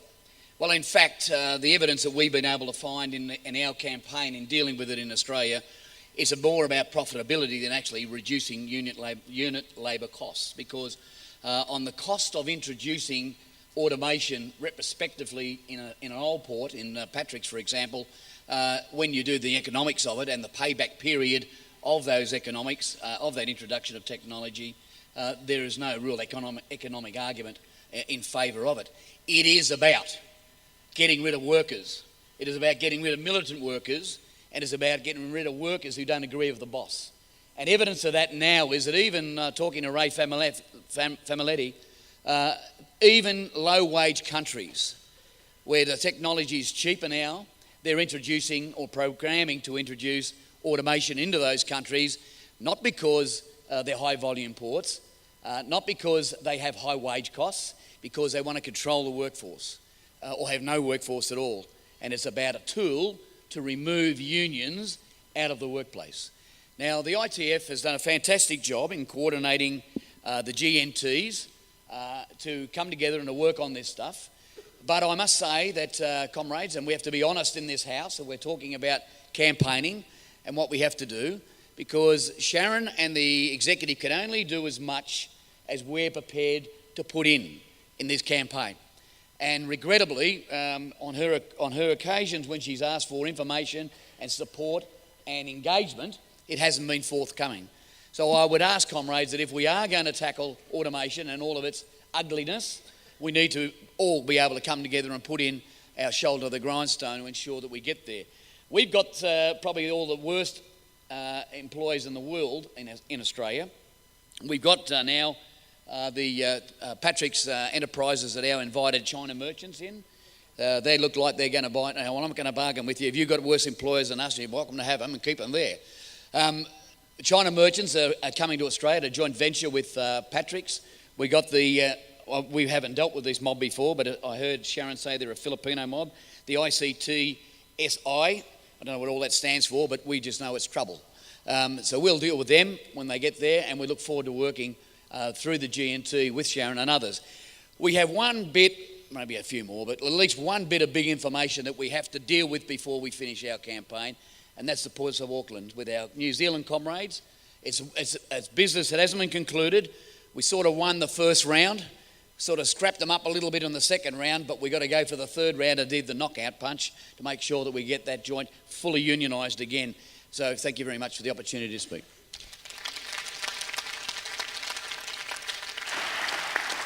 Tack Mick. Nu är det broder Daniel från Ghana och därefter är det Hanef från Indien. Men först alltså Daniel från Ghana.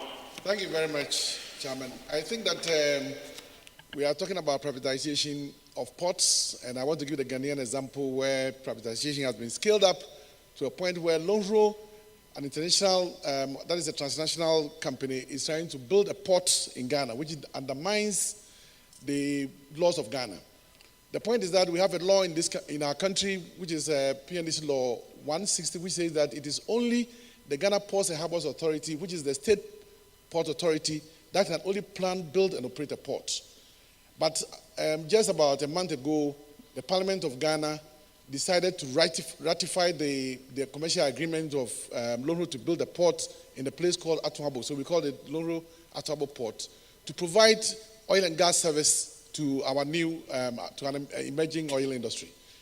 And the interesting thing is that the same Parliament had granted £195 million loan for this state port authority, that is Ghana Ports and Harbours Authority, to build the same facility. And in the agreement, the commercial agreement, there's a stability clause that what the company is doing, that is what Lonro is going to undertake, for 25 years, it has exclusive rights. And that undermines and kind of binds the Ghana Port Authority from undertaking the same kind of service for which the same Parliament has granted them that right. And we think that this is a very serious issue. The other serious matter is also that in the agreement, the commercial agreement for Lonro, it says that even if there are provisions in the Constitution of Ghana which discriminates against that particular operations, it means that we should not apply the provisions in our Constitution. The question is, if the only way in which Lonro can operate in Ghana is to undermine our laws, then we don't think that it's a good investment. It's what I can describe as a very bogus investment. And we want international solidarity, not that we are going to sleep. We've started the actions and we'll continue local actions, but I think that we need international support, to ensure that we stop companies that come into our country to undermine our laws. If a company comes to your country to undermine your law and can even undermine the constitution of your country, what is the right of a worker? And the interesting thing is that they are using workers, they are using employment generation as a justification for this lawlessness. I want to say that we are prepared to struggle, but we need international support. Thank you very much.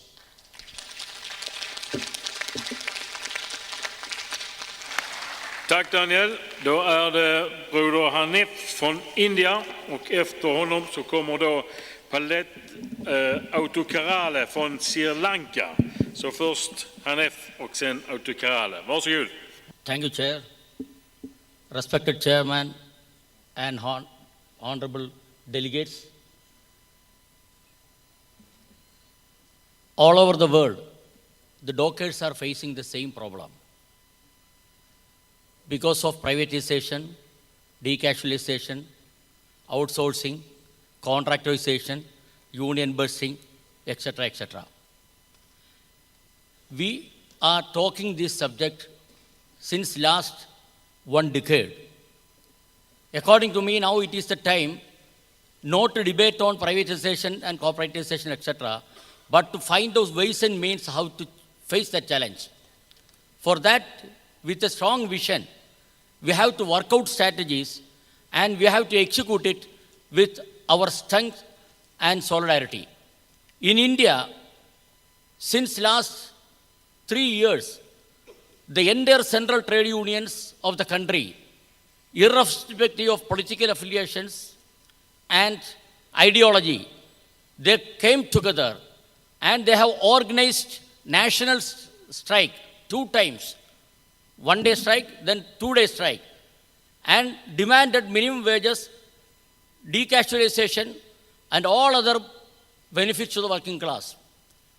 Now, in September, next month, we are organizing another important meetings to mobilize the workers, to use their strength and solidarity to achieve the main demands. In India, in the dockers section, all the federations, we are having 5 federations in the port and dock sector, all the federations together, we have fallen in line, and in September 22nd, the historical convention of the port and dock workers of the country is going to be held in Cochin. We have invited the ministers, all the central trade union leaders, MPs, legislators, and where we are going to submit them What are the problems we are confronting with because of the policies of the government for privatization and deregulation, casualization, etc., etc. In the GNDs also the same way, to mobilize the workers of the global network terminals and to motivate them to join together. We have formed a council, national council, and that national council is effectively working under the guidance and help of the Delhi ITF office. Friends, this is the time to work. This is the time to work out strategy. Instead of talking about privatization and wasting time, work out a strategy to challenge it, to face it, and to achieve it. Thank you very much. Tack broder. Då är det Autokrale från Sri Lanka och därefter är det Nick Stam. Varsågod.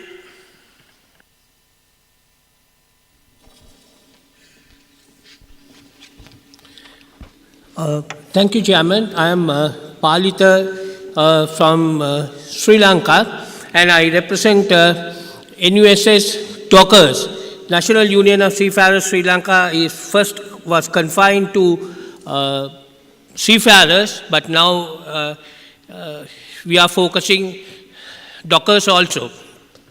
Chairman, I just need to briefly explain the work that we have done in the dockers. When I say dockers, our focus is not the permanent workers, because there are other general unions who have organized permanent workers. Our focus is contract workers, outsourced workers, and on-call workers. I'm happy to say that we had first the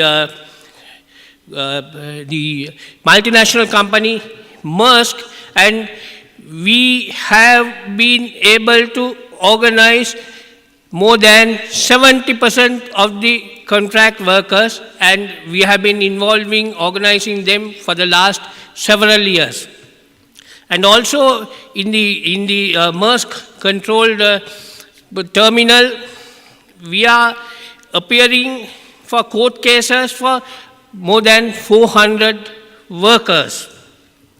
And the latest development in Sri Lanka is the Chinese terminal operator, that has become the most modern and the largest terminal in Sri Lanka. It's called the Colombo International Container Terminal, operated by a Chinese operator. Although they say it's a Chinese-Sri Lankan joint venture, but it's totally controlled by the Chinese. Recently we had an issue with them because our ITF inspector was not allowed to enter the terminal. Or in all the other terminals, he had been granted permission, but in this terminal, although there was a army ex-major general who was the security officer, that fellow could not grant permission. Hold on a little bit. I think we have some problem with translation to permission. Arabic. Yep. Was there any problem with the translation? No, it's okay. It's okay? All right. Please continue. Yeah. Although there was a Sri Lankan ex-army major general who was the security officer of that terminal, he was not able to issue the permit for our inspector to enter. There was a Chinese chief executive officer who had all the authority, but then we managed to, after he realized that we have already formed a union there with 40 workers from the other union, he had to grant permission. So I think we are doing our best to organize the contract workers, and I need to thank Brother Mahendra, then Sangam, and also Sharon for all the support you all have been giving us, and I assure you we will continue to do our work. Thank you. Tack broder. Då är det Nick Stam från Holland och därefter Chinmoy Roy från Calcutta Port Sharim Union. Varsågod Nick. Is this working? Yeah. First, I want to say that I'm not so very happy with the paperless Congress with the iPad, because I'm still struggling with the tablet to get it on my screen, to make it readable. But I'm not the only one, because we are not talking about the agenda item 2 and 3, or about the Congress theme, or the working program. I want to say something about the working program. We start this Congress with, we are the ITF, the unions are the ITF. And what happens also now, we bring our problems to the ITF, and we take with us information on tablet. And that's not where the working program is about. I think that we have to be very careful that we are too enthusiastic that we can solve all the problems. And for instance, I go back, I mean, if we talk about the working program for the coming 4 years, we were in Aqaba, we had a long discussion about the global framework agreements. We put some information to the ITF for the global framework agreement, and then it's quiet. And I mean, what I want to say is, we have to finish first the things where we're busy on before we start with another one. You also said, or Paddy said, we are the backbone, there are backbone unions, and they are all under attack. And we are researching and mapping, and I think that first we have to keep our Dockers house in order before we start a next campaign, because the next one is waiting, the corridors and the hubs, the global supply chains, and it's come again on the backbone of the unions, who are very strong and had a lot of knowledge. So hopefully we can agree that that the unions, the ITF unions, don't make the ITF headquarters the Federal Bureau of Information, because then it's the FBI. I mean, we have to do what we can do, and if we bring problems, we have to teach each other and we have to learn each other how we can fix the problem by our own, and not via London. London gives us the detailed information to keep our own house on order, but then we need time. And every time we have something else where we have to put information on, that we have to deliver information, and I'm really confusing, because there are a lot of big challenges in front of us. And so hopefully we can talk about the work program, and that we are very realistic in what we want to achieve. Thanks. Exactly 3 minutes.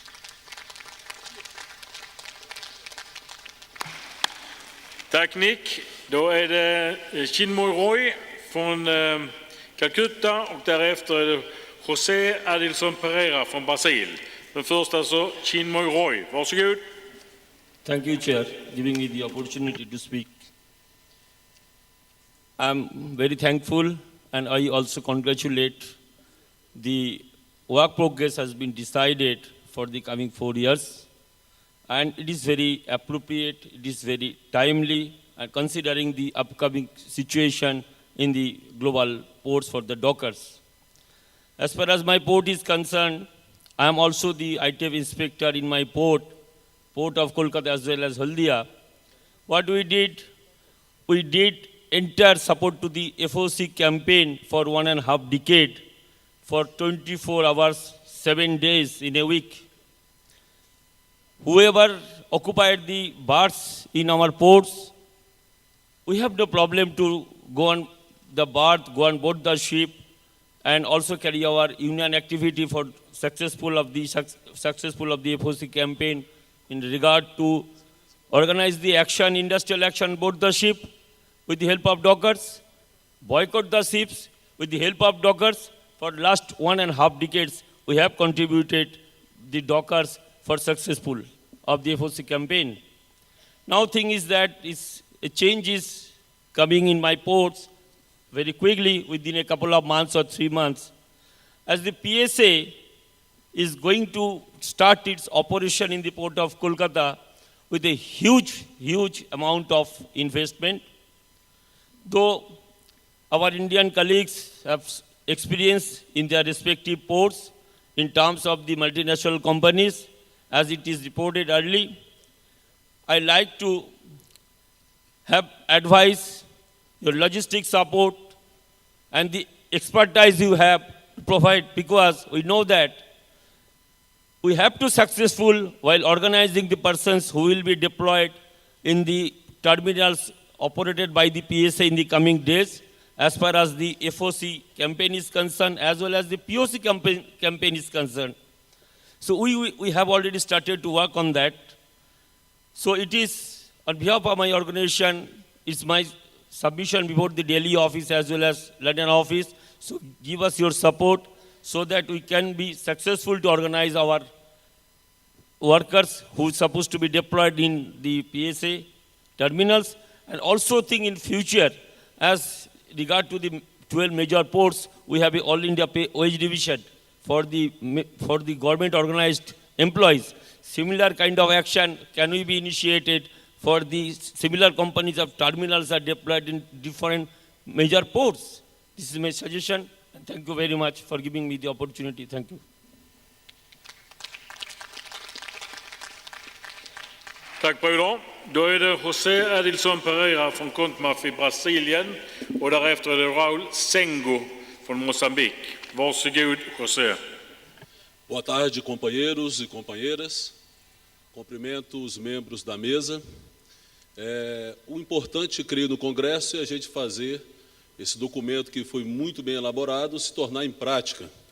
Então, por isso, trazemos aqui algumas informações. Sou José Adilson Pereira, vice-presidente da Contmaf Brasil. No Brasil, ano passado, foi homologado uma nova legislação portuária. E nós, trabalhadores portuários, com uma greve em todo o Brasil, conseguimos criar uma comissão perante o governo e negociamos os vários itens desta nova legislação. Felizmente, tivemos sucesso e garantimos o nosso registro profissional de portuário e avançamos na nova legislação, com uma grande proteção de que os sindicatos existentes é que representam todos os trabalhadores portuários, tanto nos portos públicos como privado. Isso nos dá uma ferramenta para atacar os sindicatos amarelos, que são utilizados para diminuir os nossos direitos. Outra ferramenta da legislação é a garantia de remuneração básica, que temos que construir isso ainda para frente. O importante é que foi uma grande mobilização e que levou a um processo de negociação onde os trabalhadores tiveram sucesso. Neste momento, então, para entrar na pauta de discussão e ajudar nos debates, é importante, o Brasil está fervilhando, então, nessa implantação, depois de um ano, da nova legislação. E estamos com alguns temas em debate. Primeiro, todos os trabalhadores estão em processo de negociação. Alguns portos já concluíram, outros estão em andamento na negociação coletiva.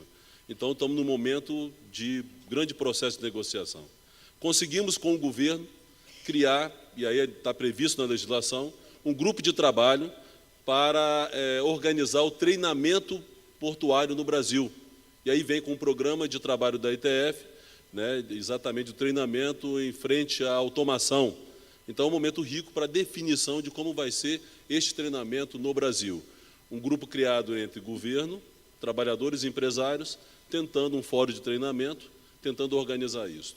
E convidar todos e informar que nós teremos do dia 13 ao dia 16 de outubro o terceiro congresso da Fundacentro. Fundacentro é um órgão governamental do Ministério do Trabalho, onde nós vamos debater a aplicação da NR 29, que é a norma de saúde e segurança no Brasil para os trabalhadores portuários, e a NR 30, norma de saúde e segurança dos trabalhadores marítimos.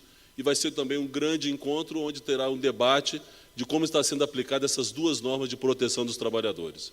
Então, esses seriam os informes que entrem na agenda e que a ITF também participe de todas essas discussões. Obrigado.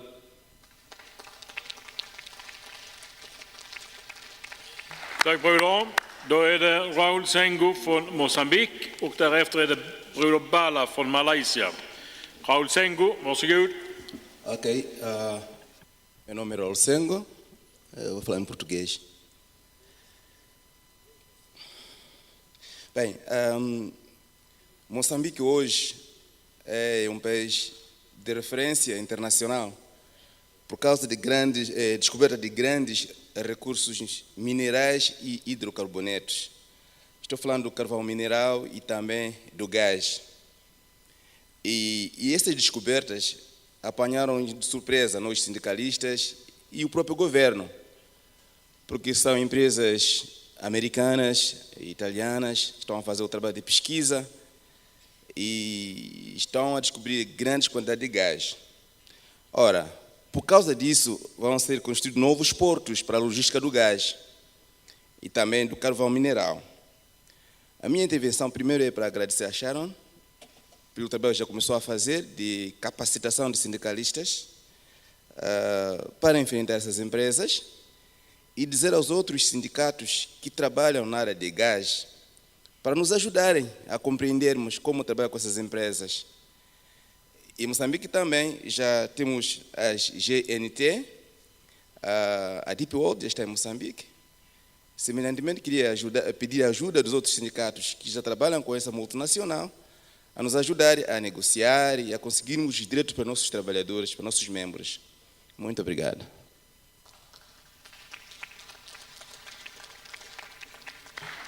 Tack för det, Bruno. Då är det Bala från Malaysia och därefter är det Rancia K från Liberia. Varsågod, Bala. Thank you, Mr. Chairman. Earlier, the two speakers who spoke from, one is from Maldives and one more from Indonesia, they both were touching on the issue of seeking solidarity support from the ITF. Probably that could be the same feeling for most of the trade union leaders from third world countries as well as underdeveloped countries and developing countries. They all are facing the same common problems from their respective union-busting employers. And their anticipation is that ITF should extend some sort of strong message to those employers. Therefore, I would request that the ITF Dockers Section Department in the ITF headquarters London to put in some extra effort how we could exert pressure on these employers. Probably we could use the trade unions from the developed country who are affiliated to the ITF to exert maximum pressure, like what Australian, we have some dynamic unions, to those employers from the underdeveloping countries. And beside that, I also wish to bring to the attention of the Dockers Section Department that ITF has an obligation to provide whatever assistance it should be for any ITF affiliated trade union leaders who are victimized, discriminated, or put in dismissed positions in the course of trade union activities. We should not forget that responsibility. And coming back to Sharon's presentation this morning, a few minutes ago, she was talking about the youth and women. For next 4 years program, we knew very well that the women participation, with due respects to women delegates in this room, women workforce in the port is quite limited. Therefore, I would propose that, in fact, I have proposed this before, it's possible to merge the youth and the women together as far as Dockers section concerned so that we have more activities and we can come out some dynamic activities and create future leaders so that we can put a maximum pressure on those employers trying to be more stronger than it. And ITF should regain back our strength, which we were once. And I strongly believe we can do and we are in the position to do. Thank you so much.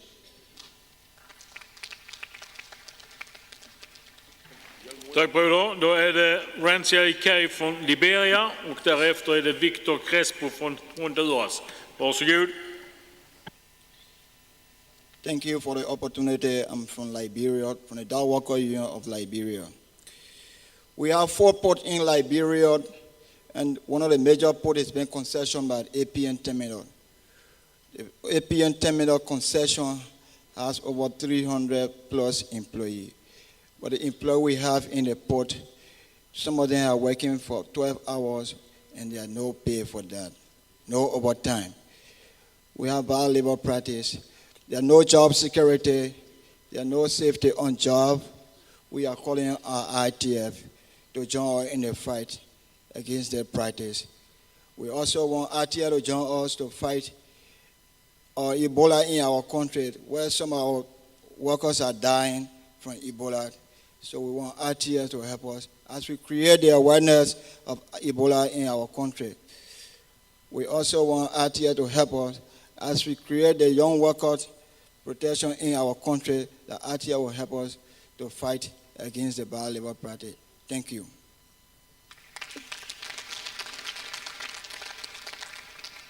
Tack broder. Då är det Victor Crespo från Honduras och därefter Frank Noss från Frankrike. Först Victor.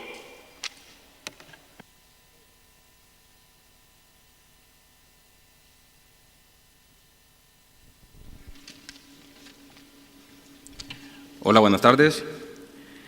Un saludo a todos los compañeros que están de todas las partes del mundo aquí representando a sus organizaciones. Quiero hablar rápidamente de la situación laboral en Honduras, a ver si me ajustan los 3 minutos que tenemos. Porque está bastante caótica. Tenemos un gobierno que se ha apoderado de los 3 poderes del país, que es el Poder Judicial. Así que cuando nosotros ponemos una demanda como trabajadores por violaciones a los derechos, por despidos injustificados que hay de parte de las empresas que han privatizado los puertos en el país, no prosperan.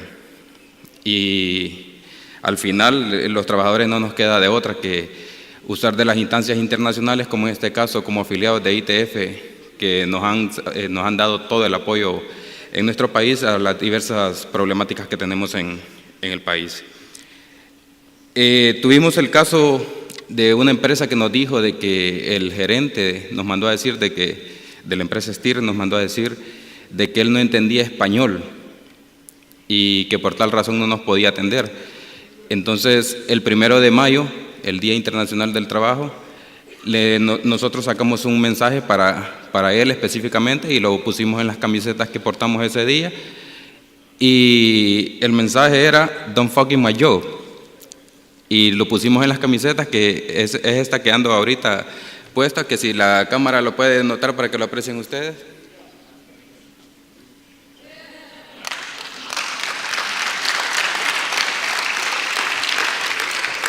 Y como decía que no hablaba español, entonces se lo pusimos en inglés para que lo entendiera. Y hemos ido avanzando, ya tenemos el reconocimiento indirecto de parte de la empresa STIR. Decimos indirecto porque todavía no ha firmado en el Ministerio de Trabajo el reconocimiento oficial de reconocimiento del Sindicato Gremial de Trabajadores del Muelle como representante de los trabajadores que laboran para esa empresa. Pero sí ya tenemos la deducción de la cuota sindical por parte de ellos, así que de manera indirecta ya tenemos un reconocimiento que en los próximos días estaremos presionando al Ministerio de Trabajo con la ayuda de todos ustedes para que nos den el reconocimiento oficial. También tenemos que decir de que la lucha contra la empresa ITSI en Puerto Cortés, en Honduras, ha sido difícil. Han habido despidos masivos de trabajadores en el puerto.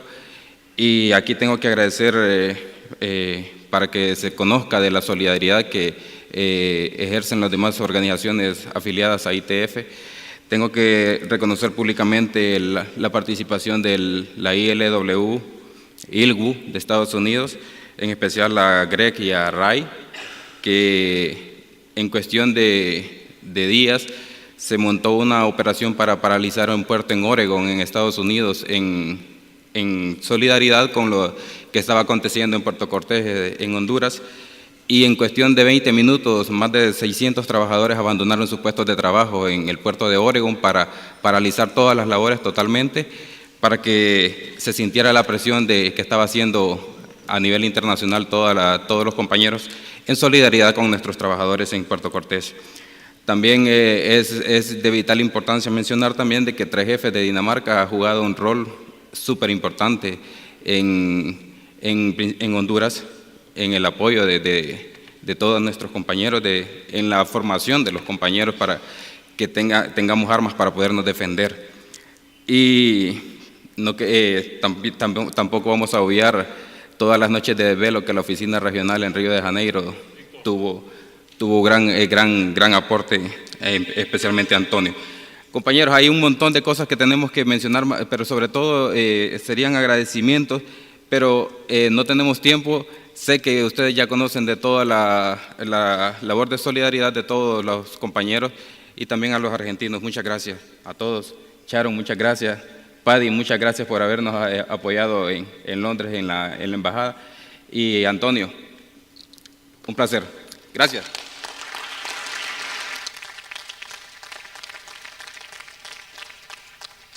Tack Viktor. Då är det Frank Guns från Frankrike.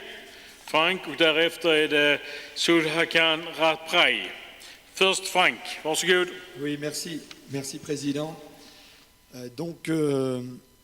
Je pense que déjà, félicitations pour cette organisation et la mobilisation de tous les dockers au niveau international. Je pense que ici, dans pas mal d'interventions, beaucoup de choses ont été dites et nous avons tous et nous savons tous plusieurs éléments et plusieurs choses au sujet des dockers. C'est déjà qu'on a pratiquement tous les mêmes patrons, même s'il y en a plusieurs, mais on parle d'AP Moller, on parle de Terminal Links, on peut parler du groupe Patrick, etc., etc. Nous avons déjà cet élément. Donc je pense que cela, et en plus avec l'aspect modernisation du métier de docker, et que nous avons déjà abordé, que nous avons déjà développé au sein de certains ports, c'est des données que nous ne pourrons changer. Par contre, comme ça a été dit tout à l'heure par un camarade indien, je pense que nous devons, au niveau international, très rapidement organiser une stratégie, et cette stratégie, je pense qu'elle doit être législative. Tous les ports en Europe et aussi au niveau international sont attaqués au niveau législatif. En France, il n'y a pas plus tard qu'il y a une année, on a essayé, un manutentionnaire a essayé de travailler sans docker. En détournant quoi? En détournant la législation, en détournant le code des ports maritimes en France, en détournant le code des transports en France, et il a essayé de le faire. Aujourd'hui, nous sommes en train de travailler avec l'État français sur une reformulation et réécrire une loi au niveau des dockers en France, mais je pense que, sincèrement, nous savons que nous avons tous le même problème législatif et des attaques au travers des lois. On a parlé du Portugal, de la Belgique et plein d'autres. Donc, la stratégie, je pense, c'est d'avoir et d'aller, alors c'est peut-être utopique, c'est peut-être un rêve pour moi en tant que jeune docker, mais il faudrait une norme minimale et attaquer l'OIT, attaquer au travers de l'Organisation internationale des transports, et d'avoir une base minimale qui pourrait être après appliquée au minimum dans chacun de nos États de ce monde, pour éviter d'avoir malheureusement du dumping social, ce qui est fait dans beaucoup de ports au niveau mondial. Et ce dumping social, malheureusement, c'est baisser les acquis des dockers, baisser les salaires des dockers et bien évidemment arriver avec des emplois de plus en plus précaires dans nos ports et bien évidemment tout ça au profit de l'économie des armateurs, parce que n'oublions pas que derrière, c'est pratiquement tous des armateurs qui sont actionnaires de tous nos terminaux à containers principalement et de toutes les activités portuaires.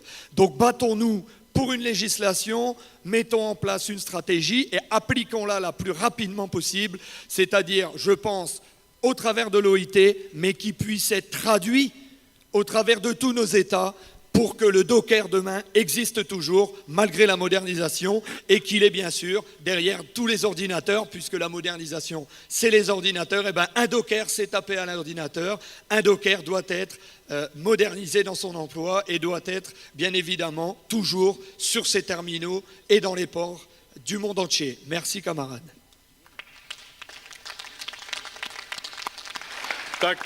Tack broder. Då är det Sudhakan Rapray och därefter är det Leonidas Morales. Varsågod. Namaskar, respected Dias, Sharon, and I belongs to Mumbai Port Trust Dock and General Employees Union, led by late Dr. Shanti Patel. So I thanks the ITF Delhi and ITF London to include my leader name in yesterday's the list of the disease last year. So I thank for that. My leader's name was included in the list. So talking about these dockers, our union is recently affiliated in this year, and we have been working in the docks. So we have got 11 major ports and 175 near about minor ports in India. So we are working in the Mumbai Port Trust, not only Mumbai Port Trust, in all other major port trusts, we have got the affiliates. And it ports now in a difficult condition in India, no doubt about it. You see, the multinationals are approaching in a big way in all ports with the help of government. Government is indulging them and allowing them in the ports to function. As a result, our regular strength, our regular workers are jeopardized. Their fate is in a stake. No doubt, our union is fighting for that. We are not only afraid about this privatization. We have got 150 laws in India to safeguard the interest of workers. But here, they are not implementing the laws. That is the difficulty. In privatization, we have got our Regulation Abolition Act, Contract Abolition Act, but these provisions are not followed. Ultimately, in all major ports, they are indulging the private contract workers.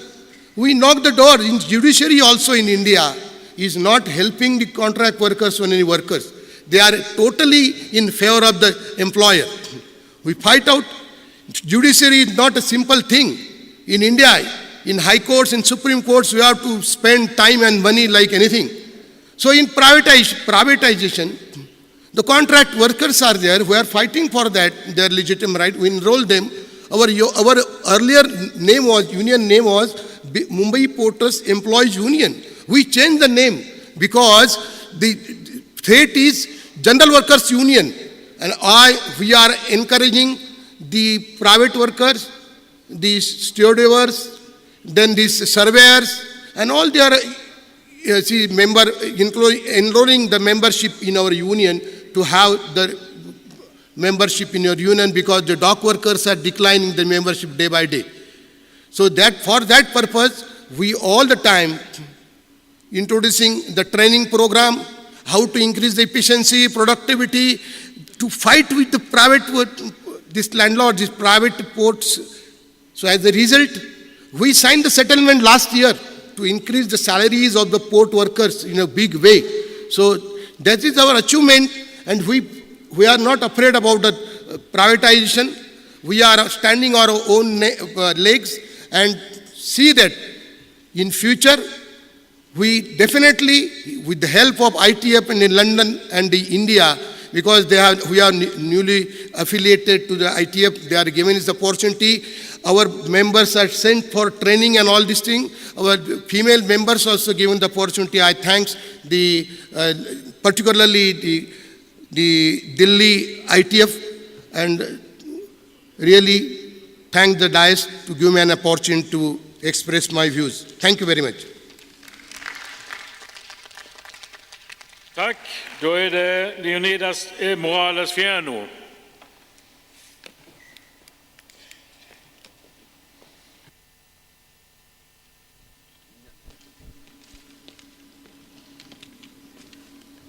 Buenos días, buenas tardes, compañeros, compañeras.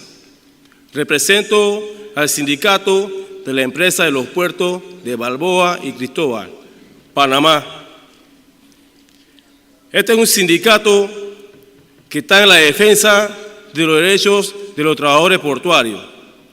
El secretario general de este sindicato se llama compañero Alberto Ochoa.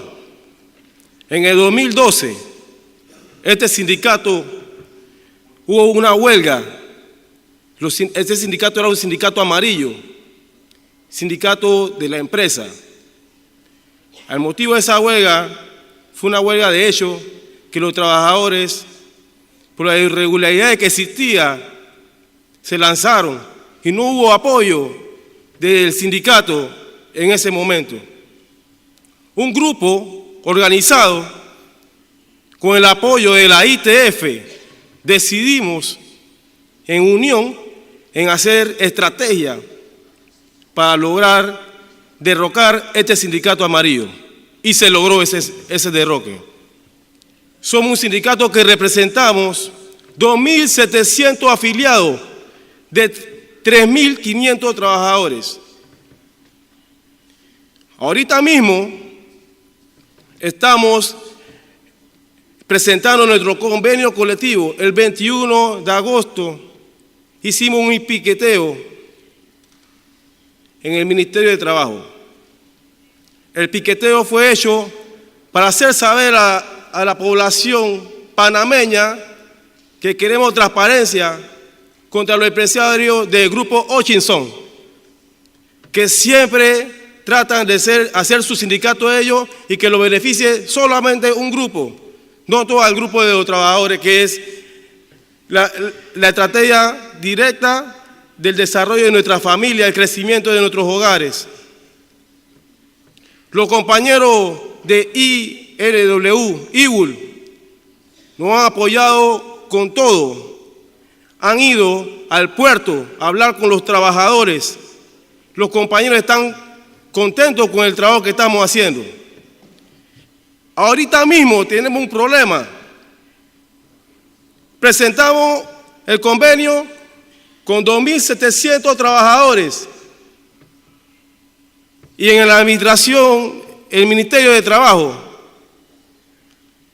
lo que han hecho es que nuestros afiliados están apareciendo al sindicato amarillo. Queremos el apoyo de todos ustedes, compañeros portuarios, a esta lucha.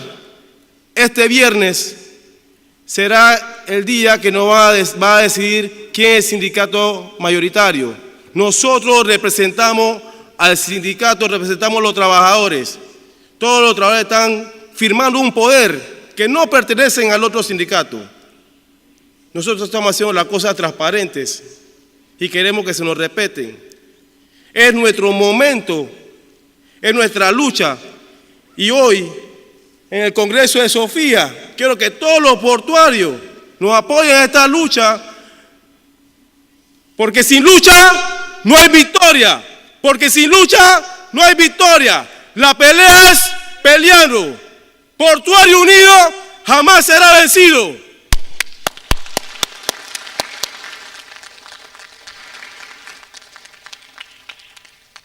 Tack Broder. Då var det den sista talaren på de här två punkterna, dagordningspunkterna när det gäller kongressens temadokument och vårt 4-åriga arbetsprogram.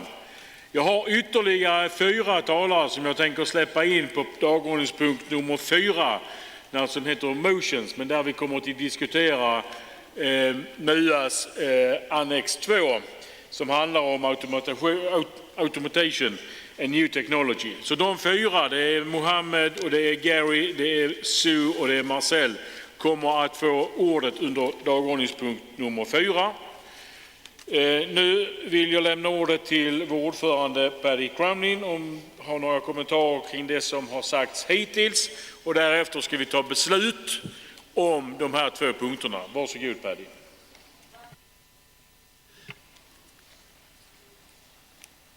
Sharon's document captured the response to many of the comments. We have to be careful. A lot of the comments are about individual dock workers being under tremendous pressure and calling on solidarity from other unions, particularly bigger unions, that are stronger.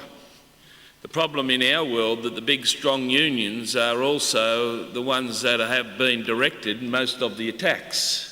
The MUA, the ILW, the Belgian unions, Nick Stam's union, FNV, ILA, you go on and on, Zenko Cohen, I don't want to leave anyone out, but the strong unions are under particular attack because they know, the employers, the international employers, particularly the ship owners that are in cahoots with the global national terminal operators, and in the case of APM, they are an international ship owner, know that if you break the back of the GNT, Global Network Terminal campaign, they can do what they want.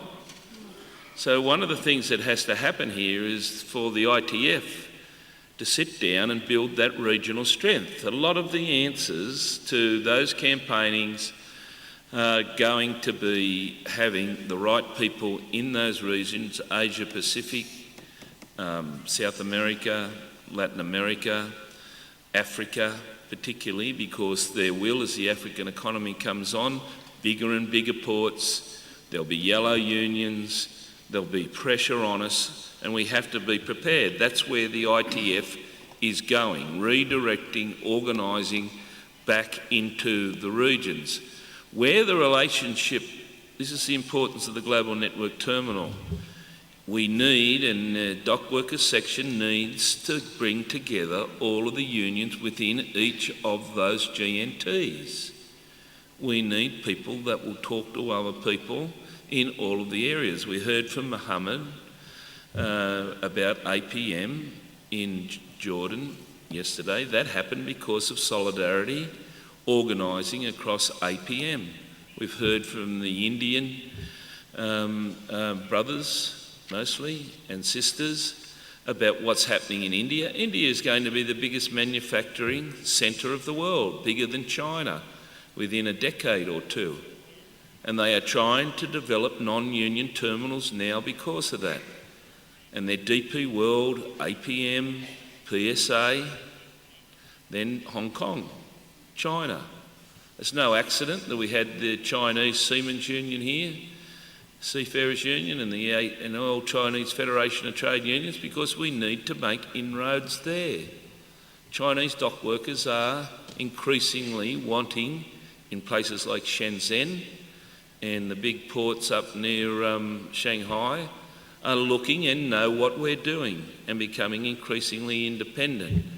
So a lot of the business of the next 4 years will be strengthening those GNT formulas. Of course, not everybody is in a global network terminal operator. Sometimes we wish they were.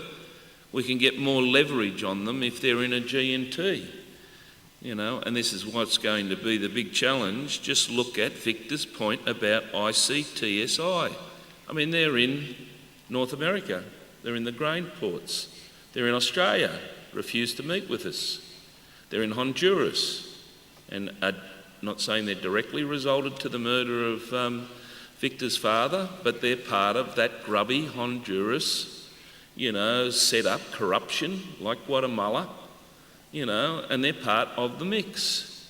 So again, a lot of the work has to be, and for any of the members here for the first time who think, and there are members in our unions that say internationalism is irrelevant, it's taking us away from the real issues. We constantly debate those things in Australia and in the ILWU and the ILA.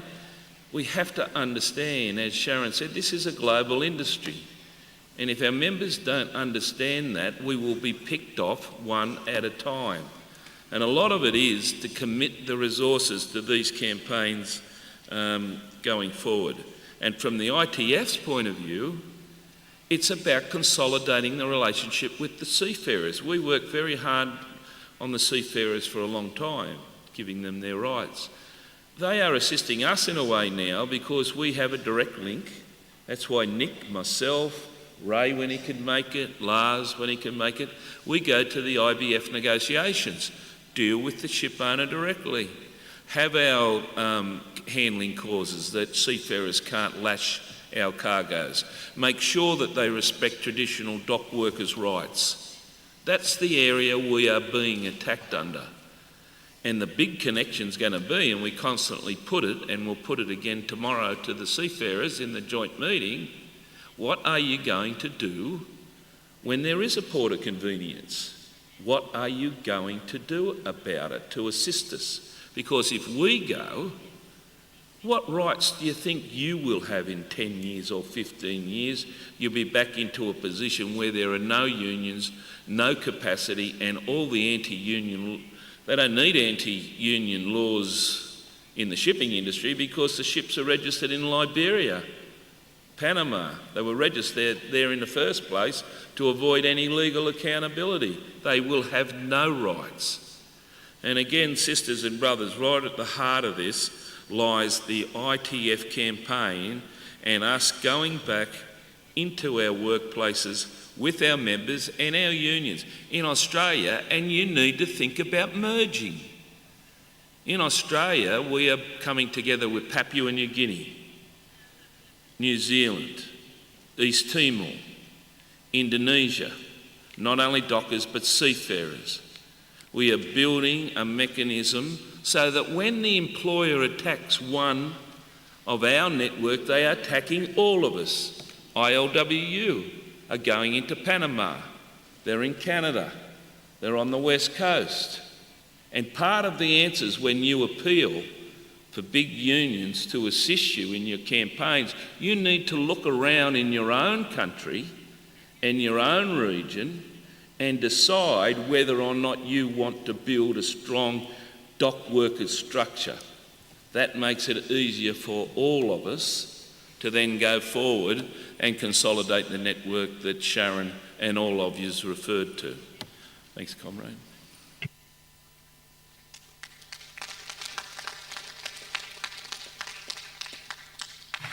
Tack Paddy och tack för en bra debatt. Vi är nu redo att rösta om först kongressens huvudtema och därefter om det 4-åriga arbetsprogrammet, om vi ska anta dem som de är förelagda. Och jag frågar om mötet då kan godkänna kongressdokumentet.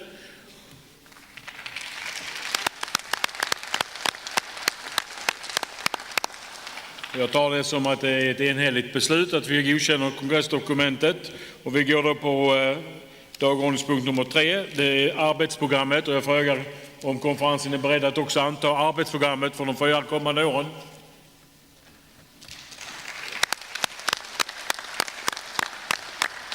Tar också det som ett enhälligt beslut. Då går vi på dagordningspunkt nummer 4 och det är ju då rubriken motioner, och det finns inga motioner som är inkomna som ska behandlas speciellt utav vår konferens. Däremot så har vi då det som vi har diskuterat lite kring, nämligen automation och den annexet som finns i dokumentet som har inlämnats av Maritime Union of Australia. Och jag har 4 talare som har begärt ordet med anledning av den diskussionen vi nu ska ha kring detta. Och då börjar jag med Mohammed Matela från Jordanien och därefter Gary Keane från MUA i Australien. Så Jordanien, Mohammed Matela först från Jordanien. Varsågod.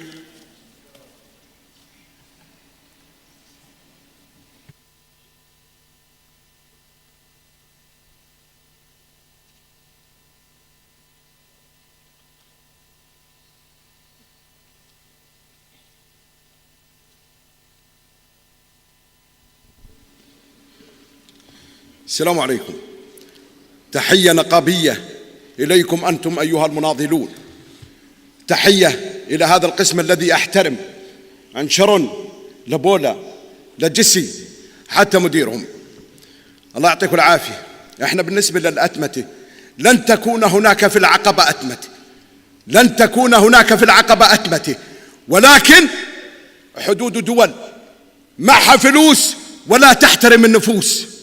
قطر، الإمارات، السعودية، هذه من تهددنا في الأتمتة.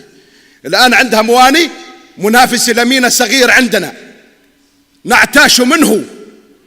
لن تكون عندنا أتمتة، ولكن هذه الدول هي من عندها أتمتة، تملك المال وتملك النفوس، ولكن تحكم حرية الفرد. هناك حتى الهوى عنهم محجوب في هذه الدول، ليس هناك حرية للفرد أبدا. الحمد لله الذي لا يوجد عندنا نفط. الحمد لله الذي لا يوجد عندنا نفط، حتى لا تكون هناك عندنا متاعب. نستخدم عمالة وافدة ولا نحترم منهم أحد. أين هذه الدول التي لها عمالة عند هذه الدول؟ هذا ما نقول. إن كانت هذه الدول لا تحترم، يجب نحن أن نحترم. نحن الدول التي لنا عمالة عندهم. أوليس كذلك أيها المناضلون؟ نحترم عمالتنا التي تعمل عند هذه الدول. لا يعمل لا القطري ولا السعودي ولا الإماراتي يعمل عندهم هناك عمالة وافدة.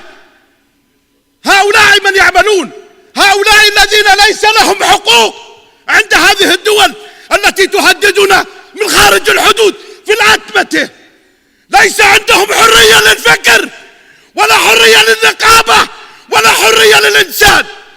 هذه الدول التي تهددنا يا بادي، هذه الدول التي تهددنا في الأتمتة. لن تكون عندنا أتمتة. نحن نقابات قوية، وكان لنا الدعم من خلال هذا الاتحاد القوي الذي نحترم. اتحاد ITF حروفه نحترمها، من الآي للتي للأف. هذا الاتحاد نحترم، ولكن هذه الدول لا نحترمها أبدا. يجب عليكم أنتم أيها المناضلون، من كانت لكم هناك عمالة وافدة في هذه الدول، أن تكون لكم وقفة احتجاجية حتى تحصلوا على حقوق عمالكم، حتى لو تكونوا تمثلوهم. ولكنهم من عندكم، من عند هذه الدول، في دولة لا تحترم لا حقوق للمرأة ولا حقوق للعامل ولا حقوق لأي إنسان. لا يهمها إلا جمع الفلوس من باطن الأرض ومن على الأرض. هددتنا في الطيران، هددتنا في السفن، هددتنا في النقل، هددتنا في كل شيء. هذه الدول الثلاثة التي لا أحترم عليها.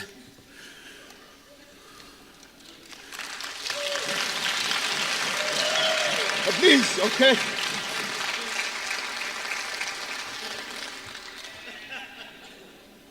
هاي الدول، هاي الدول.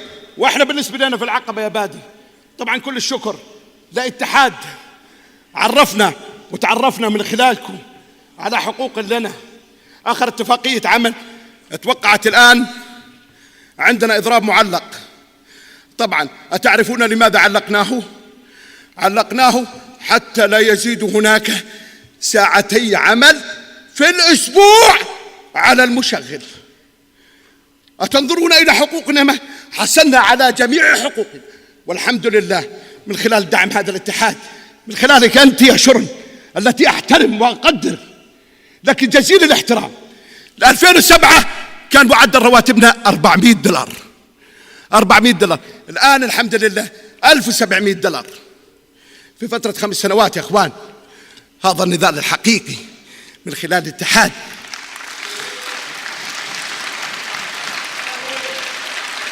شكرا يا بادي، شكرا يا شرن، شكرا يا بولا، شكرا يا جيسي، شكرا لقسم ITF ككل، وشكرا لكم أنتم أيها المناضلون. كل الشكر، والله يعطيكم العافية. ITF strength. Okay. Thank you.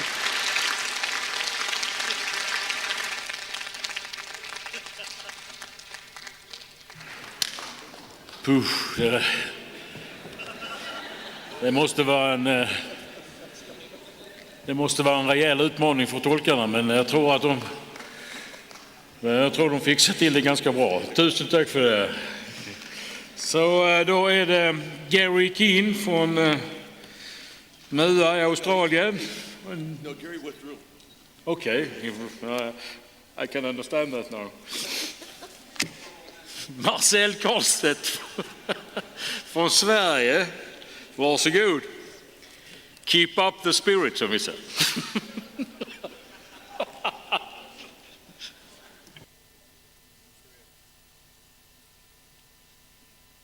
Hallå. Jag ska ta det här på svenska. Det blir inte lätt att matcha detta, det kan jag ju säga. Men alltså det blir bara dumt om jag ska säga, men jag måste ändå säga det. När det gäller Sharons program som hon hade gjort när det gäller automation så finns det ju en viktig aspekt på det där.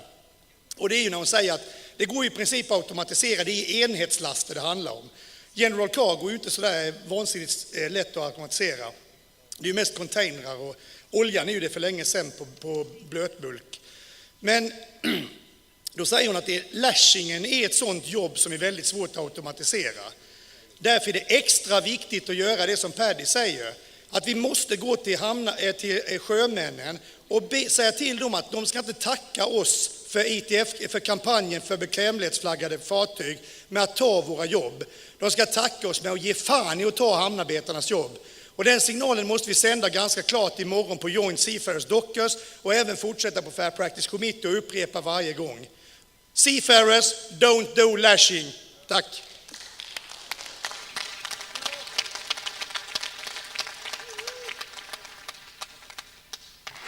Tack ska du ha för det, Marcel. Då är sista talaren Sue Virago från MUA. Varsågod.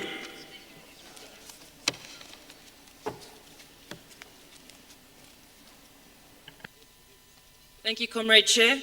I'd be happy to take Gary Keen's 3 minutes and add it to mine then.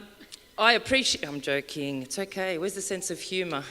I appreciate also our Arab brothers' enthusiasm for anti-automation. I come from DP World in Australia and we are the next DP World terminal to be automated.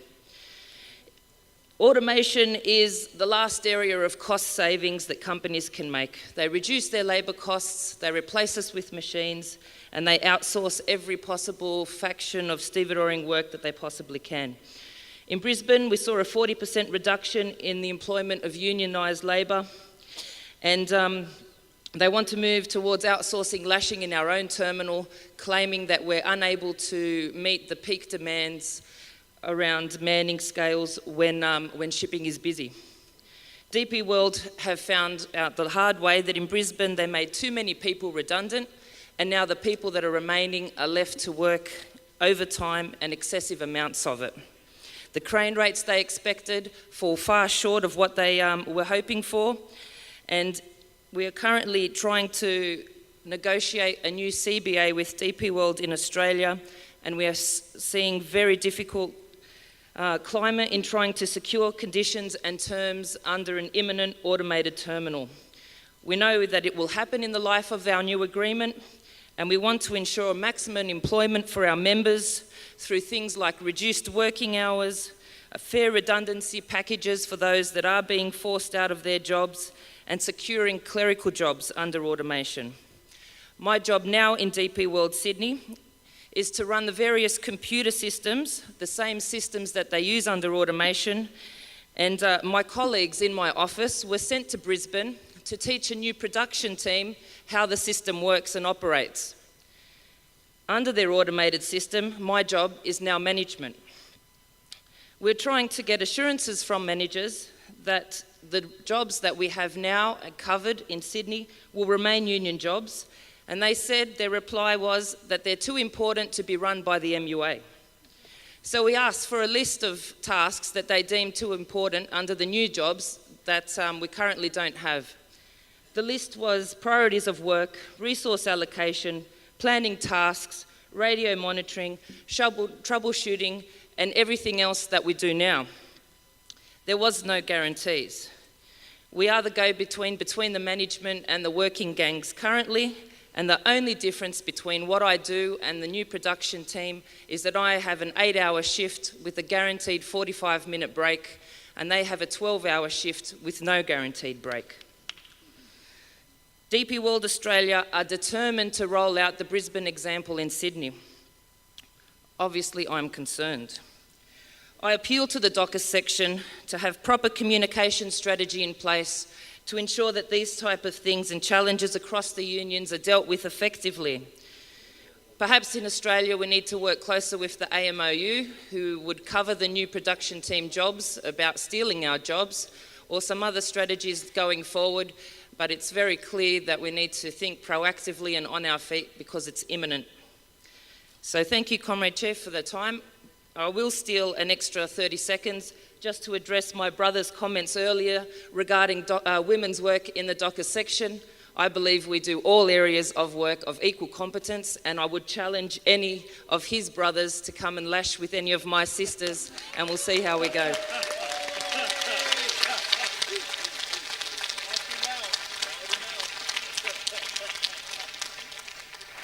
Tack syster för det. Då är det ett par ord från Paddy.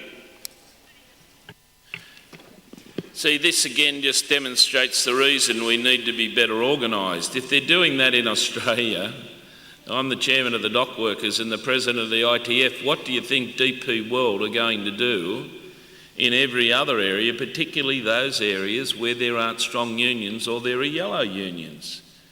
And, you know, I appreciate what Mohammed's saying, but automation is here. Automation's been here since containerisation. It's how we deal with automation that is the critical issue. Any job created should go to the union. If it is a proper sort of a job, there shouldn't be outsourcing. We need to fight about those things. But of course our movement gets segregated, and the laws of Australia, we have a government that's trying to break the Maritime Union of Australia. And many fronts, because if they go and get the strong unions, the weaker unions become easier, and that's exactly the same with the ILWU. So we have to be strategic. And again, I'll just refer you back to the comments before. It is the role of the ITF Dockers section to properly map DP World, APM, PSA, Hutchinson, ICTSI, where we've got GNTs, to identify what is going on, what is best practice, what is worst practice, to have a communication network so that we can exercise influence in Dubai. I go to Dubai three times in the last 12 months to indicate to them that if they didn't have a union workforce in Gateway in London, then we were going to mobilise internationally to do that. And we got through the gate at Gateway. Not as much as we would like, but the process is turned around. Australia, you know, is the next issue. We need to fight. We will fight around those issues, and we will get an outcome about it. But again, to the dock workers section, it comes back to Nick's point. We need to have the practical tools, all of us, on a day-by-day basis so we can map what is going on and develop the strategy. Part of it is the institutional mapping of who owns these companies. In Australia, DP World isn't owned by Dubai, Arab Emirates. It's owned by a big bank and an infrastructure company, whose name just Citibank Infrastructure, in the United States. One of the biggest institutional investors in Citibank Infrastructure. DP World just manages the facility, they don't own it. One of the biggest investors in Citibank Infrastructure are the big pension funds in Canada. Workers' money investing in international infrastructure, who are then working out, in this particular case, a process of semi-union busting, at least in the area that Sue indicated, and the same the other way round. If we're going to be successful in translating the inevitable automation into the next stage of international union dock workers militancy, we need to deliver as a priority in the work plan those tools and make them freely available and assist those affiliates in using those tools before we are automated. And they're we know what's going on in Rotterdam, and we know what's going on in Belgium just a matter of miles away. There is a different approach. We need to identify and get out there and say, automation in this instance is exactly what Sue said. It's not a faster box rate, it's not a faster can rate, it's not a faster container rate. They have breakdowns, there are still stoppages, ships are going off their windows. The only issue it was about is not saving money. They spent $1 billion or $500 million to get rid of workers and put in machines. They will never get that money back. It is a bad investment. It was only done to take human beings away. Now, these are sophisticated arguments that need sophisticated research, and they need an ITF that is going to give the affiliates the resources so that they can go and challenge things like shareholders on the issues. That's the 4-year plan. Thanks, brother. Tack Paddy för de orden, och vi kan då konstatera att på dagordningspunkt nummer 4, motions, så har vi då diskuterat alltså det tillägget som finns till huvuddokumentet, och det har vi som sagt redan godkänt. Och det som är bra med det här tycker vi naturligtvis att man har med det som ett tillägg i huvuddokumentet, att lyfta upp den här oerhört viktiga frågan om framtiden och hur man ska se det. Då tackar jag er så mycket för den här diskussionen, och vi lämnar då dagordningspunkt nummer 4. Och så går vi då till den viktiga dagordningspunkten nummer 5, och det handlar om val. Och det handlar om val till ledarskapet i sektionen, och vi ska då välja en ordförande. Vi ska välja en förste vice ordförande och en andra vice ordförande. Dessutom ska vi välja en kvinnorepresentant till vår sektion och en ungdomsrepresentant. Och då är det så att vi då har då fått in nomineringar, och vi börjar då med valet av ordförande för sektionen. Och vi har fått in en nominering så här långt, och det är Paddy Crumlin. Är det några andra nomineringar? Så är det inte, nej. Kan vi då välja Paddy Crumlin till ordförande för sektionen?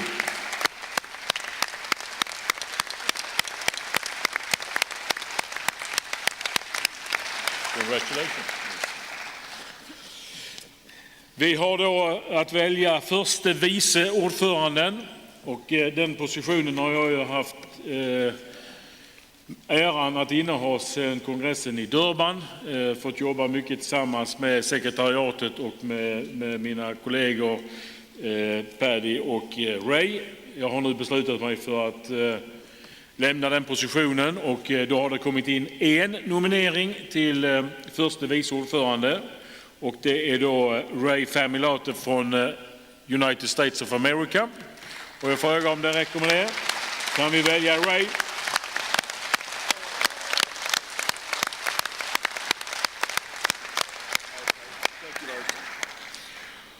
Sen ska vi då välja, som ni känner till givetvis, så har Ray varit andra vice ordförande i sektionen ett antal år.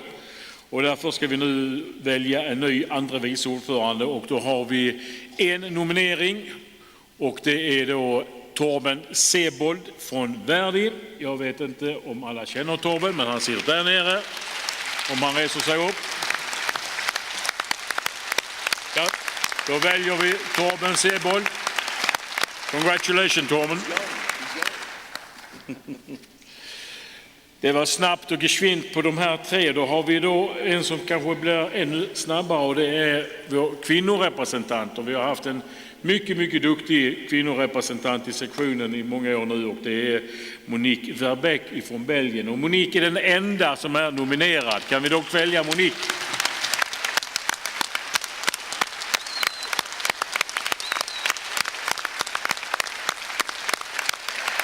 Tack. Gratulerar Monique. Och sen har vi då ytterligare ett val, och det är då ungdomsrepresentant. Och då har vi ett nominering, och det är då Anthony Daly från Panama. Anthony här.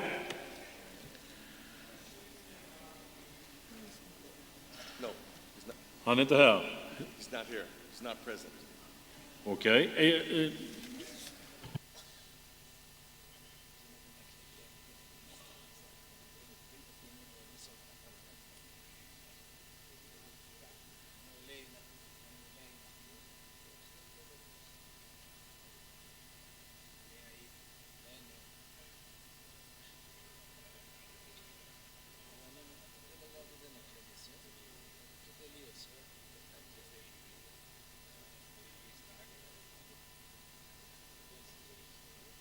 Okej, jag får nog information om att han är inte närvarande i Sofia på grund av arbete hemma i Panama. Men han är också den enda som är nominerad. Och jag har också blivit informerad om att trots att han inte är på plats så har sektionen möjlighet att välja honom. Och därför frågar jag om det är så att sektionen också väljer Anthony Dallaire till ungdomsrepresentant för sektionen.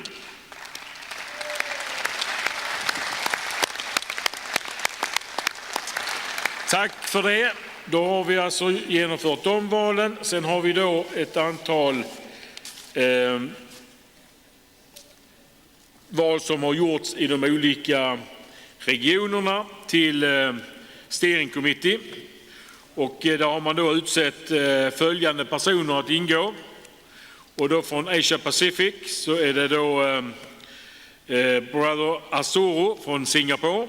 Det är Joe Fleetwood från Nya Zeeland. Det är Kinchino Itoya från Japan och det är Hanef från India.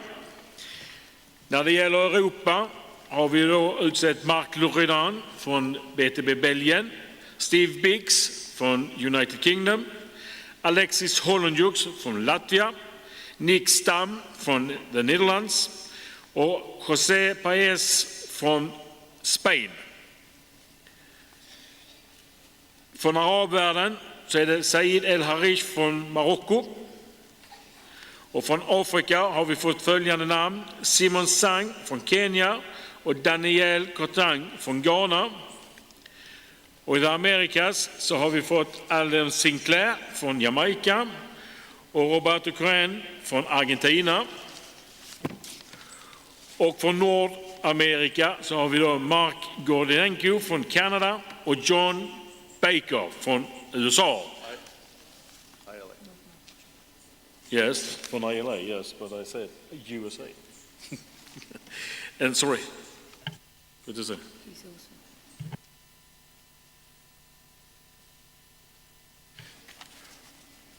Man avbryter man lite för snabbt här va. John Baker, USA, som också är North American Chair, Regional Chair.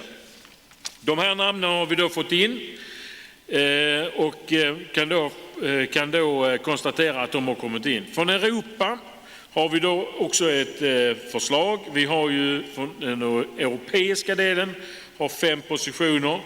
Vi har dock en förfrågan eller ett förslag att vi ska lämna observatörsstatus till Doctors Union of Russia. De är inte idag medlemmar, inte idag i ordinarie steering committee, men är en oerhört viktig och växande fackförening i Ryssland. Och därför så föreslår vi att vi också kan ta med dem som observatörer till kommittén. Kan vi besluta enligt det?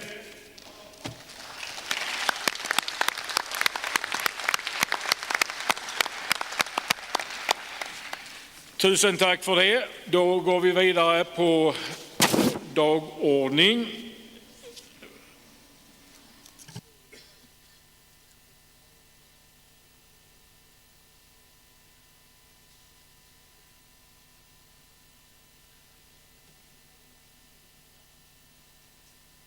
Och sen så ska vi också bara presentera the list of the elected regional officers. Och det är då följande som har blivit valda till de regionala. Jag har redan nämnt min vän John Baker som är regional ordförande i Nordamerika. Vi har Afrika Arab World. Där har vi Judith Abuka från Kenya som är ordförande. Vi har Asia Pacific. Jong Soo Chi från Korea. ETF Docker Section har vi Terje Samuelsen från Norge. Och i Latinamerika har vi Mayo Oragando Fernandes från Brasilien. Och det är då de tillsammans med John som är de regionala ordföringarna. That's it. Då så är vi färdiga med dagordningspunkten nummer 5. No problem. Då är vi färdiga med dagordningspunkt nummer 5 och vi går in på dagordningspunkt nummer 6, Any Other Business, och jag har Sharon har begärt ordet. Varsågod.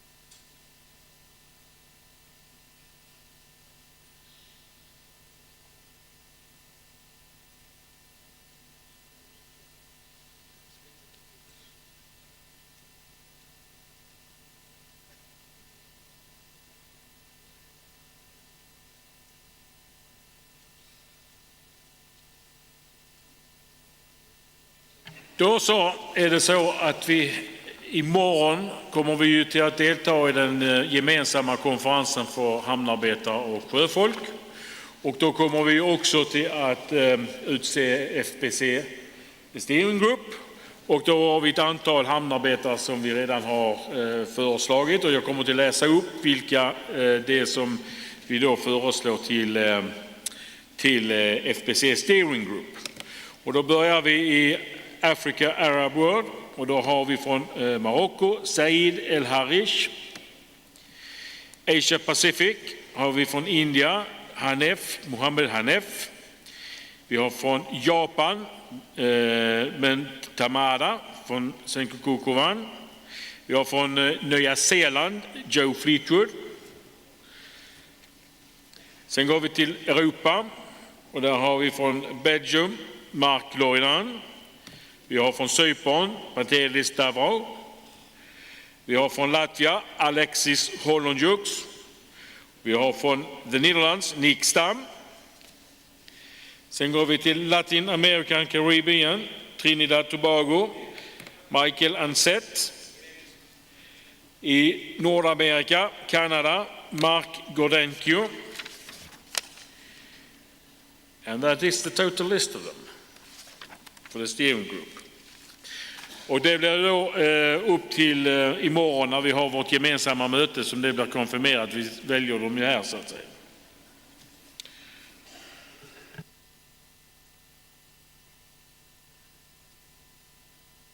Då så lämnar jag ordet till Sharon för en kommentar på dagordningspunkt nummer 6, Any Other Business. Varsågod Sharon. Thank you, Chair. Brothers and sisters, many of you, of course, know Paula Hamilton, who's the Assistant Secretary of the Dockers section. What I wanted to just inform you about is the fact that Paula has been working with Unite in the United Kingdom to develop what is really a pioneering project for the ITF, building industrial hubs around ports in the UK. And as a result of this work, which has become cross-sectional, Paula will be leaving us for 3 years to join another team in the ITF that works on supply chains. So really just to inform you about this, to thank her for all the work that she's done for the section and to express appreciation. She's only going on a 3-year secondment, so she will be leaving us for 3 years. And really to express appreciation for the work that she's done and to wish her luck.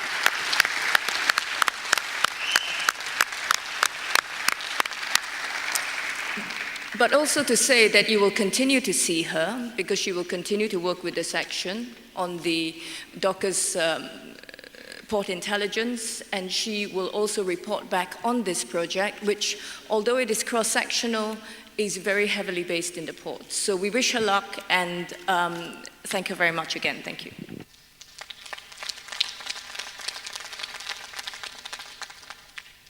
Tack så mycket. Då har jag ytterligare en talare på den här dagordningspunkten Other Business, och det är Mayo och Fernandes. Mayo Fernandes, varsågod.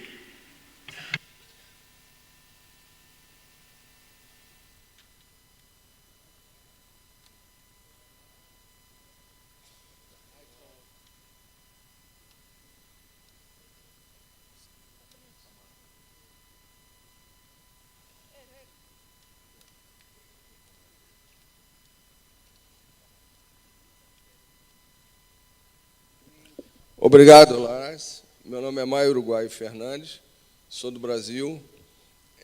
Primeiramente, eu gostaria de parabenizar aos companheiros Paddy, Lars, Rei, Sharon e seus colaboradores pelo trabalho executado nesses 4 anos que passamos desde o Congresso do México até agora. Um excelente trabalho que eu presenciei em muitas reuniões, acompanhei e parabenizo a todos vocês. Desejar aos 2 companheiros que estão substituindo agora, juntamente com o Paddy, Saren e os colaboradores, um trabalho muito efetivo em prol dessa nossa política que estamos implantando hoje nesse Congresso. Temos muito trabalho, muito trabalho contra esses GNTs. Isso é um terror para nós todos. Conforme algumas palavras aqui nos assustaram, no Brasil, apesar de termos uma lei que é um pouco favorável ao trabalhador, sabemos que vamos ter alguns problemas futuros, porque EPM, DPO estão entrando no nosso país com muita força. Porém, temos uma garantia legal de que os sindicatos é que têm que representar os trabalhadores portuários, os sindicatos de portuários. Então, gostaríamos de passar para vocês que, através dessa lei, no Porto de Itajaí, que temos a APM, os sindicatos já assinaram um contrato coletivo. E no Porto de Santos, que a EPM entrou tem mais ou menos 1 ano e meio, os sindicatos estão negociando para que seja concluído alguns trabalhos. E conforme o companheiro Zé Adilson falou, existe uma comissão a nível de governo federal para tratar desse assunto. Esperamos que, se ambas as partes cumprirem a lei que foi aprovada ano passado, poucos problemas ou até nenhum problema teremos no Brasil a respeito desse assunto. Mas nos permaneceremos solidários a todos os companheiros nessa luta e também a ITF no seu trabalho. Sabemos que a ITF pode fazer muita coisa, mas que a ITF depende principalmente de nós, de nossas informações exatas, informações corretas, para que os trabalhos sejam bem elaborados e executados. Muito obrigado a todos.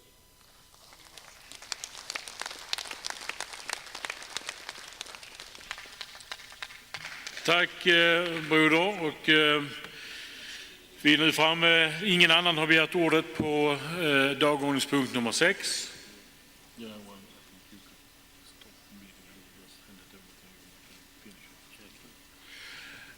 Så att vi är nu på väg att kunna avsluta det här sammanträdet. Jag vill passa på egenskap av att acting chair vid det här sammanträdet att tacka tolkarna för ett fantastiskt jobb och också tacka er alla för en bra debatt. Men jag tycker vi ger tolkarna en stor applåd för det jobbet som de gör.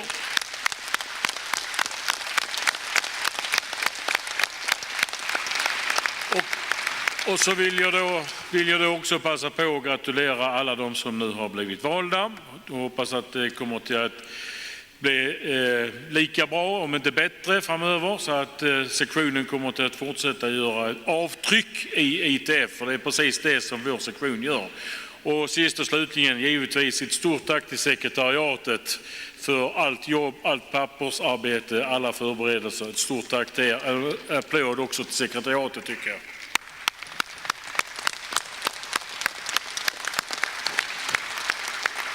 Och så lämnar jag ordet över till vår ordförande Paddy Crumlin. Varsågod, Paddy.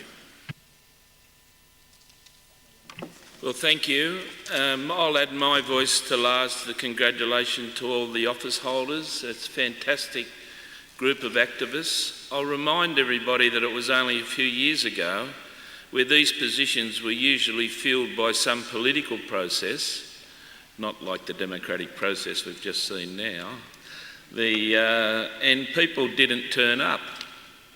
And quite often we would never see office holders at all. They were names on a piece of paper. And of course in those days was at the time when the Dockers were at its lowest resources. And if we went to an FPC meeting, quite often chairman of the seafarers just dominated and would do the whole business, and Dockers were put in a secondary position. And we made a conscious decision that we would elect people that would turn up and do things.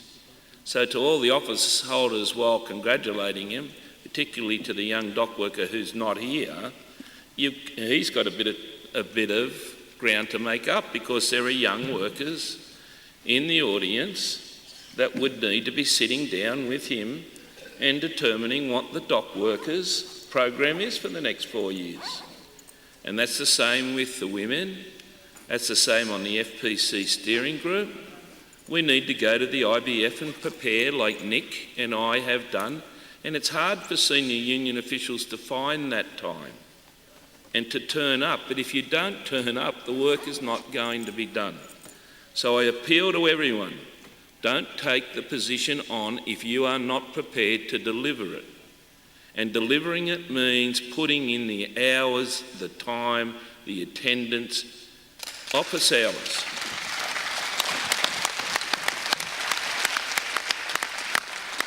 Developing the program, working with the regions, working with London, and delivering an outcome. And I know that will happen. Finally, I'd have to just acknowledge Lars and I have been in a long partnership of reform of the ITF, together with firstly Bob McElrath, and subsequently with the pressures Bob had as president of the ILWU. There was a decision, and the dock workers supported it for Ray to come into the Vice. We have been part of a long process of reform of the dock workers section. When we came here, the dock workers section was very divided. The IDC was a much bigger issue, and it's still an issue, but it wasn't an issue that enjoyed much coverage in terms of negativity, and it was accepted that the IDC now is part of our international network, and that we work together in things in Europe that weren't possible when Lars came to the podium, because it was one of the countries where there was a severe division between IDC and ITF in Gothenburg.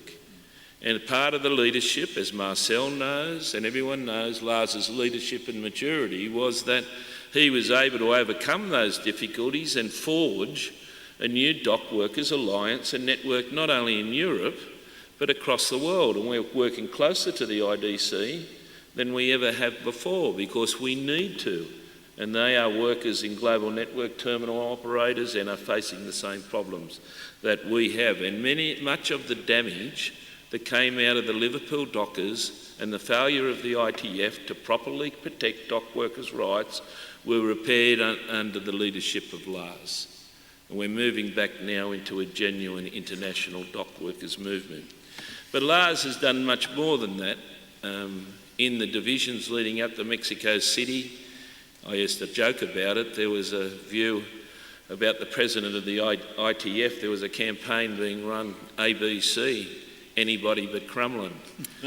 And a number of people were approached to stand for the presidency, merely because they thought, to create an alternative to having a pretty brash and vulgar Australian up there, and Lars was one of them. Lars and I have been great comrades and friends, but that is a wonderful recognition of trade union leadership, and I'm humbled by it as the ITF president, and something that Lars deserved. But because, and again, this is the measure of our family, that Lars stood aside. And it would have been, I think if Lars decided to stand, then I probably would have stood aside. We discussed it. He had a Cohiba. and I had one too because of our solidarity with Cuba. We have a particular solidarity with Cuba when it comes to Cuban cigars as well, but again, you know, the fact that Cuba is a part of our family and the network of our family was because of Lars and I and others, Bob Crow, and our determination to build as wide a transport and dock workers network that Lars determined not to nominate. See, this is a real, and subsequently became the ETF president. As I said, two dock workers that hold down these extraordinary positions in the World Trade Union movement at a critical time, not only for transport workers, but for all workers. So I just want to have the minutes record, maybe none of some of those more controversial and internal things, because division of what happened in Mexico City is behind us, but the friendship and the solidarity, both personal and inside the dock workers family, has never been greater than this guy. And it was the same with Bob and all of you. You know the quality of Lars. He is matter of fact. We always laugh. We have two very different styles of chairing. Lars is one who just gets through the business in the most officious way, but he sometimes says to me in the chair, "You're judge, jury and executioner." So we do have a different approach to it, and complementary, and as I indicated before with Ray, we are a partnership, and I no doubt now Torben is here with a young German, with the importance from Verdi, with his energy and his enthusiasm and his leadership, that he will bring his own qualities and personal qualities that will greatly enrich this period of great historical development within our movement. So again, Lars, you know, Lars has tremendous responsibilities within the trucking industry. His ability, and the dock workers in Lars's, the Swedish Transport Union, is a relatively small component. His ability to forge that commitment has got a lot to do with the direction of supply chain building the big intermodal power, making sure that there are effective unions that look after each other all the way down the freight line. I know as ETF president and the continuing consolidation of his leadership, international leadership, we can only look forward to bigger and better things going forward. But you are our comrade and our friend, and on behalf of all of us here and the many international working men and women of the dock workers and those that are not, that rely on dock workers' power, I want to congratulate you and thank you for this contribution, Lars. Thank you very much, brother. Thank you. Thank you very much.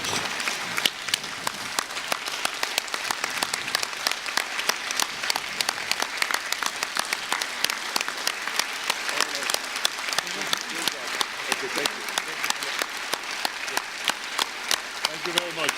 Thank you. All right, so you can record anything. Yes. Paddy, tack för det fina erkännandet som du har gett mig i det här talet. Jag är både glad och stolt över att jag har haft möjlighet att få jobba med hamnarbetare. Man lär sig en hel del när man har att göra med hamnarbetare. De är inte speciellt tålmodiga och det ska gå snabbt och man har ganska klara visioner vad man vill och vad man tycker. Och vi kommer givetvis inte att lämna hamnarbetarna som sådant, utan jag kommer att vara med. Jag har blivit nominerad till att sitta i ITFs styrelse och kommer till att förhoppningsvis vara med i ITF-världen också framöver. Så än en gång ett stort tack till dig, Paddy. Ett stort tack till alla er jag har fått vara med och arbeta med. Och så förklarar jag det här mötet för avslutat. Tack ska ni ha.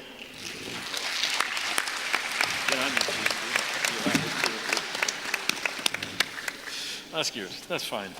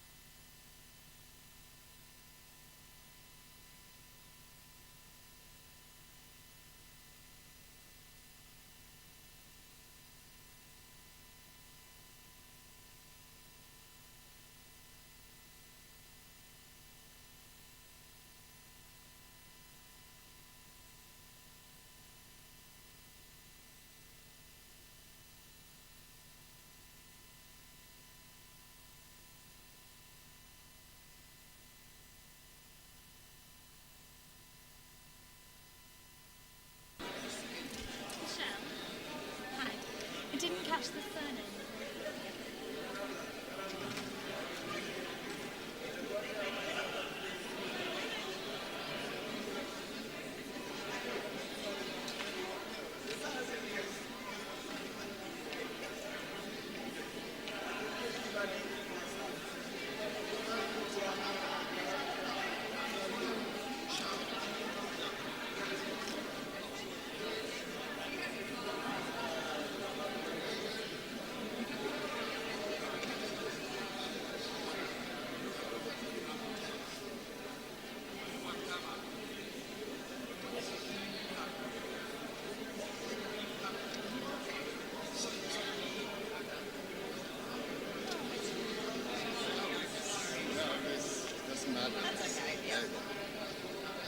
Come on.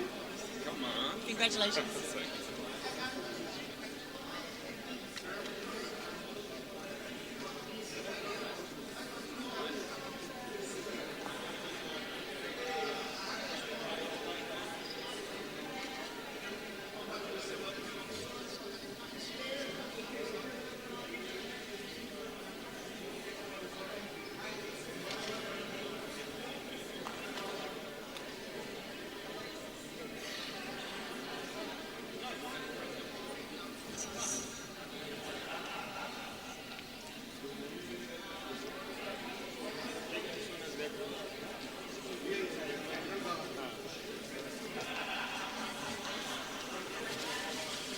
Bag and baggage.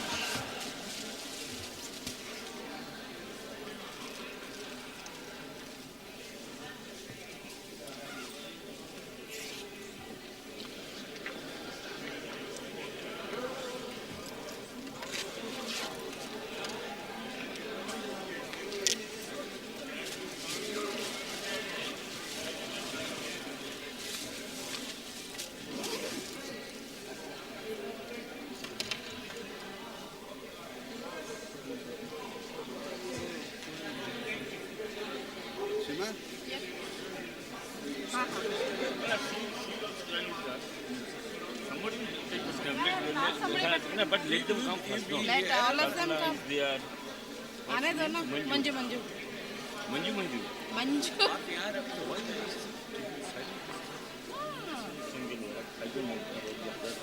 नहीं नहीं I have some points. I'll take it tomorrow. Tomorrow.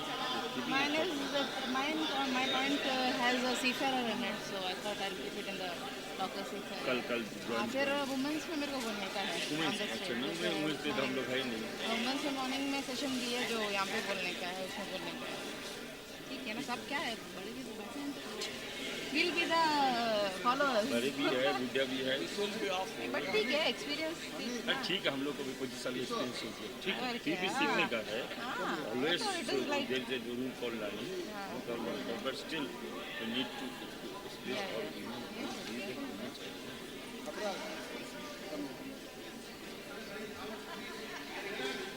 Of हो जाएगा ये. Background will be of.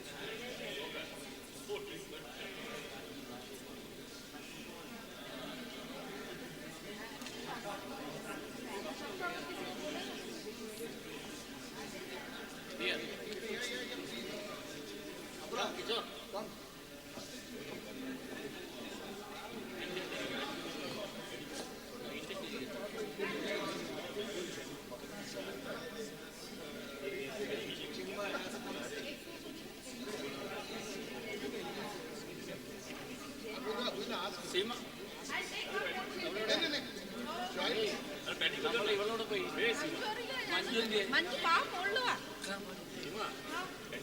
അതൊക്കെ അവിടെ ഇരുന്നോണ്ട് ഞാൻ അവിടെ വെച്ചിട്ട്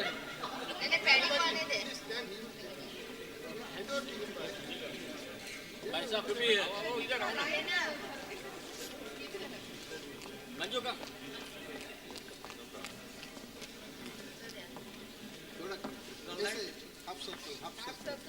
Otherwise, ladies will sit. No. There are some. Ready?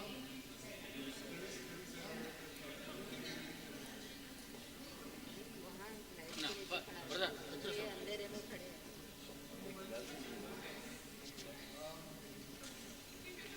Microscope के लिए भगवान लग रहा लाभ करा ये किसका था किसका था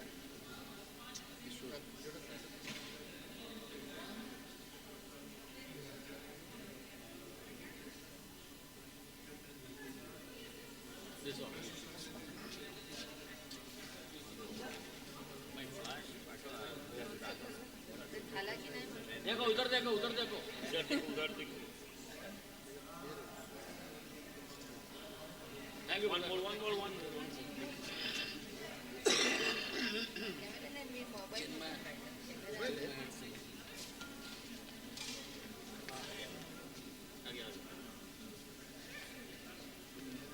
Chinmoy ka pet.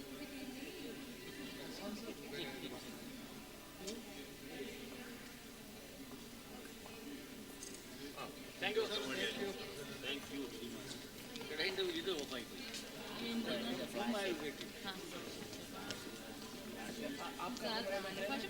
देंगे ना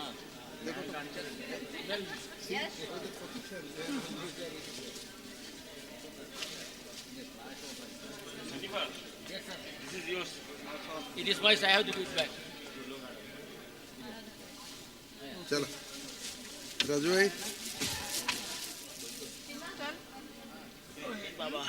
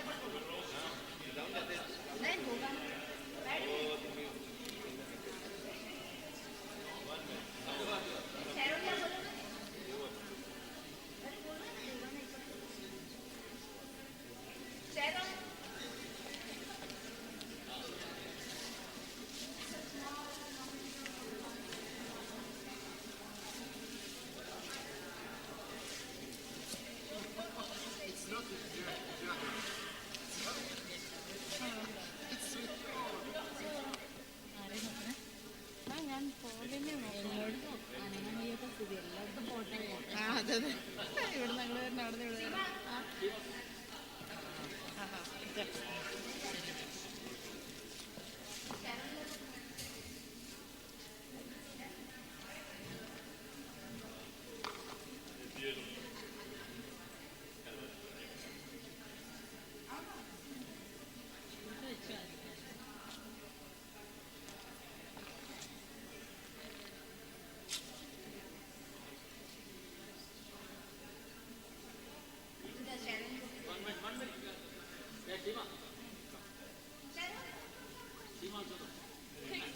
Take one with Paddy first.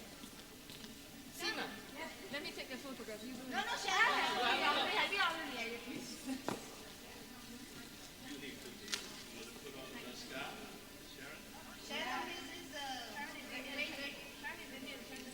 Sharon is Indian, yes. This is from my for the success of slavery.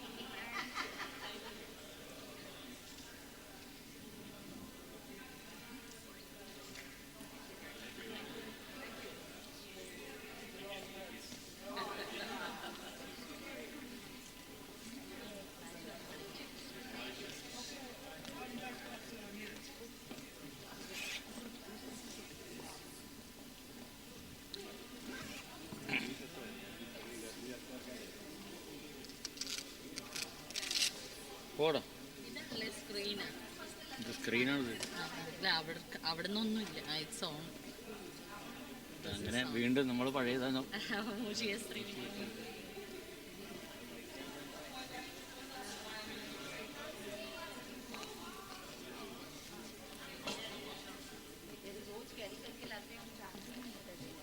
का समझते में आता है ऐसा झालं होने के बाद देना चाहिए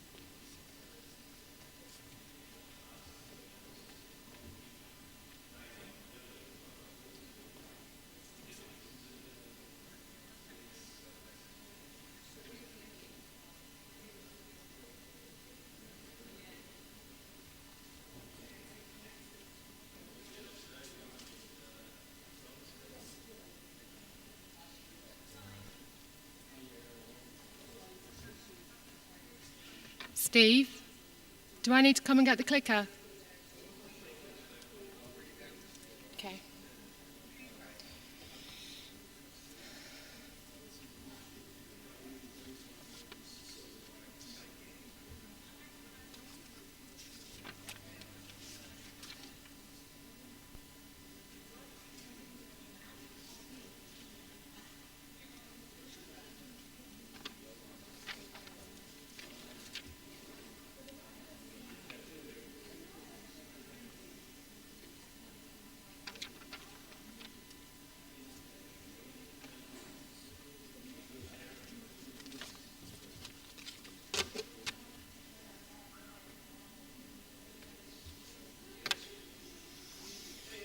Yep, it's on the screen. Sorry, I didn't need to shout then, did I?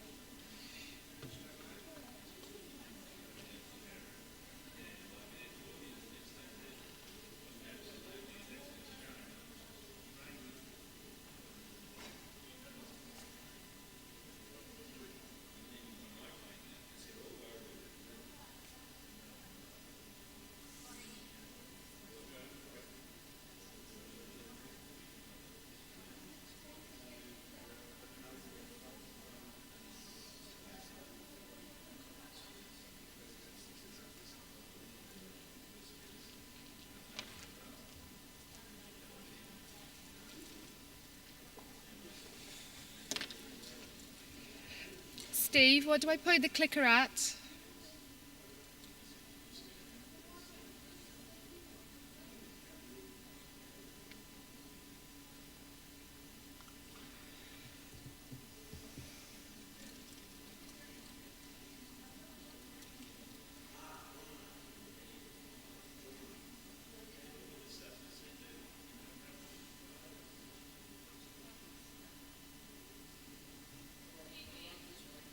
Pardon? It's on the TV.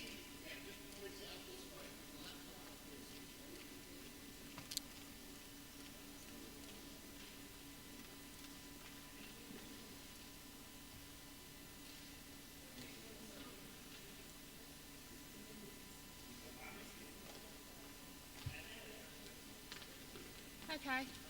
Yeah. So you'll be able to stand here. So just stand here and do it? And look straight ahead at it. Yeah. Click it, and it will be behind you. So it's going to be back there. What's going to be at the sides? The sides are used for the cameras and the other stuff. They Cool. can't project on the sides, but they'll be right behind you. Perfect. It's big enough for them to see past you. Okay. So I'm going to speak a bit faster. Well, that's the interpreters then we get as well, do you? Yeah, now. Oh, right, yeah. Then Okay. I will do How long tomorrow. does it take? 25 minutes, but 15. Plus the film, because we've got to be out of here. Technicians have just gone on a toilet break, so they're working late tonight. They've got a fringe in here afterwards, haven't they? Yeah, what do we do about... Because we need to check the transition with the film more than anything else, don't we? Hey! Oh, okay. I will... We need first chance you get, I guess. Yes, I'll be finished in about half an hour. Yeah, thank you. And I'm in here if she's got a message, or just tell her to BBM me. Okay. Thank you.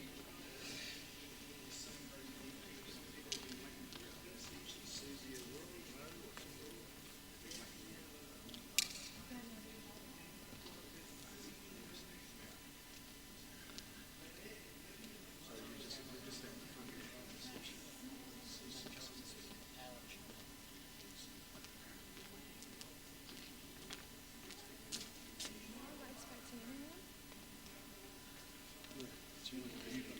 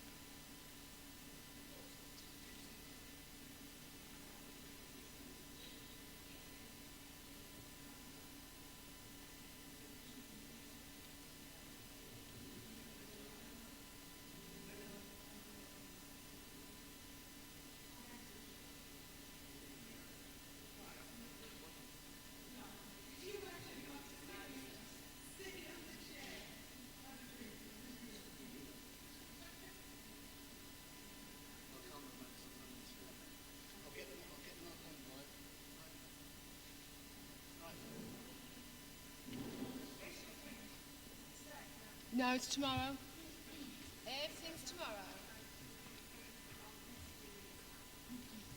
Hey, I'm just going to have a quick run through my presentation to make sure that everything's working. And I've also got my film just to double check that it's all fine. I should have done that. I just did. I ran out of time. Don't worry. Yes? Can't hear you? Oh.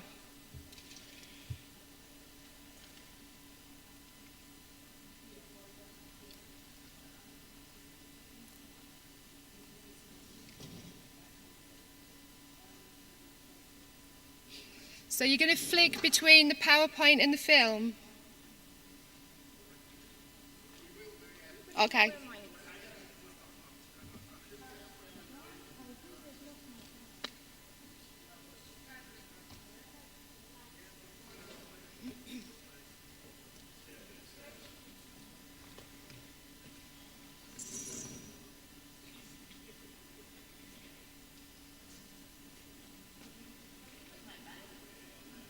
Don't know, Sharon? Yeah. Okay. 1 minute. Okay.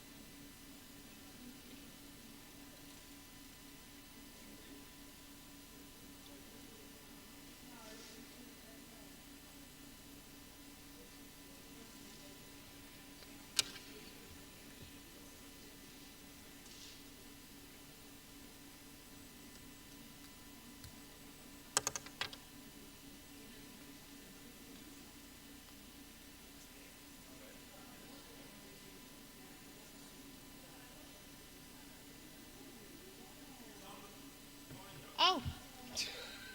Didn't see that. Okay, I'm going to run through it, but just very quickly. I won't do the whole thing, and we'll just check the transition to the film.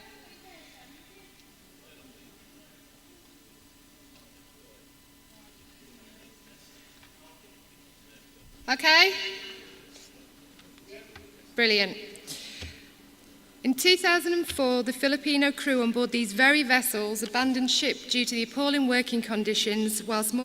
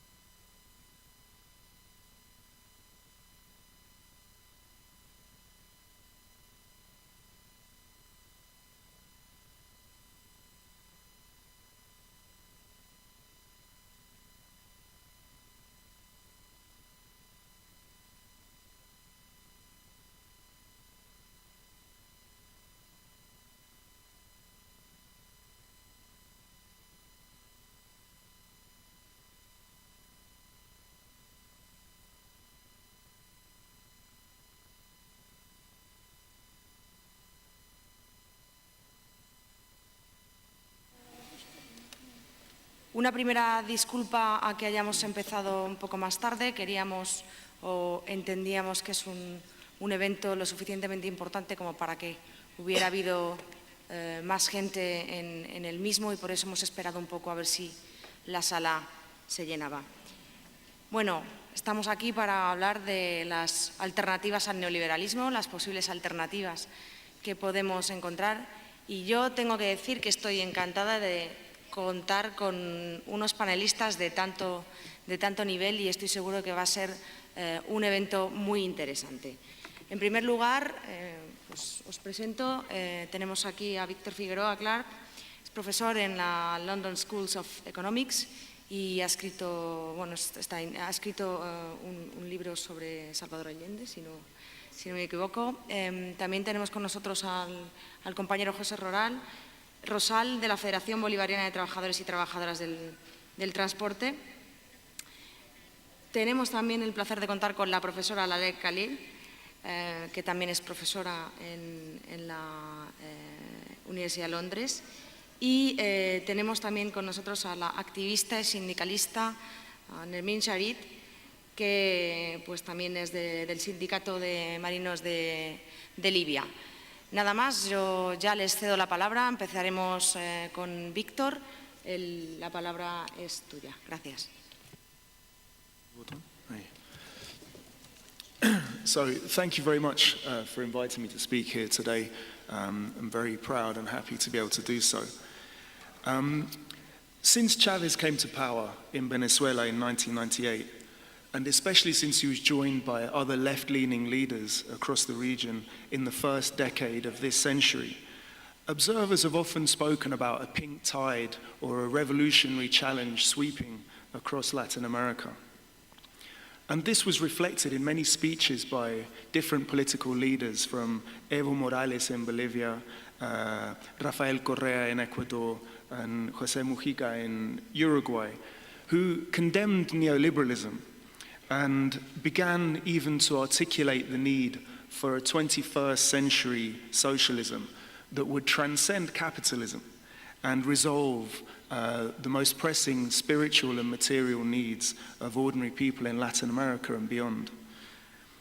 And at the same time, we've also seen leaders like Cristina Fernández in Argentina, and Dilma Rousseff and Lula before her in Brazil, or Michelle Bachelet in Chile, who participate in various regional initiatives such as the Bolivarian Alternative for the Americas, or UNASUR, the Union of South American Nations, and who helped to form a united front against neoliberalism and against US interference in Latin America, but whose policies at home do not seem to go as far as those in countries like Bolivia or Venezuela, and who to an extent are criticized because the international tone of their policy doesn't harmonize with the tone of their domestic policies. In fact, in places like Brazil, Ecuador, and Chile, we can see various forms of social unrest against these progressive governments, often from groups which are arguing for deeper social and economic transformations. And so this raises a question, which is, how does the challenge to neoliberalism at governmental level combine with the challenge that comes from social movements and organizations? And I think that the answer is that sometimes they are working together in sync, and sometimes they enter into conflict. And the basis for the contradictions between the two stem from some of the following factors. These left-leaning governments often exist in a complicated international situation where transnational corporations and right-wing governments dominate in both the economy and in diplomacy. These governments have come to power in different ways and face different internal coalitions for and against change. And the leaders themselves come from different political perspectives and have differing views on what is practical at various moments. And so these factors condition the freedom of action of government, but also the desire and the ability to take reforming action that aims to transform away from neoliberalism and in some cases even towards socialism.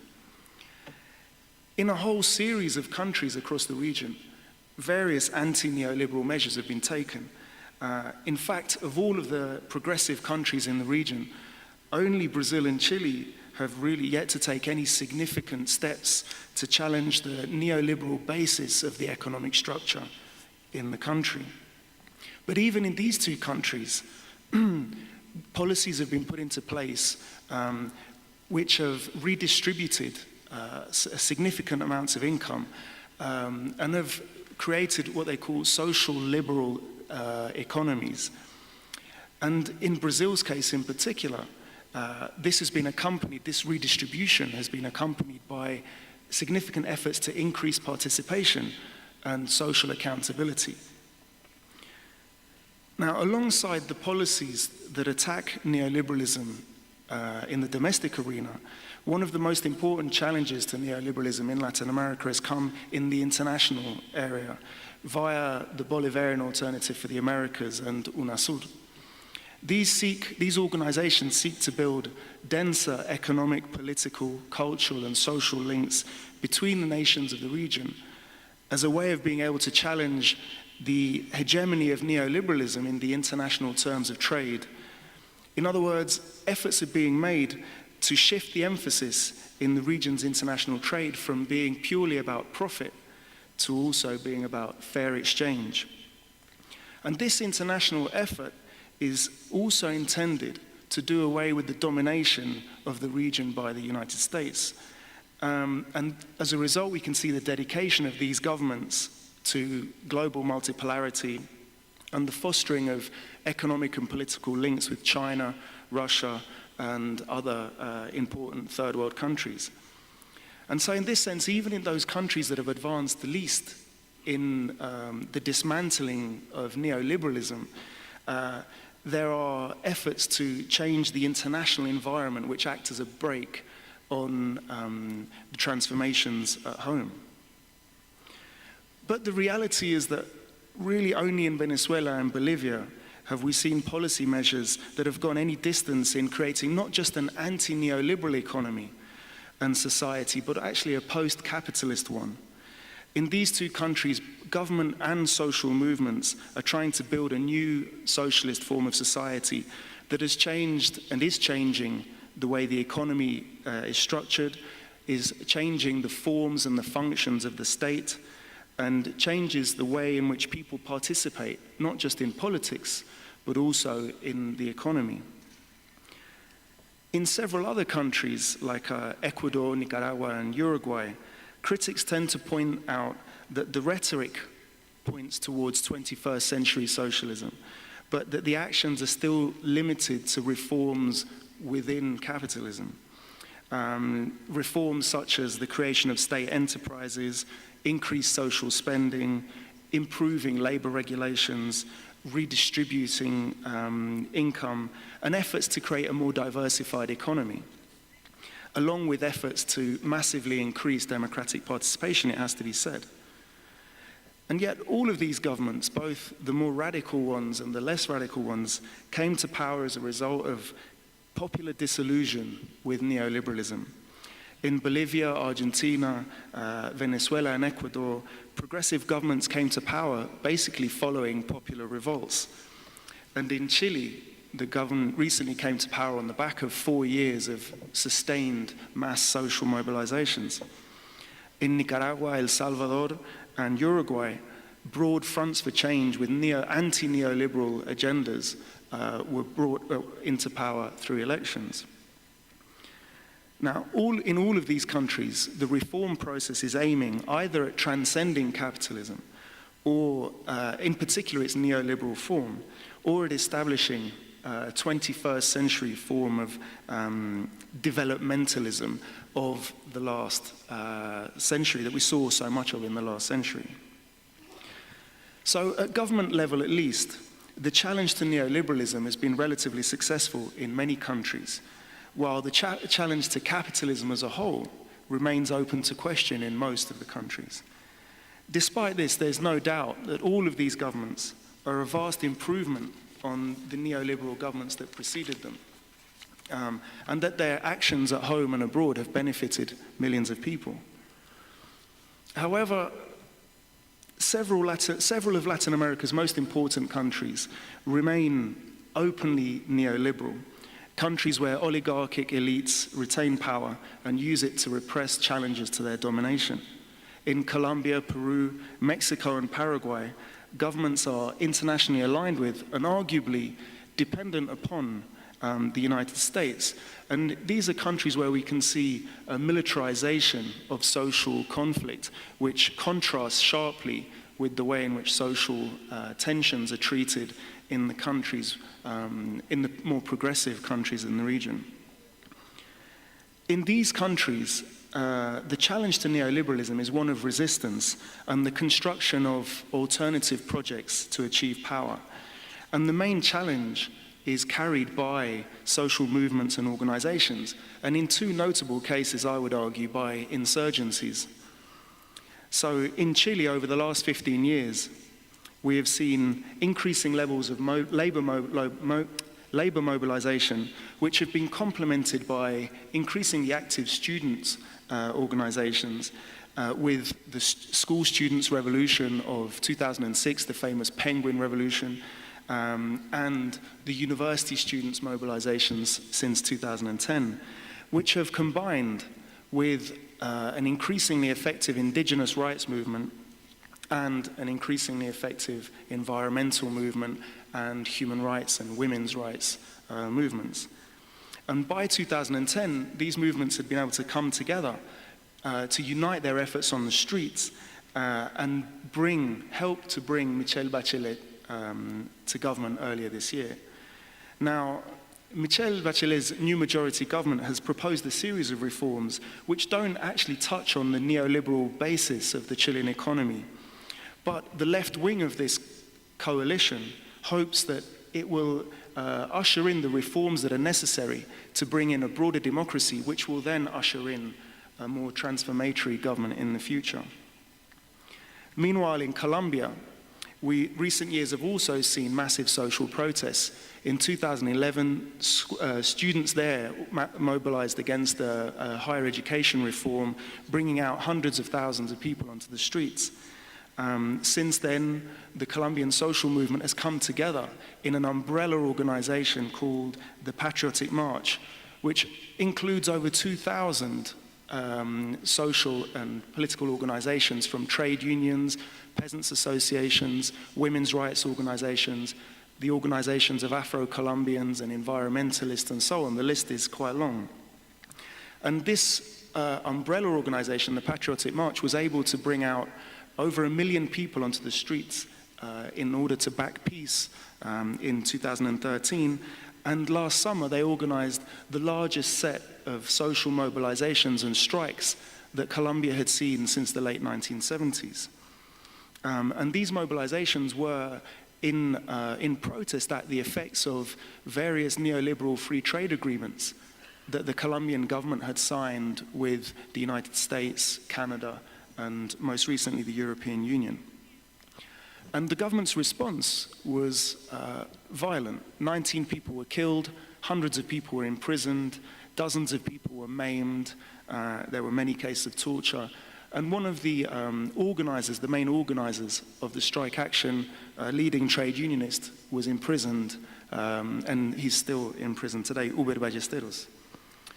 So in both of these countries, Chile and Colombia, we see these strong social movements for change, in which there is a debate over where the center of gravity of this anti-neoliberal challenge should lie. Is it in the institutional politics, or is it on the street? In Chile, one of the key factors in the success has been the ability of the social movements and the political parties to work together, although the path hasn't been smooth, because the social movements tend to have quite a hostile attitude towards institutional politics. And I think this is a pattern we can see in other parts of the world as well. And in Colombia, there's a similar dichotomy over political participation in institutions. So in the recent elections in Colombia, for example, abstention stood at 50% in the second round of the presidential elections, and it's 60% in the parliamentary elections. So a majority of Colombians didn't actually participate in the elections at all. And the Patriotic March had a long debate over whether or not it should back political candidates in these elections, or whether it should abstain from supporting people. And eventually it decided to support candidates, but failed to convince its own members to carry this out at the ballot box. And as a result, the strength of the Patriotic March on the streets was not echoed in Parliament. I think both of these cases are fairly typical of the new forms of anti-neoliberal mobilization that are taking place in Latin America today.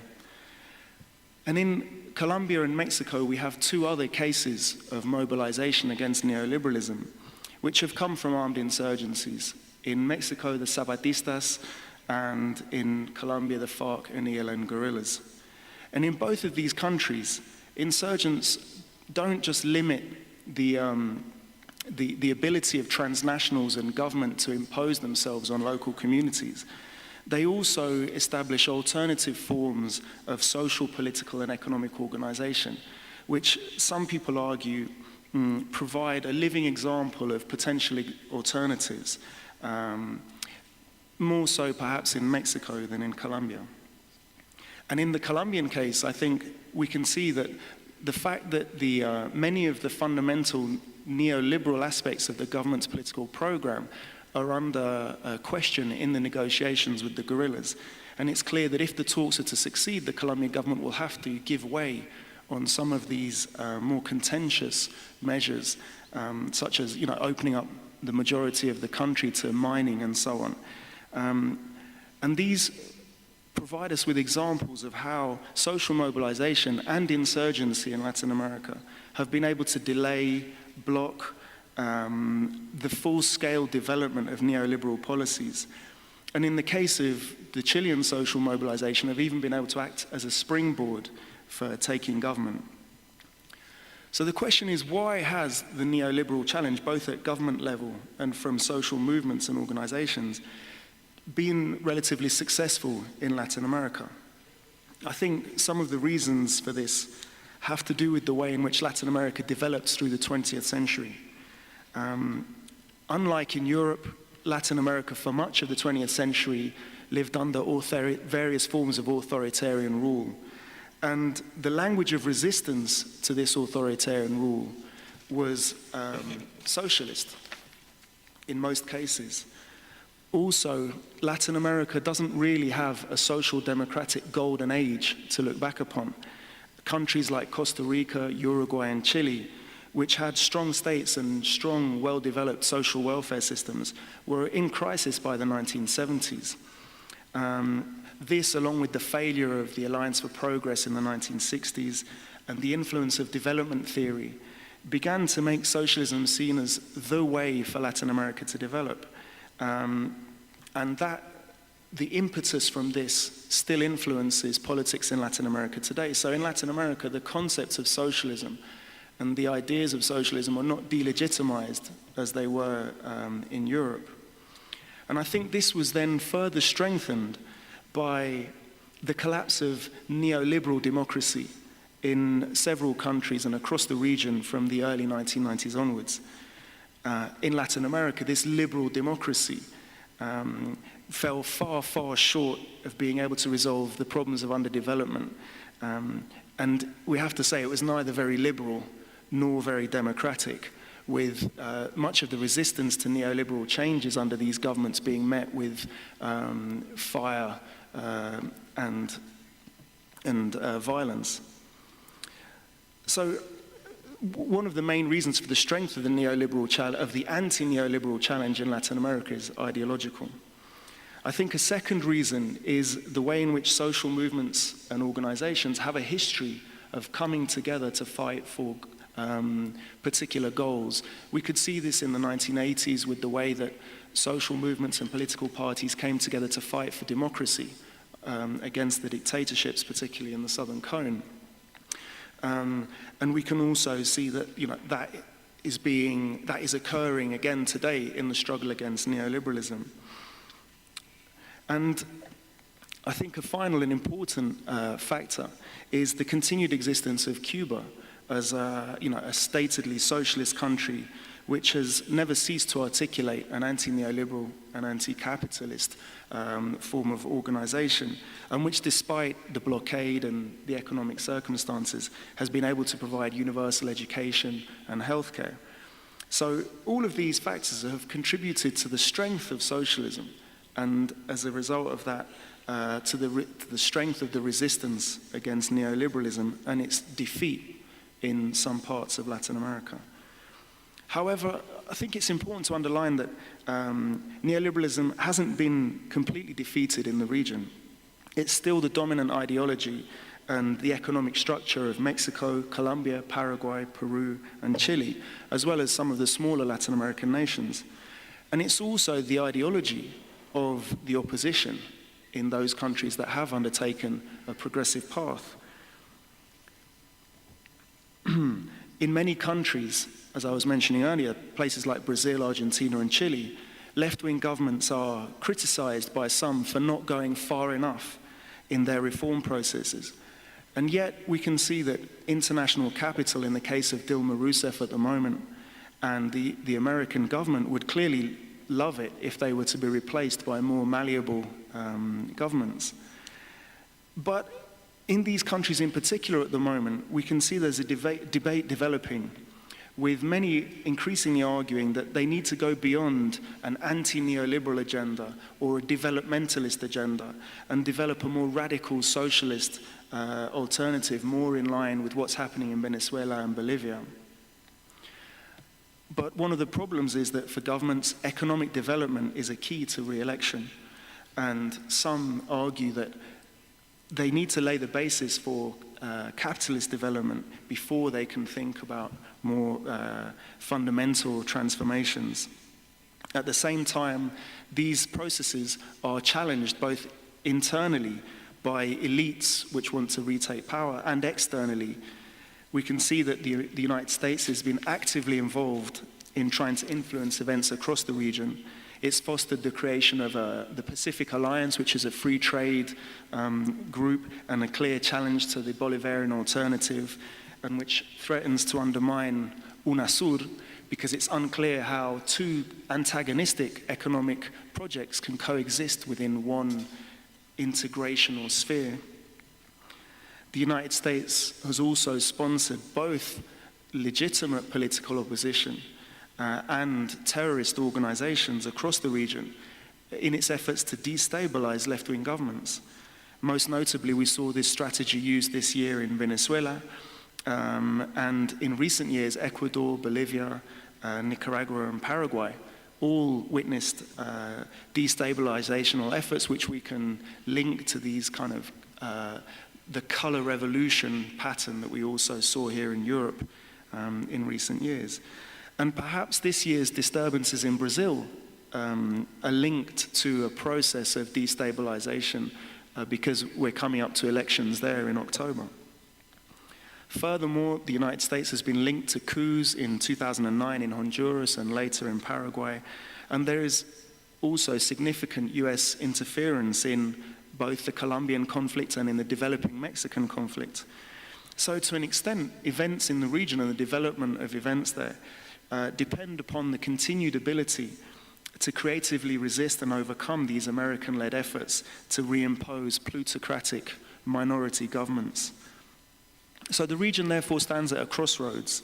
Which vision will win out between aggressive and increasingly violent neoliberalism as against the integrational efforts of ALBA?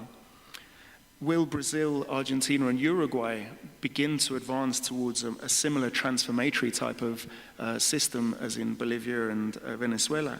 Will Chile be able to break the neoliberal deadlock in its institutions and its political system? There's no doubt in my mind that the region is well equipped to continue the advance against neoliberalism, but the final outcome will be influenced by events in Russia, in China, in the Middle East, and by the strength which the social movements and the left is able to develop in the developed world as well. And I think in particular within the trade union movement. So I think we have a hopeful panorama in Latin America as a whole, but there's still much to be done. And there are still many dangers facing these processes, not just in the more radical countries, but also in those countries which are taking a more cautious path towards anti-neoliberal and maybe anti-capitalist reform. Thank you.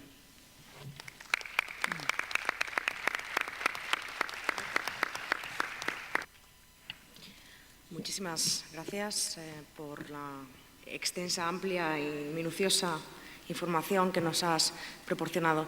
Le paso la palabra ahora a la profesora Lalel Khalili, que ha escrito varios libros, Héroes y mártires de Palestina, la política de la conmemoración nacional. También es ganadora de 2 premios hacia su libro Su tiempo en las sombras. Y bueno, pues le paso la palabra.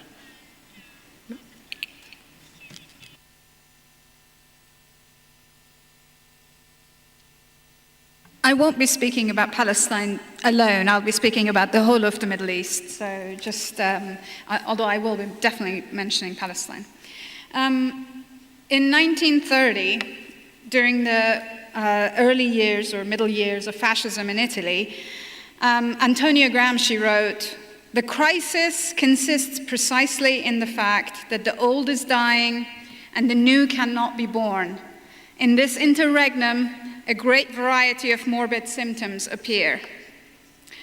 Looking at the Middle East today, we seem to be going through such a period of crisis. Today, I will speak about the myriad ways that the old is dying and the counter-revolutionary attempt to prop up the neoliberalism that is really the ancien regime. And then I will point to the possible openings that might bring about transformation, perhaps not immediately, but at least in a generation. For a brief, shining moment in 2011, we imagined the transformed Middle East as masses of people came to the streets and took over city squares, fought against security forces, and as regimes toppled, we thought a new era seemed to be beginning. What was extraordinary was the alliances forged between different groups in these protests. Women's groups, organized labor, wherever the unions were allowed, and labor that was not necessarily organized in places where unions were banned, youth groups, youth wing of Islamist groups, all engaged in a range of activities on the streets, in workplaces, in schools and universities. The toppling of Tunisia's Zain al-Abidin Ben Ali and Egypt's Hosni Mubarak seemed to foretell a seismic transformation in the region. But counter-revolutionary forces were already organizing to either reverse the gains of the revolutions or to co-opt them in the last instance. We've had civil wars in Libya, Syria, and Yemen. They're spilling over into Lebanon and Iraq, and they've produced sectarian violence, the likes of which the region has not seen in decades. These civil wars themselves have acted as proxy wars for Saudi Arabia, Qatar, Turkey, Iran, and the region.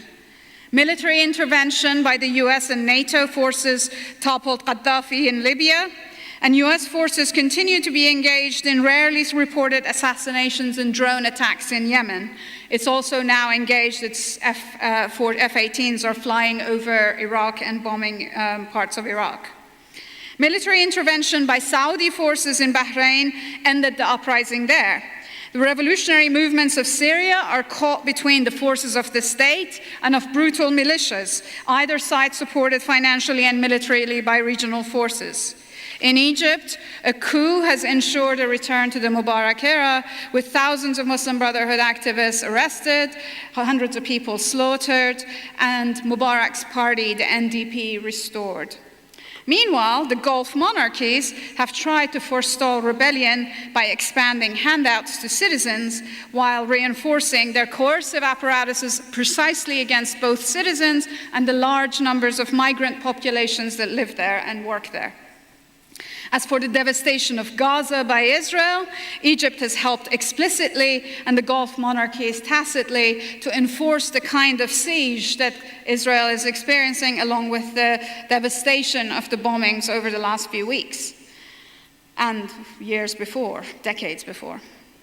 That is the violent side of the counter-revolutionary moment. There's also been a reinforcement of the economic hegemony of neoliberalism. In Egypt and Tunisia, the World Bank is at work to extend loans to the governments. The IMF has been producing reports about various countries of the Middle East in which they have asked for the usual litany of reforms: removal of subsidies, downgrading of whatever protections may exist for workers, privatization of industries. All of these things are intended to transform the states into neoliberal machines. Regional economic powers have also had a very significant role in this counter-revolutionary move, whether by financing of counter-revolutionary forces or through provision of massive loans to their client regimes, for example, Egypt being the most obvious example.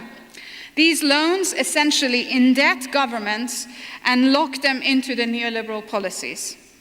What we see is a shift in power from states with revolutionary and anti-colonial histories to profoundly conservative oil monarchies, which are dependent on migrant labor forces with few or no rights. This has also meant a massive consolidation of neoliberalism. Gulf countries are not only producers of oil, but major recyclers of petrodollars in a broad range of commercial ventures throughout the Middle East. Their businesses range from agricultural production to transport to construction and real estate to manufacturing and so on. Their investment strategies essentially bolster the status quo. Qatari investment, for example, in the occupied Palestinian territories alongside Turkey is actually resulting in the creation of islands of factories and work and labor that is not regulated by any labor laws, whether Israeli or Palestinian. A great deal of political disagreement between Saudi and Qatar, for example, is over policy issues, for example, who supports the Muslim Brotherhood and who doesn't, but it's also competition, economic competition over access to massive enterprises, state enterprises in the region that continue to be privatized. The Saudis and the Qataris and the Emiratis want to buy them up. What is the most striking about the counter-revolutionary moment in the Middle East is the extent to which extraordinary, heartbreaking violence can coexist with neoliberal economic processes and transactions. Libya, Iraq, and Syria may be on fire, but their oil and gas fields are still producing. Much of the most intense clashes in these wars happen over the control of oil production and other infrastructures. Israel burns Gaza, but it's still developing the gas fields off the coast of Gaza in the Mediterranean and is in negotiations, continued negotiations with Egypt over the development of these gas fields. And while extraordinary repression goes on in prisons or in the cities or in the regions, businesses in other parts of these countries thrive. Interestingly, the convergence between the reactionary forces and neoliberal economics is so complete that, as somebody was mentioning, the report that ISIS or Daesh produces for its funders looks like a corporate report. So then the question posed after this depressing litany of destruction is, what are the alternatives to neoliberalism? It seems to me to be very difficult to actually point to positives, but I will try to do so. I think the first and foremost possible opening is that there is a sense that popular movement can happen and that it is so terrifying to those in power that the popular movements, that when popular movements accomplish what they have managed to do in the Middle East, massive violence, financial bribery, and political might are ranged against it. In early 2011, the sentence I kept hearing from friends in the region was, "Our fear has broken." And I do think that this is very significant for the future. To recognize that change is possible is hugely important. It's a first step. Just as important, it is to realize that despite the might of the neoliberal behemoth, that its power is not really not unassailable. It can be challenged. The powerful states themselves are not entirely monolithic, and nor are the counter-revolutionary forces united. The divisions and fissures within the system of power need to be recognized and exploited. Indeed, the Gramsci passage that I started with is precisely about this vulnerability of the ruling classes.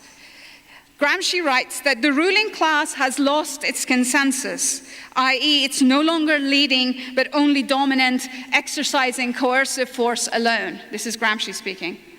So we need to recognize that the extent of violence in the region is partially a symptom of the extraordinary vulnerability of these regimes. They are vulnerable because despite their iron fists and their loans from the World Bank and Saudi and Qatari and UAE regimes, they cannot address the fundamental and basic economic and social demands of their populations. They cannot and do not guarantee equality or redistribution, and they're terrified of providing any political liberties. It is important to recognize that the Qatari interests are not the same as the Saudi interests, and that they can be diametrically opposed, and these divisions and oppositions need to be exploited. More concretely, what we have seen is the emergence of a broad range of different groups who I think in their activism and in the experience they've gained in 2011, the future lies. The first of these groups that I will mention are the various youth movements throughout the Arab world. And they have gained a lot of experience from both their victories and from their defeats. I say victories and defeats because I think that even their defeats have been learning experiences for them, particularly in places like Egypt, where they have learned what kinds of allies could actually be good allies to have, and what kind of allies can turn on you and defeat you 2 weeks later. The massive amount of organizing that has happened has given youth groups new means and methods of forming, and have allowed them to assess the various forms of cohesion, mobilization, and activism. These youth movements have continued to operate in Syria and Egypt, in Bahrain and elsewhere, Yemen, etc., even under the dual assault from the state and from reactionary forces.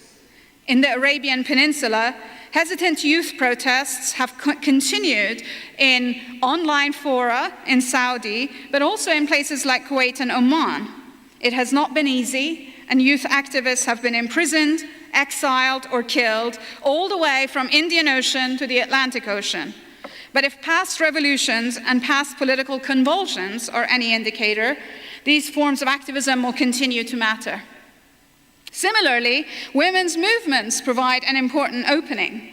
There is one important shining light in this darkness, and that has been Tunisia, where through the alliances between women's group and the unions, the Tunisian women have been able to at least maintain some of the rights that they have had in the country's constitutions. But I also think that it is really important to recognize, aside from the fact that I've got sitting next to me a Libyan female trade unionist, there are women in all sorts of positions in all sorts of places in the Middle East.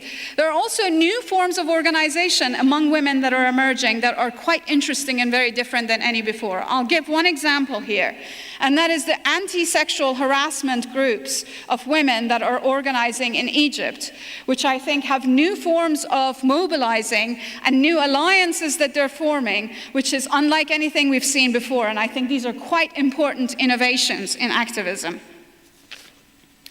Another factor that I think is something that we could potentially celebrate is the importance of international solidarity for every movement that is going on in the region, and at this particular moment for Palestine. The support that the Palestinians have received this past weekend, from what I understand, South Africa had the largest demonstration since the end of apartheid in support of Palestinians. I was in London in the demonstrations itself, and it was massive and huge, but also several other cities had enormous demonstrations in support of Palestinians. I think these demonstrations, these international solidarity activisms are hugely significant, and I think the emphasis on boycott, divestment, and sanctions is something that is being pushed forward, and it is emerging as another form of international activism, which is a good point of light. It's something to celebrate. Finally, and most importantly for this audience, for you, labor activism has continued apace even when everything has been depressing and dark in the region. Again, in Tunisia, we see the presence of the unions, and they're strengthening after the toppling of the Ben Ali. But in other states in the region as well, we have seen transformations. For example, in Egypt, since the end of the Mubarak era, new and independent unions have emerged, which of course they draw on the long and militant history of mobilization among various workers throughout the country. Again, some of the most notable strikes and demonstrations in Egypt were actually led by women. Very important to note those. And although there have been some divisions over the coup by Sisi in Egypt, and although some of the former labor activists have been co-opted by the regime, labor remains a force to be reckoned with in Egypt.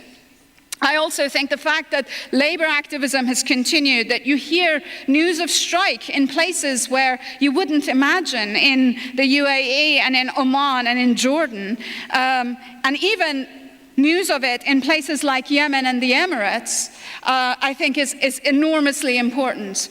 I think the fact that when Saudis get panicked, they start deporting workers is something to note, because that is where the panic comes from. So these are small points of light in a generally dark picture.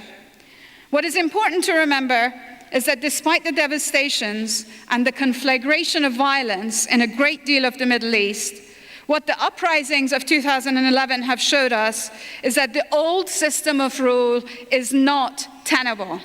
I think that this moment of violence is actually the end of the process of decolonization that started sometime in the 1930s and 40s. And what comes next is going to be fiercely contested. I hope that we will all stand in solidarity with the progressive forces engaged in this contest. Thank you very much.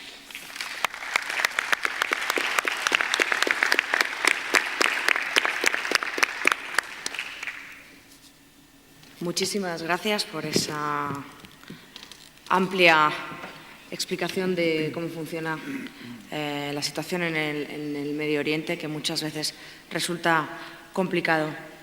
A continuación vamos a pasar la palabra al camarada compañero José Rosal, de la Federación Bolivariana de Trabajadores y Trabajadoras del Transporte, una federación que, si no me equivoco, tiene una reciente creación. Sí, y bueno, nos va a explicar cómo está la situación en Venezuela, nos va a hablar fundamentalmente de Venezuela, de solidaridad y bueno, pues te cedo la palabra. Sí, gracias. Buenas tardes, compañeros. Sí, efectivamente, hay dos formas de ver el proceso social y político que se vive en Venezuela. Primero, es la visión mediática que reflejan los medios internacionales. Y segundo, el proceso real, la Venezuela humanista, el día a día que se vive de él. Efectivamente, de eso, de la segunda vengo a hablarle, ¿no? Quiero comenzar por informar que nuestro presidente Nicolás Maduro Moros es un presidente obrerista. Viene del sector transporte, como nosotros, un sindicalista, sindicalizado. Manejó un autobús y con mucho orgullo lo digo, un compañero de trabajo, porque trabajó en el Metro de Caracas, donde yo soy funcionario del Metro de Caracas. Y continuando un legado del comandante Chávez, que lastimosamente por razones de salud, todos sabemos que no continuó con el proceso, ha venido consolidando las políticas generales para que haya inclusión en la sociedad venezolana. Primero puedo comenzar por hablar de las políticas de transporte. Se han desarrollado nuevos sistemas ferroviarios, se han ampliado las vías ferroviarias, tenemos cabletren, tenemos metrocable, tenemos recientemente creado un sistema de transporte que es de 53 medios de transportes masivos. Precisamente, y pido disculpas, la ausencia de nuestro presidente de la Federación, está actualmente en una reunión en Caracas, motorizando el proceso de esta política de transporte. porque se incluye la clase obrera en la toma de decisiones. No es excluido el trabajador. Ahora en Venezuela las decisiones se toman en conjunto. Y existe un proceso social de trabajo donde nosotros, los trabajadores, hemos participado en la creación de una nueva ley orgánica del trabajo que erradica la tercerización, garantiza la libertad sindical, que es muy importante, y garantiza la estabilidad que todo trabajador a nivel mundial necesita.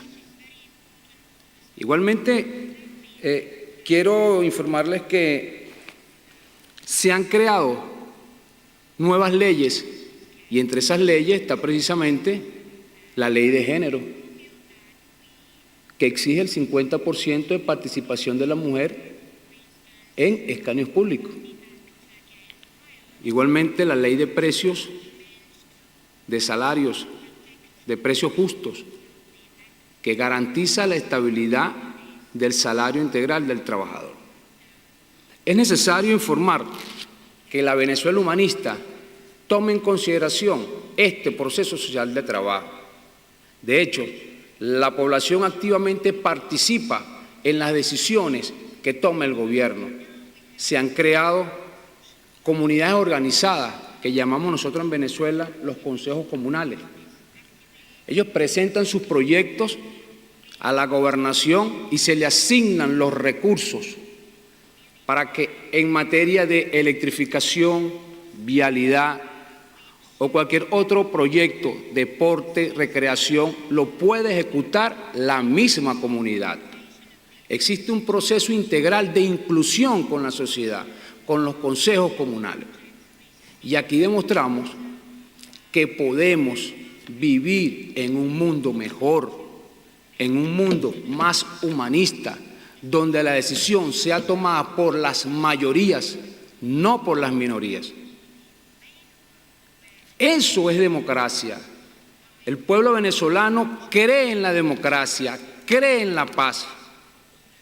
Y lo hemos demostrado, pero eso no lo dicen los medios de comunicación internacional.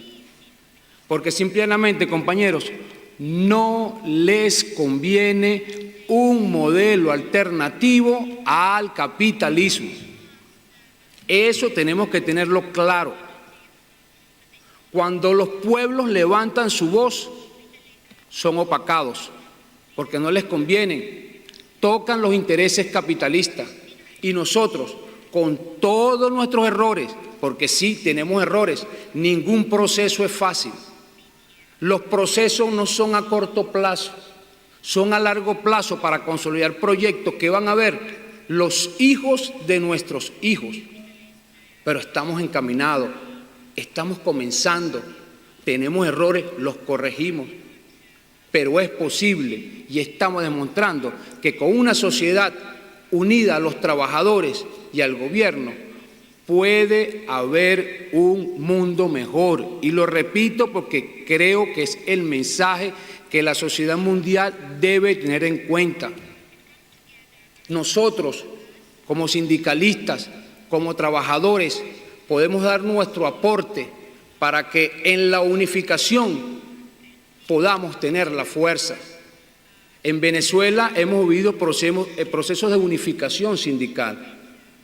Inclusive quiero dar las gracias a ITF, que nos ha apoyado en la creación de esta federación, en la creación de los sindicatos nacionales, para permitir que la clase obrera tenga la capacidad de exigir lo que los trabajadores necesitan. Y no solamente es el salario, sino es el beneficio integral que pueda servir cualquier trabajador, tanto en la educación, en la salud, en la recreación, en la higiene industrial, para él y su núcleo familiar, porque es importante el trabajador acompañado de su núcleo familiar. Igualmente, quiero resaltar que existe el empoderamiento de la clase trabajadora. Les refiero un ejemplo, el compañero Francisco Torrealba, que vieron ustedes aquí en la inauguración, en la primera presentación de esta plenaria, compañero de la ITF, es el presidente del Instituto de Ferrocarriles del Estado. Tamaña responsabilidad, ¿no? Tamaña responsabilidad. Que la tiene un trabajador que gracias a su esfuerzo ha obtenido ese cargo. Y lo primero que hizo al llegar a la presidencia fue: todos los contratos colectivos se discuten, se les garantiza la estabilidad laboral a todos los trabajadores. Y eso hay que resaltarlo, porque nosotros, los que estamos aquí como trabajadores, que queremos un futuro mejor para nuestros hijos, que queremos una patria libre y soberana, que nosotros seamos capaces de tomar nuestras propias decisiones, enmarcado y respetando a las mayorías, porque es necesario entender que el proceso político que se vive en Venezuela es la redistribución, donde llegue a las mayorías y no que se concentre solo en las minorías, en familias que por años han tenido el poder financiero, económico, social, han administrado y han hecho lo que han querido. Y eso lastimosamente o lamentablemente sucede en algunos de nuestros países, compañeros. Entonces, es necesario entender que nosotros, como clase obrera, unidos, podemos crear las estructuras que nos permitan vivir mejor. Es la consigna. Como trabajadores debemos emprender una lucha que nos permita vivir mejor y en humanismo. Aquí se ha hablado algunos temas muy interesantes y creo que nosotros, uniendo nuestros esfuerzos, podemos derrotar el capitalismo. Lo hemos demostrado. El capitalismo es derrotable, pero solo unidos es que podemos lograrlo, compañeros. Y eso solo se consigue con unidad, lucha, batalla y victoria. Muchas gracias.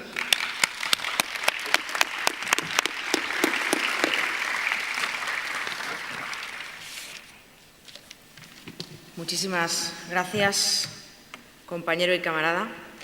Bueno, ahora le cedo la palabra a la compañera Nermin Sharif, que, como ya os he comentado, pertenece al sindicato UGLL de Libia. Y bueno, pues es conocida en el ámbito de mi sindicato, Comisiones Obreras, así que me tomo la licencia de citar unas palabras suyas antes de que comience. Y dijo en una ocasión en la que vino a España que en Libia no tienen la base de un Estado, se encuentran en una situación de anarquía total. Espero que ella lo explique, seguro que mucho mejor que yo, claro.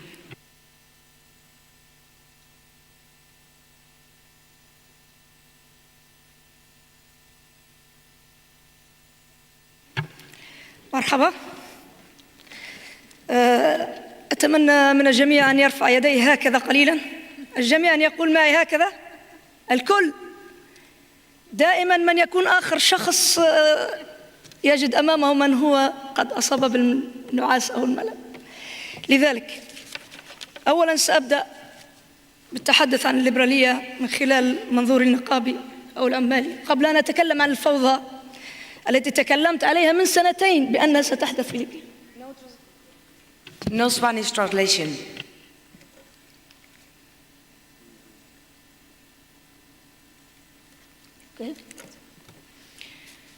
سأتكلم عن الليبرالية من المنظور العمالي أو النقابي قبل أن أتحدث عن الفوضى الحاصلة في ليبيا والتي تحدثت عليها منذ سنتين بأنها ستحدث. بداية من منظور النقابي والعمالي نرى أن الليبرالية الجديدة هي تحول العالم إلى سوق تجاري كبير يشترى فيه النساء والأطفال والمهاجرون والعمال. فالليبرالية الجديدة أو النيو ليبرالية تشمل أولاً على قانون السوق، وأهم ما في هذا القانون هو هو التحرر من الضرائب، وذلك يشجع على الاستثمار ودخول دول للاستثمار وشركات، وبذلك مزيداً من الانفتاح، وبذلك يتم تخفيض الأجور عبر تشتيت العمال والقضاء على حقوقهم اللي تحصلوا عليها خلال زمن طويل. فالإعلام المسوق هو أن يقول بأن السوق الغير منظم أو القطاع الخاص هو أفضل وسيلة لزيادة النمو الاقتصادي، وهو ما سيؤدي إلى النفع للجميع. وهذا ما حصل لنا نحن في يوم ما في الموانئ بعد الثورة.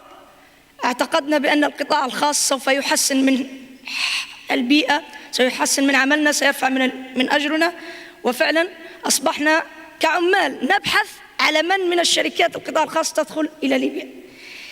إلا أن من حسن حظنا اتصل بنا السيد بلال من مكتب عمان ودعانا إلى اجتماع في العقبة خاص بعمال الموانئ GNT، وهنا اتضحت الصورة لنا. فبعد أن رأينا ما يعانيه عمال الذين تم دخول مستثمر إلى موانئهم، عرفنا الخطر الذي كنا سنقع فيه، وابتعدنا وقمناه من عقلنا. وبعد أن أصدرت الدولة قرار بدخول مستثمر، قمنا ببعث الفيديوهات التي تفرجنا عليها في اجتماع العقبة لكل الموانئ الليبية، وتم عرضها.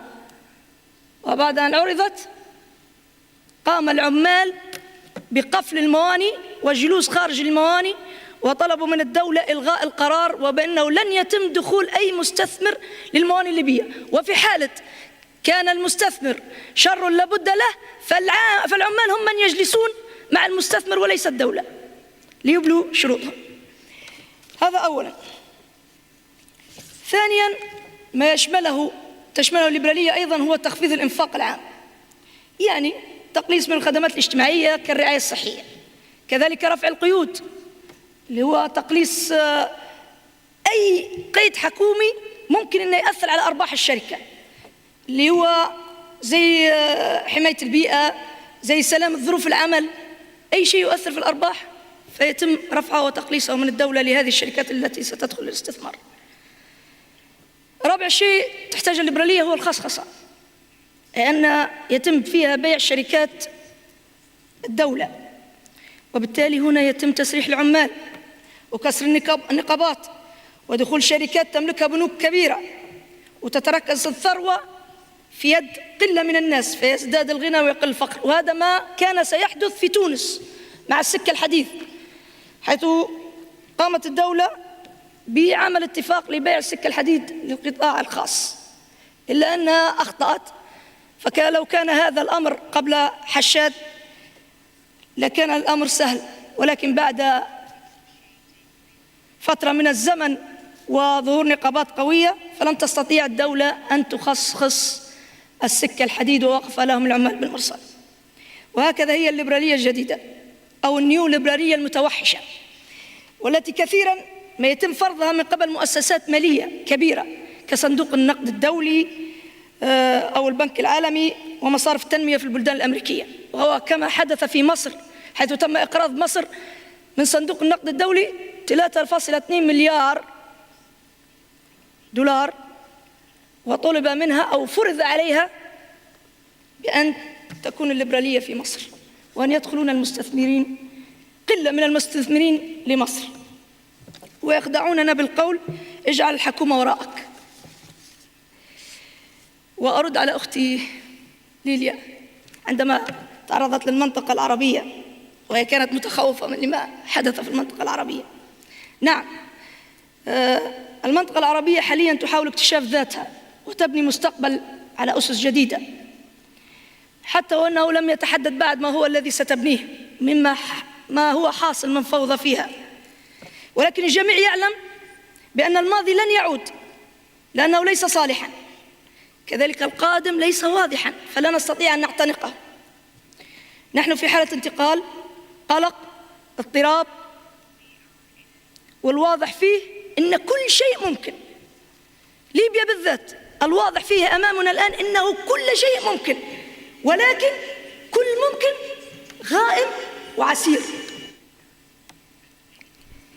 مستقبل المنطقة العربية سيصطدم في إعادة تشكيله بعقبات هائلة جدا، لأن الشرق كما عرفناه جميعا هو نتيجة تركيبة عالمية أسساتها ورعاتها زمن، وإعادة تشكيله من جديد لن يكون بمثابة نزهة هادئة، بل سنعبر فيها مخاضات كثيرة ونسمع صرخات أليمة وسنخضع وسنخطئ وسنصيب، ولكن المهم أن نتعلم، وحتى نتعلم لابد أن يكون لدينا قدر كبير من الصبر والتضحية وشعور بالمسؤولية ووعي عميق لما يحدث حوالينا، وبأننا فعلا قادرون على النفاذ من جدار الخوف والقلق والاضطهاد نحو ربيع حقيقي، ليس ربيع عربي وإنما ربيع الحرية الحقيقية والأمن والاستقرار.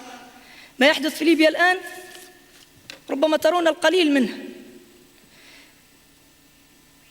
ليبيا منذ سنتين تكلمت في إسبانيا وتنبأت بأنه ستحدث فوضى كبيرة في ليبيا، لأن ليبيا بلد مليئة بالنفط، مليئة بالخيرات، مليئة بالمياه الجوفية الذي يفتقر إليها الكثير، لذلك فهي محط أنظار لكثيرون في العالم. وفعلا هذا ما حدث، تدخل دول عربية وأجنبية في سياسة الدولة الليبية، مما أدى إلى كثير من الفوضى، كثرة الميليشيات المسلحة، دخول ميليشيات مسلحة من خارج ليبيا، دخول القاعدة، دخول حركات إرهابية إلى ليبيا. دول أوروبا كانت دائما تخاف من تصدير ليبيا للعمالة الغير شرعية. أنا الآن أقول لهم خافوا بأن تصدر لكم الإرهاب حاليا إن لم تقفوا مع ليبيا ضد ما يحاك فيها. سيتم تصدير الإرهاب من ليبيا لأوروبا، ليس للدول العربية فقط التي حواليها أو لأفريقيا، وإنما حتى لأوروبا. حتى من صنع الإرهاب ووضعه في ليبيا سيذهب إليه الإرهاب. إننا نعاني هجمة كبيرة، تعرضت مطاراتنا للقصف، للضرب، طائراتنا بمليارات تم تدميرها. إحدى الموانئ ميناء بنغازي تم قصفه من هذه الميليشيات وضربه بعد أن توقفت حالة الطيران في ليبيا. نتوقع حاليا أن يتم ضرب الموانئ الليبية ليتوقف حال ليبيا، ليتحكم فينا الغير، ليتم فرض دخول المستثمر وخصخصة كل ما في ليبيا. أتمنى الدعم من كل النقابات، وشكرا.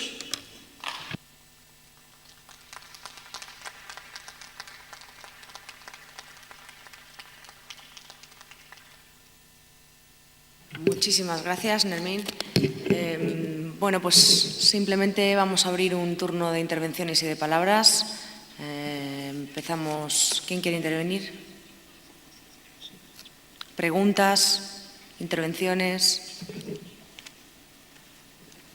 ¿Sí?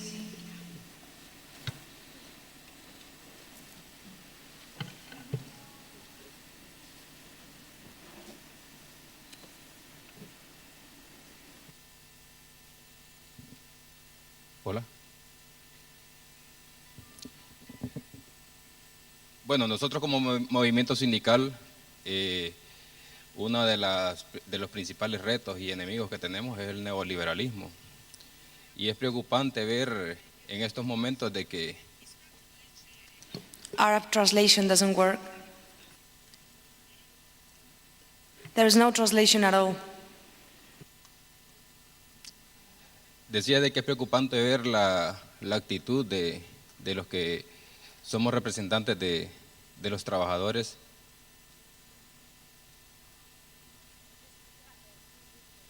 Okay.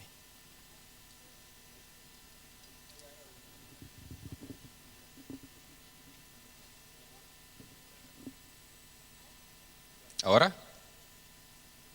Ok. A veces la actitud que tenemos nosotros como representantes de los trabajadores, me preocupa el hecho de ver este salón tan vacío en un tema tan sensible como es lo que estamos viendo ahora. Pero sobre todo lo que debemos entender es qué estamos haciendo nosotros como movimiento sindical en cada uno de nuestros países para vencer este flagelo que tenemos en cada uno de los países, principalmente en América Latina, que está condenado al neoliberalismo por todas partes, por donde se quiera ver. Por ejemplo, en mi país, en Honduras, en el 2009 hubo un golpe de Estado impulsado por la derecha del país, por los grupos de poder de nuestro país, que al ver que el presidente Chávez estaba en franco apoyo para frenar este problema de neoliberalismo en nuestro país, lo más sencillo fue dar golpe de Estado al presidente en ese momento electo, Manuel Zelaya Rosales, y se acababa todo. En el país organizamos, el movimiento obrero organizó al Frente Nacional de Resistencia Popular a finales del 2009 para luchar por la vuelta, la restitución del presidente Zelaya en el poder, aunque poco o nada pudimos hacer contra enemigos potencialmente económicos poderosos y países aliados económicamente poderosos con la derecha de nuestro país. El asunto es de que tenemos que aprender de los errores que hemos cometido. Por ejemplo, nosotros teníamos inscrito para participar en las elecciones presidenciales del 2010 al Partido de los Trabajadores en Honduras, pero se decidió por asamblea de que no íbamos a participar en las elecciones porque era legitimizar el golpe de Estado que había dado el neoliberalismo en nuestro país. Y fue un error grande porque le dejamos abiertas las posibilidades a la derecha para que se afianzara en el poder en el país. ¿Y qué resultó de todo eso? Que ahora volvimos a elecciones en el 2013, a finales del 2013, 4 años después del golpe de Estado, y la derecha manipuló las elecciones para quitar al partido que formamos de izquierda, el Frente Nacional de Resistencia Popular, que es el Partido Libertad y Refundación. Lo quitaron y nos robaron las elecciones. Y entonces lo que hicimos en el 2009, retirándonos, creyendo nosotros de que estábamos legitimizando un golpe de Estado, sirvió más bien para que la derecha se afianzara en el poder, y ahora tenemos esos graves resultados.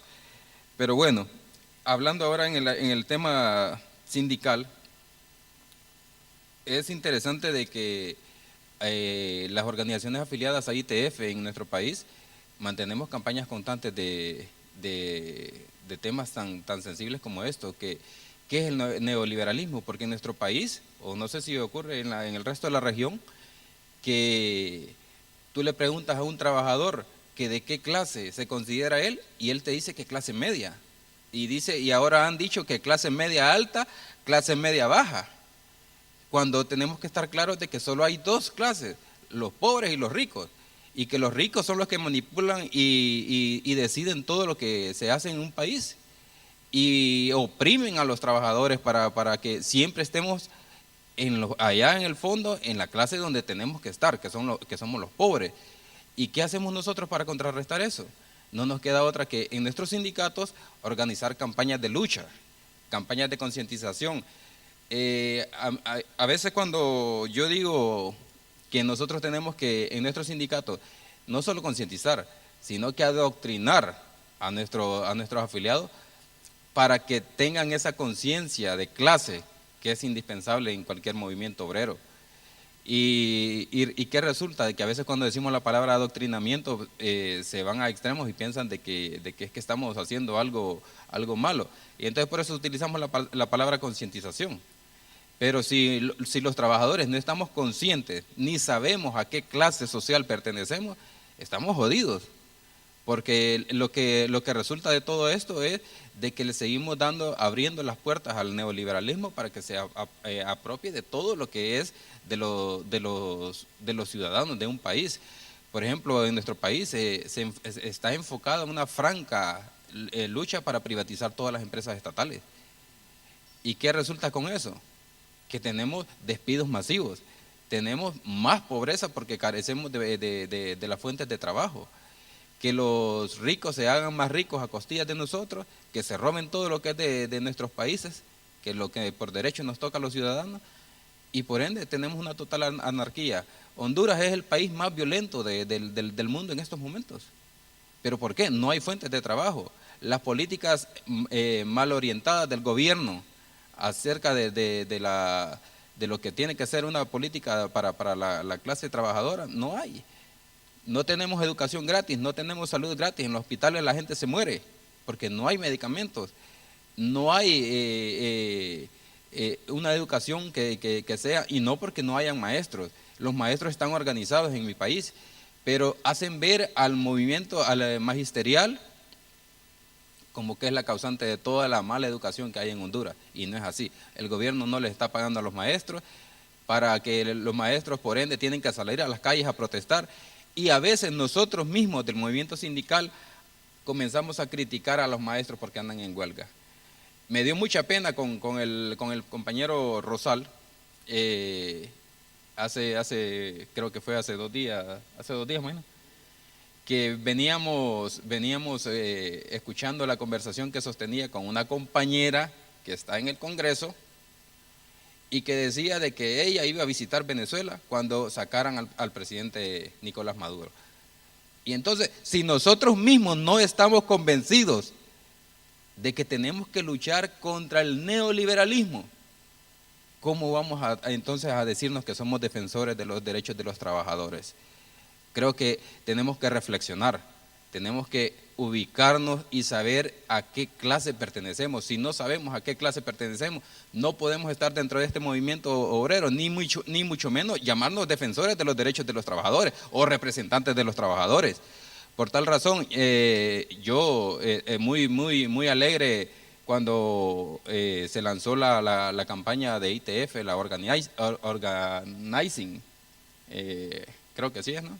Organizing, que está enfocada en darle esa capacitación que necesitan todos los trabajadores, y está funcionando a nivel mundial.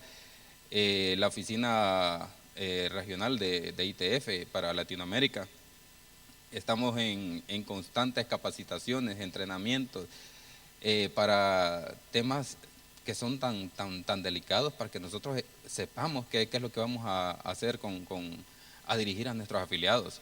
Se mantienen los programas constantes con 3 jefes en lo que es América Latina, para capacitarnos y enseñarnos y educarnos, porque a veces carecemos de educación sindical y de muchas otras cosas. Pero bueno, lo que tenemos que hacer nosotros de ahora en adelante, ya no tenemos que llorar sobre lo que pasó, sino que sacar los ejemplos positivos que podemos sacar, rescatar de lo malo, y ahora en adelante pues echarle para adelante, porque no queda de otra, y seguir concientizando, seguir adoctrinando a nuestros afiliados, a todo el movimiento sindical, hacerlo con todo el pueblo en general, para que entiendan qué es lo que en realidad tenemos que hacer nosotros con esto.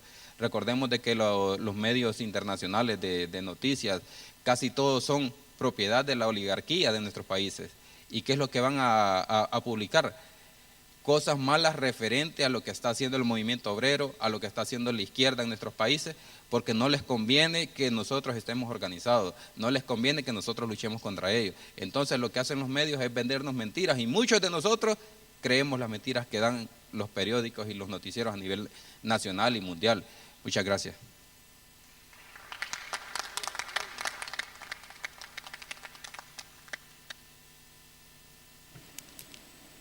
¿Hay más intervenciones, preguntas? Sí.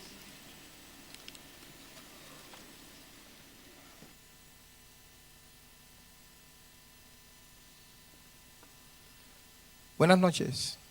Mi nombre es Lázaro Cruz. Pertenezco a Cuba. Me siento muy honrado porque Pedro haya hecho alusión a mi pequeño país, pero que es grande. Y le doy las gracias también a la ITF por habernos invitado a este importante evento que nosotros consideramos, la delegación, bueno, la integramos, compañero Romelio Salazar Lora, el secretario del Sindicato Provincial de Transporte en La Habana, atiende todo lo que es la actividad transporte en su totalidad, como hablando de aviación, ferrocarrileros, camioneros, todo. Y el que le estás hablando, que conmovido por las exposiciones tan brillantes de los compañeros que presiden esta actividad, nos vimos en la obligación de hacer uso de la palabra, aunque somos invitados. Pedí autorización y me dijeron que sí, que podía hacerlo. Y me apoyo más entonces en que puedo hacerlo porque después de la intervención de mi amigo, el hondureño, que tenemos que expresarle que no está solo, que tiene un movimiento sindical mundial que lo apoya, vamos a echar la pelea para seguir hacia adelante. Y en las palabras de Rosal, que también nos anima mucho, ¿por qué? Porque precisamente en las alternativas que estamos llevando a cabo en nuestra región, Venezuela es un baluarte indispensable para poder vencer. Y en realidad en nuestra región latinoamericana y caribeña se está llevando a cabo un proceso importantísimo de integración, proceso integracionista para tratar por todos los medios de seguir luchando, como él expresó, contra este flagelo del neoliberalismo, que no puede triunfar, partiendo del hecho de que si existe una unidad monolítica, él hacía alusión de que él veía el teatro bastante vacío y nosotros sí nos llamó poderosamente la atención por lo vital que resulta este tema, por la implicación que tiene en el desarrollo de nuestros procesos y en la consolidación de un mundo mejor. No por gusto, nuestra revolución, que ha podido prevalecer por más de 56 años, manteniendo su proceso social, que no es perfecto, pero por lo menos al mantener los 50 años y a seguir transmitiendo ayuda a todo el que lo pida y se lo merezca, hemos demostrado que sí se puede cuando se unen las voluntades y las ideas. Es por eso que nosotros nos vimos en la necesidad imperiosa de recurrir a unas palabras que yo quiero que ustedes me permitan leerlas, de un gran estadista que definió el concepto de revolución con un grupo de preceptos importantes que definen a que se tome conciencia de por qué razón es que hay que unirse. Primero Martín, nuestro apóstol, dijo que estar unidos es un comienzo, trabajar unido es progresar y seguir unido es tener resultados. Eso lo ha demostrado Cuba, lo está demostrando Venezuela, lo va a demostrar Ecuador, Bolivia, Nicaragua y todos los países que se van uniendo al proceso lógico y coherente que es el revolucionario. Yo traje estas palabras escritas, me las sé de memoria, pero las voy a hacer uso de la lectura, porque me parece que son importantes y que definen un camino. Dice que el concepto de revolución es sentido del momento histórico, es cambiar todo lo que debe ser cambiado, es igualdad y libertad plenas, es ser tratado y tratar a los demás como seres humanos, es emanciparnos por nosotros mismos y con nuestros propios esfuerzos, es desafiar poderosas fuerzas dominantes dentro y fuera del ámbito social y nacional. Es defender valores en los que se cree al precio de cualquier sacrificio. Es modestia, desinterés, altruismo, solidaridad y heroísmo. Es luchar con audacia, inteligencia y realismo. Es no mentir jamás, ni violar principios éticos. Es convicción profunda de que no existe fuerza en el mundo capaz de aplastar la fuerza de la verdad y las ideas. Revolución es unidad, es independencia, es luchar por nuestros sueños de justicia para Cuba y para el mundo, que es la base de nuestro patriotismo, nuestro socialismo y nuestro internacionalismo. Por eso es que nosotros estamos convocando a la unidad para poder vencer a este flagelo que no puede seguir viviendo. Muchas gracias.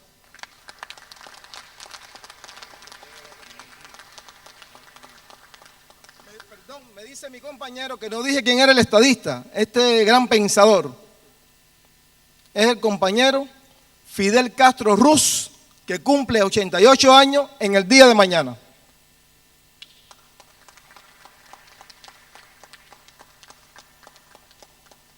Muy buenas, compañeros, compañeras.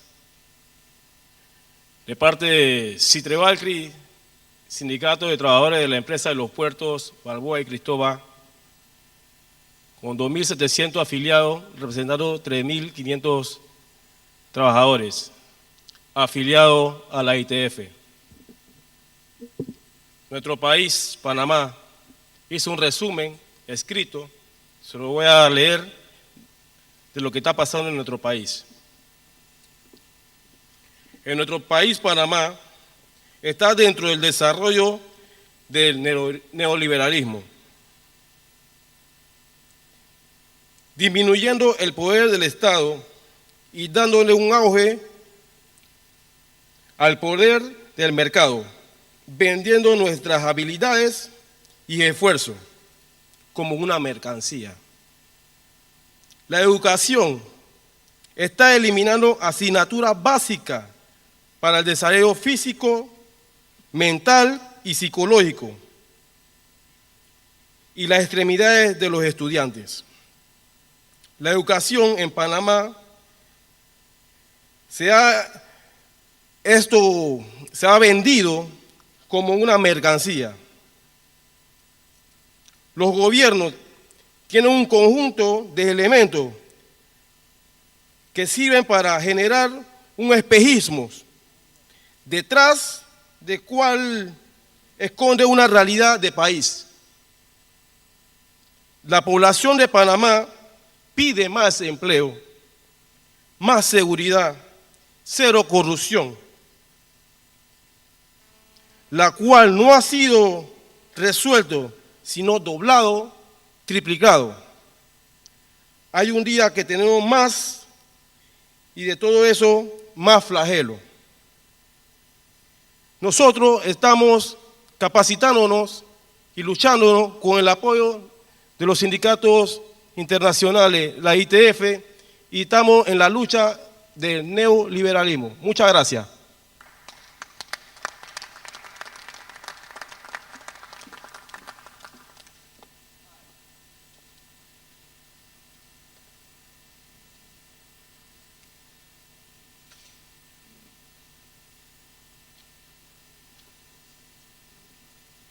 A ver, mi nombre es Esteban Barbosa, si más no, presidente del Sindicato Nacional de Trabajadores del Transporte de Colombia.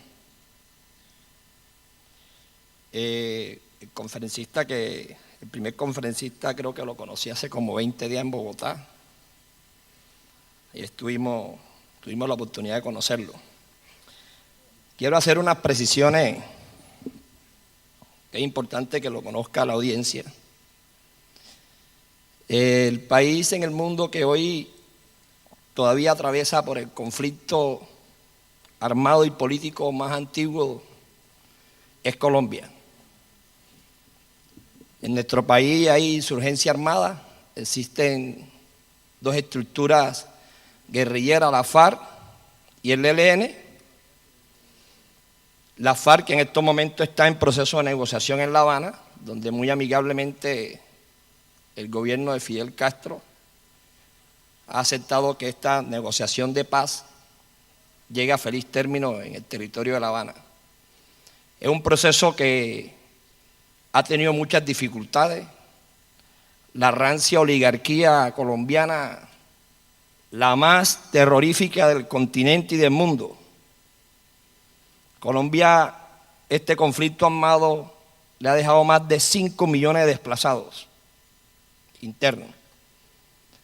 En Colombia, hasta la fecha, hay 2.980 dirigentes y activistas sindicales asesinados. Cuando hablamos de la oligarquía colombiana, hablamos de la oligarquía que a sangre y juego a través de grupos paramilitares orientados y dirigidos por el gobierno y por el Estado, masacraron, desplazaron y asesinaron a dirigentes cívicos, sociales, campesinos y a poblaciones enteras. Hoy es importante que el movimiento sindical del mundo conozca que hoy esa rancia oligarquía de extrema derecha le está apostando al fracaso a las negociaciones de La Habana entre el gobierno de Juan Manuel Santos y la FARC. Y también es bueno que el movimiento sindical internacional conozca que desafortunadamente, y en eso tenemos que ser autocríticos, todo este proceso de negociación de La Habana ha encontrado a una izquierda muy débil. Desafortunadamente somos campeones en rupturas internas y este proceso de paz, en vez de ayudarnos a que la izquierda se una, si bien es cierto está el movimiento Marcha Patriótica que aglutina una gran cantidad de organizaciones sociales, hay sectores de izquierda como el Polo Democrático Alternativo, el único partido de izquierda oposición, que en este proceso de negociación de La Habana, el pueblo colombiano vio en peligro que el presidente más corrupto en la historia de Colombia, el presidente que propició y permitió el paramilitarismo en Colombia, como el señor Álvaro Uribe Vélez, en cuerpo ajeno en el proceso de elección que recientemente culminó en Colombia, en la primera vuelta su candidato ganó. Y los demócratas, la gente de izquierda, independientemente que sabemos que el gobierno de Santos no es un gobierno democrático, sino que representa a otro sector de la oligarquía colombiana, el pueblo colombiano y grandes sectores de la izquierda decidimos apoyar, votar entre el cáncer y el SIDA, votar pero el menos malo. Y en este caso, el pueblo colombiano, ante el peligro inminente que en cuerpo ajeno nuevamente Álvaro Uribe Vélez se montara a gobernar a nuestro país, un gran sector de la izquierda en Colombia, hay que decirlo, casi la mayoría, y dirigentes demócratas impulsaron para que en segunda vuelta el señor Álvaro Uribe Vélez fuera derrotado por José Manuel Santos. Pero hubo un voto por la paz.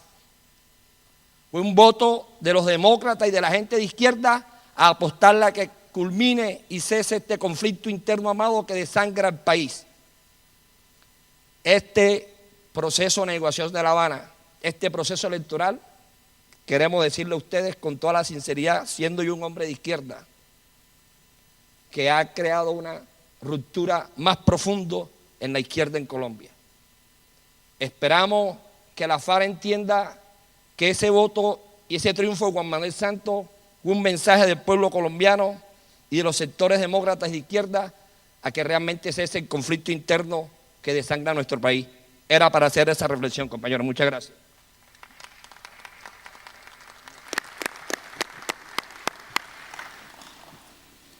Nos quedan 10 minutos.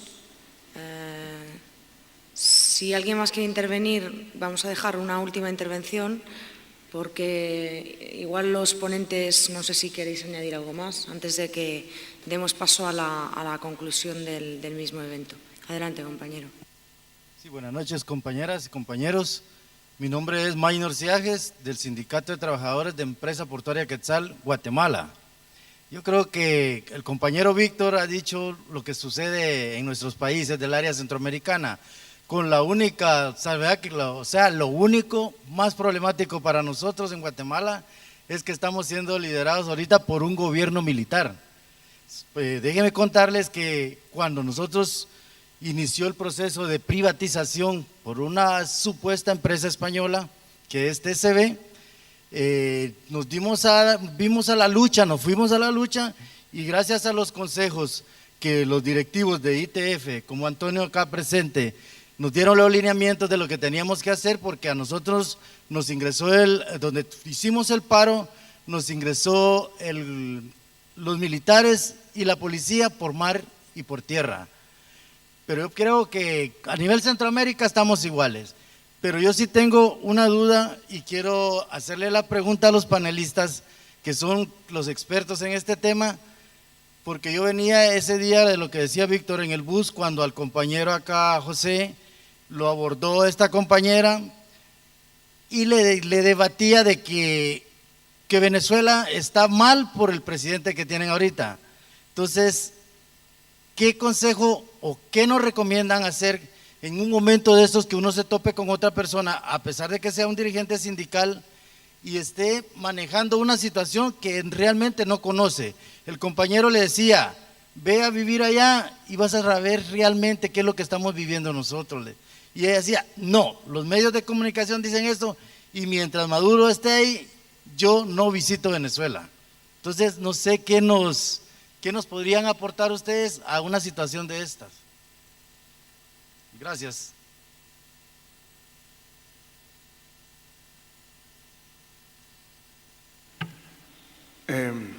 Lo hago en castellano quizá mejor. Bueno, es una pregunta muy difícil de responder porque para poder cambiar opiniones una persona necesita una mente abierta a ver el mundo de otra manera y sobre todo de tener una actitud que diga que por la experiencia propia o por la experiencia de los prójimos uno puede formar una idea de lo que es la realidad, ¿no?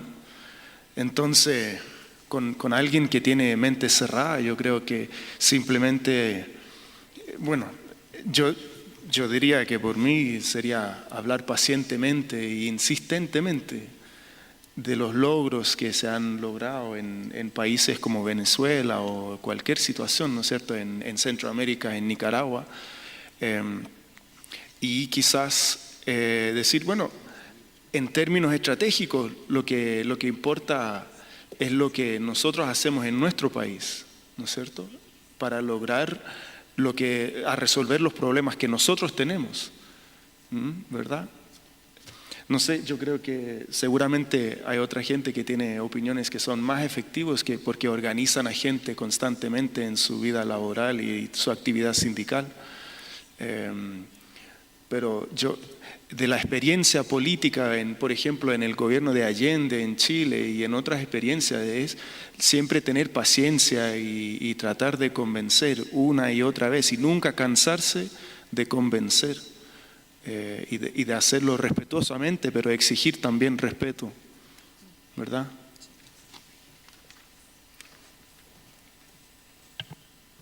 Sí, bueno, brevemente, porque el tiempo de verdad que no nos alcanza, pero de verdad que esta compañera no tenía argumentos, solo insistía y decía que ella no le gustaba Venezuela porque Nicolás Maduro era el presidente y que él era un autobusero. Y yo le preguntaba, ¿tú eres dirigente sindical? Sí, yo represento los intereses de los trabajadores. Pues no me lo demuestra, porque tú, el compañero o yo podemos llegar a ser presidente. ¿Es que acaso somos menos que los demás? Insistía. El argumento de ella, los compañeros la escuchaban, era que ella no quería Venezuela porque se enteraba por los medios de comunicación. Yo le decía, bueno, te invito a que vivas a mi país, vive la realidad, no vivas la ficción de los medios de comunicación. Y el argumento era que Nicolás Maduro era un autobusero. De verdad que eso a mí me dio tristeza que un dirigente sindical se exprese de esa manera. Una dama, la traté con mucho respeto porque creo que hay que respetarla como compañera, pero no tenía argumento. Y entonces decidí no continuar en la conversación porque iba a mantener ese argumento que no es valedero.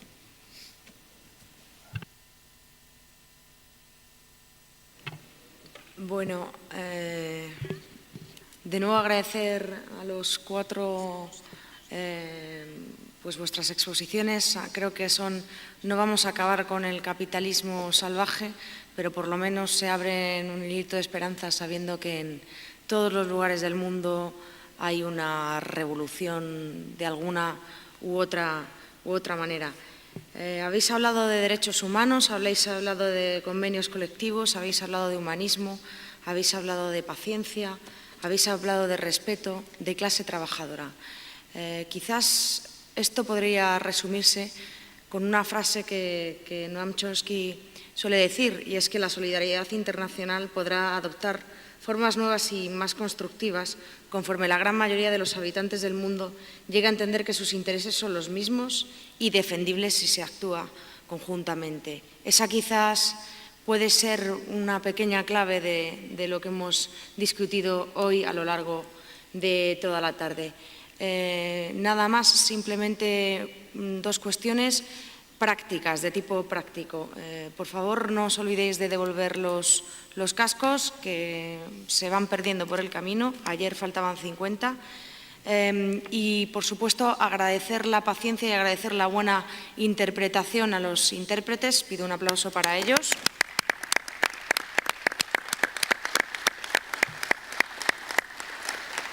Y, como no, un fuerte aplauso también para nuestros magníficos panelistas que nos han dado algo de esperanza.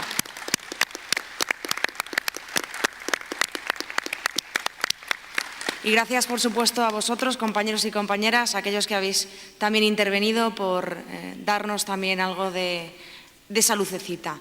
Nada más, recordaros que hay hoy otros dos eventos. A las 8:30 en el Estudio Jazz, el evento de solidaridad con Palestina.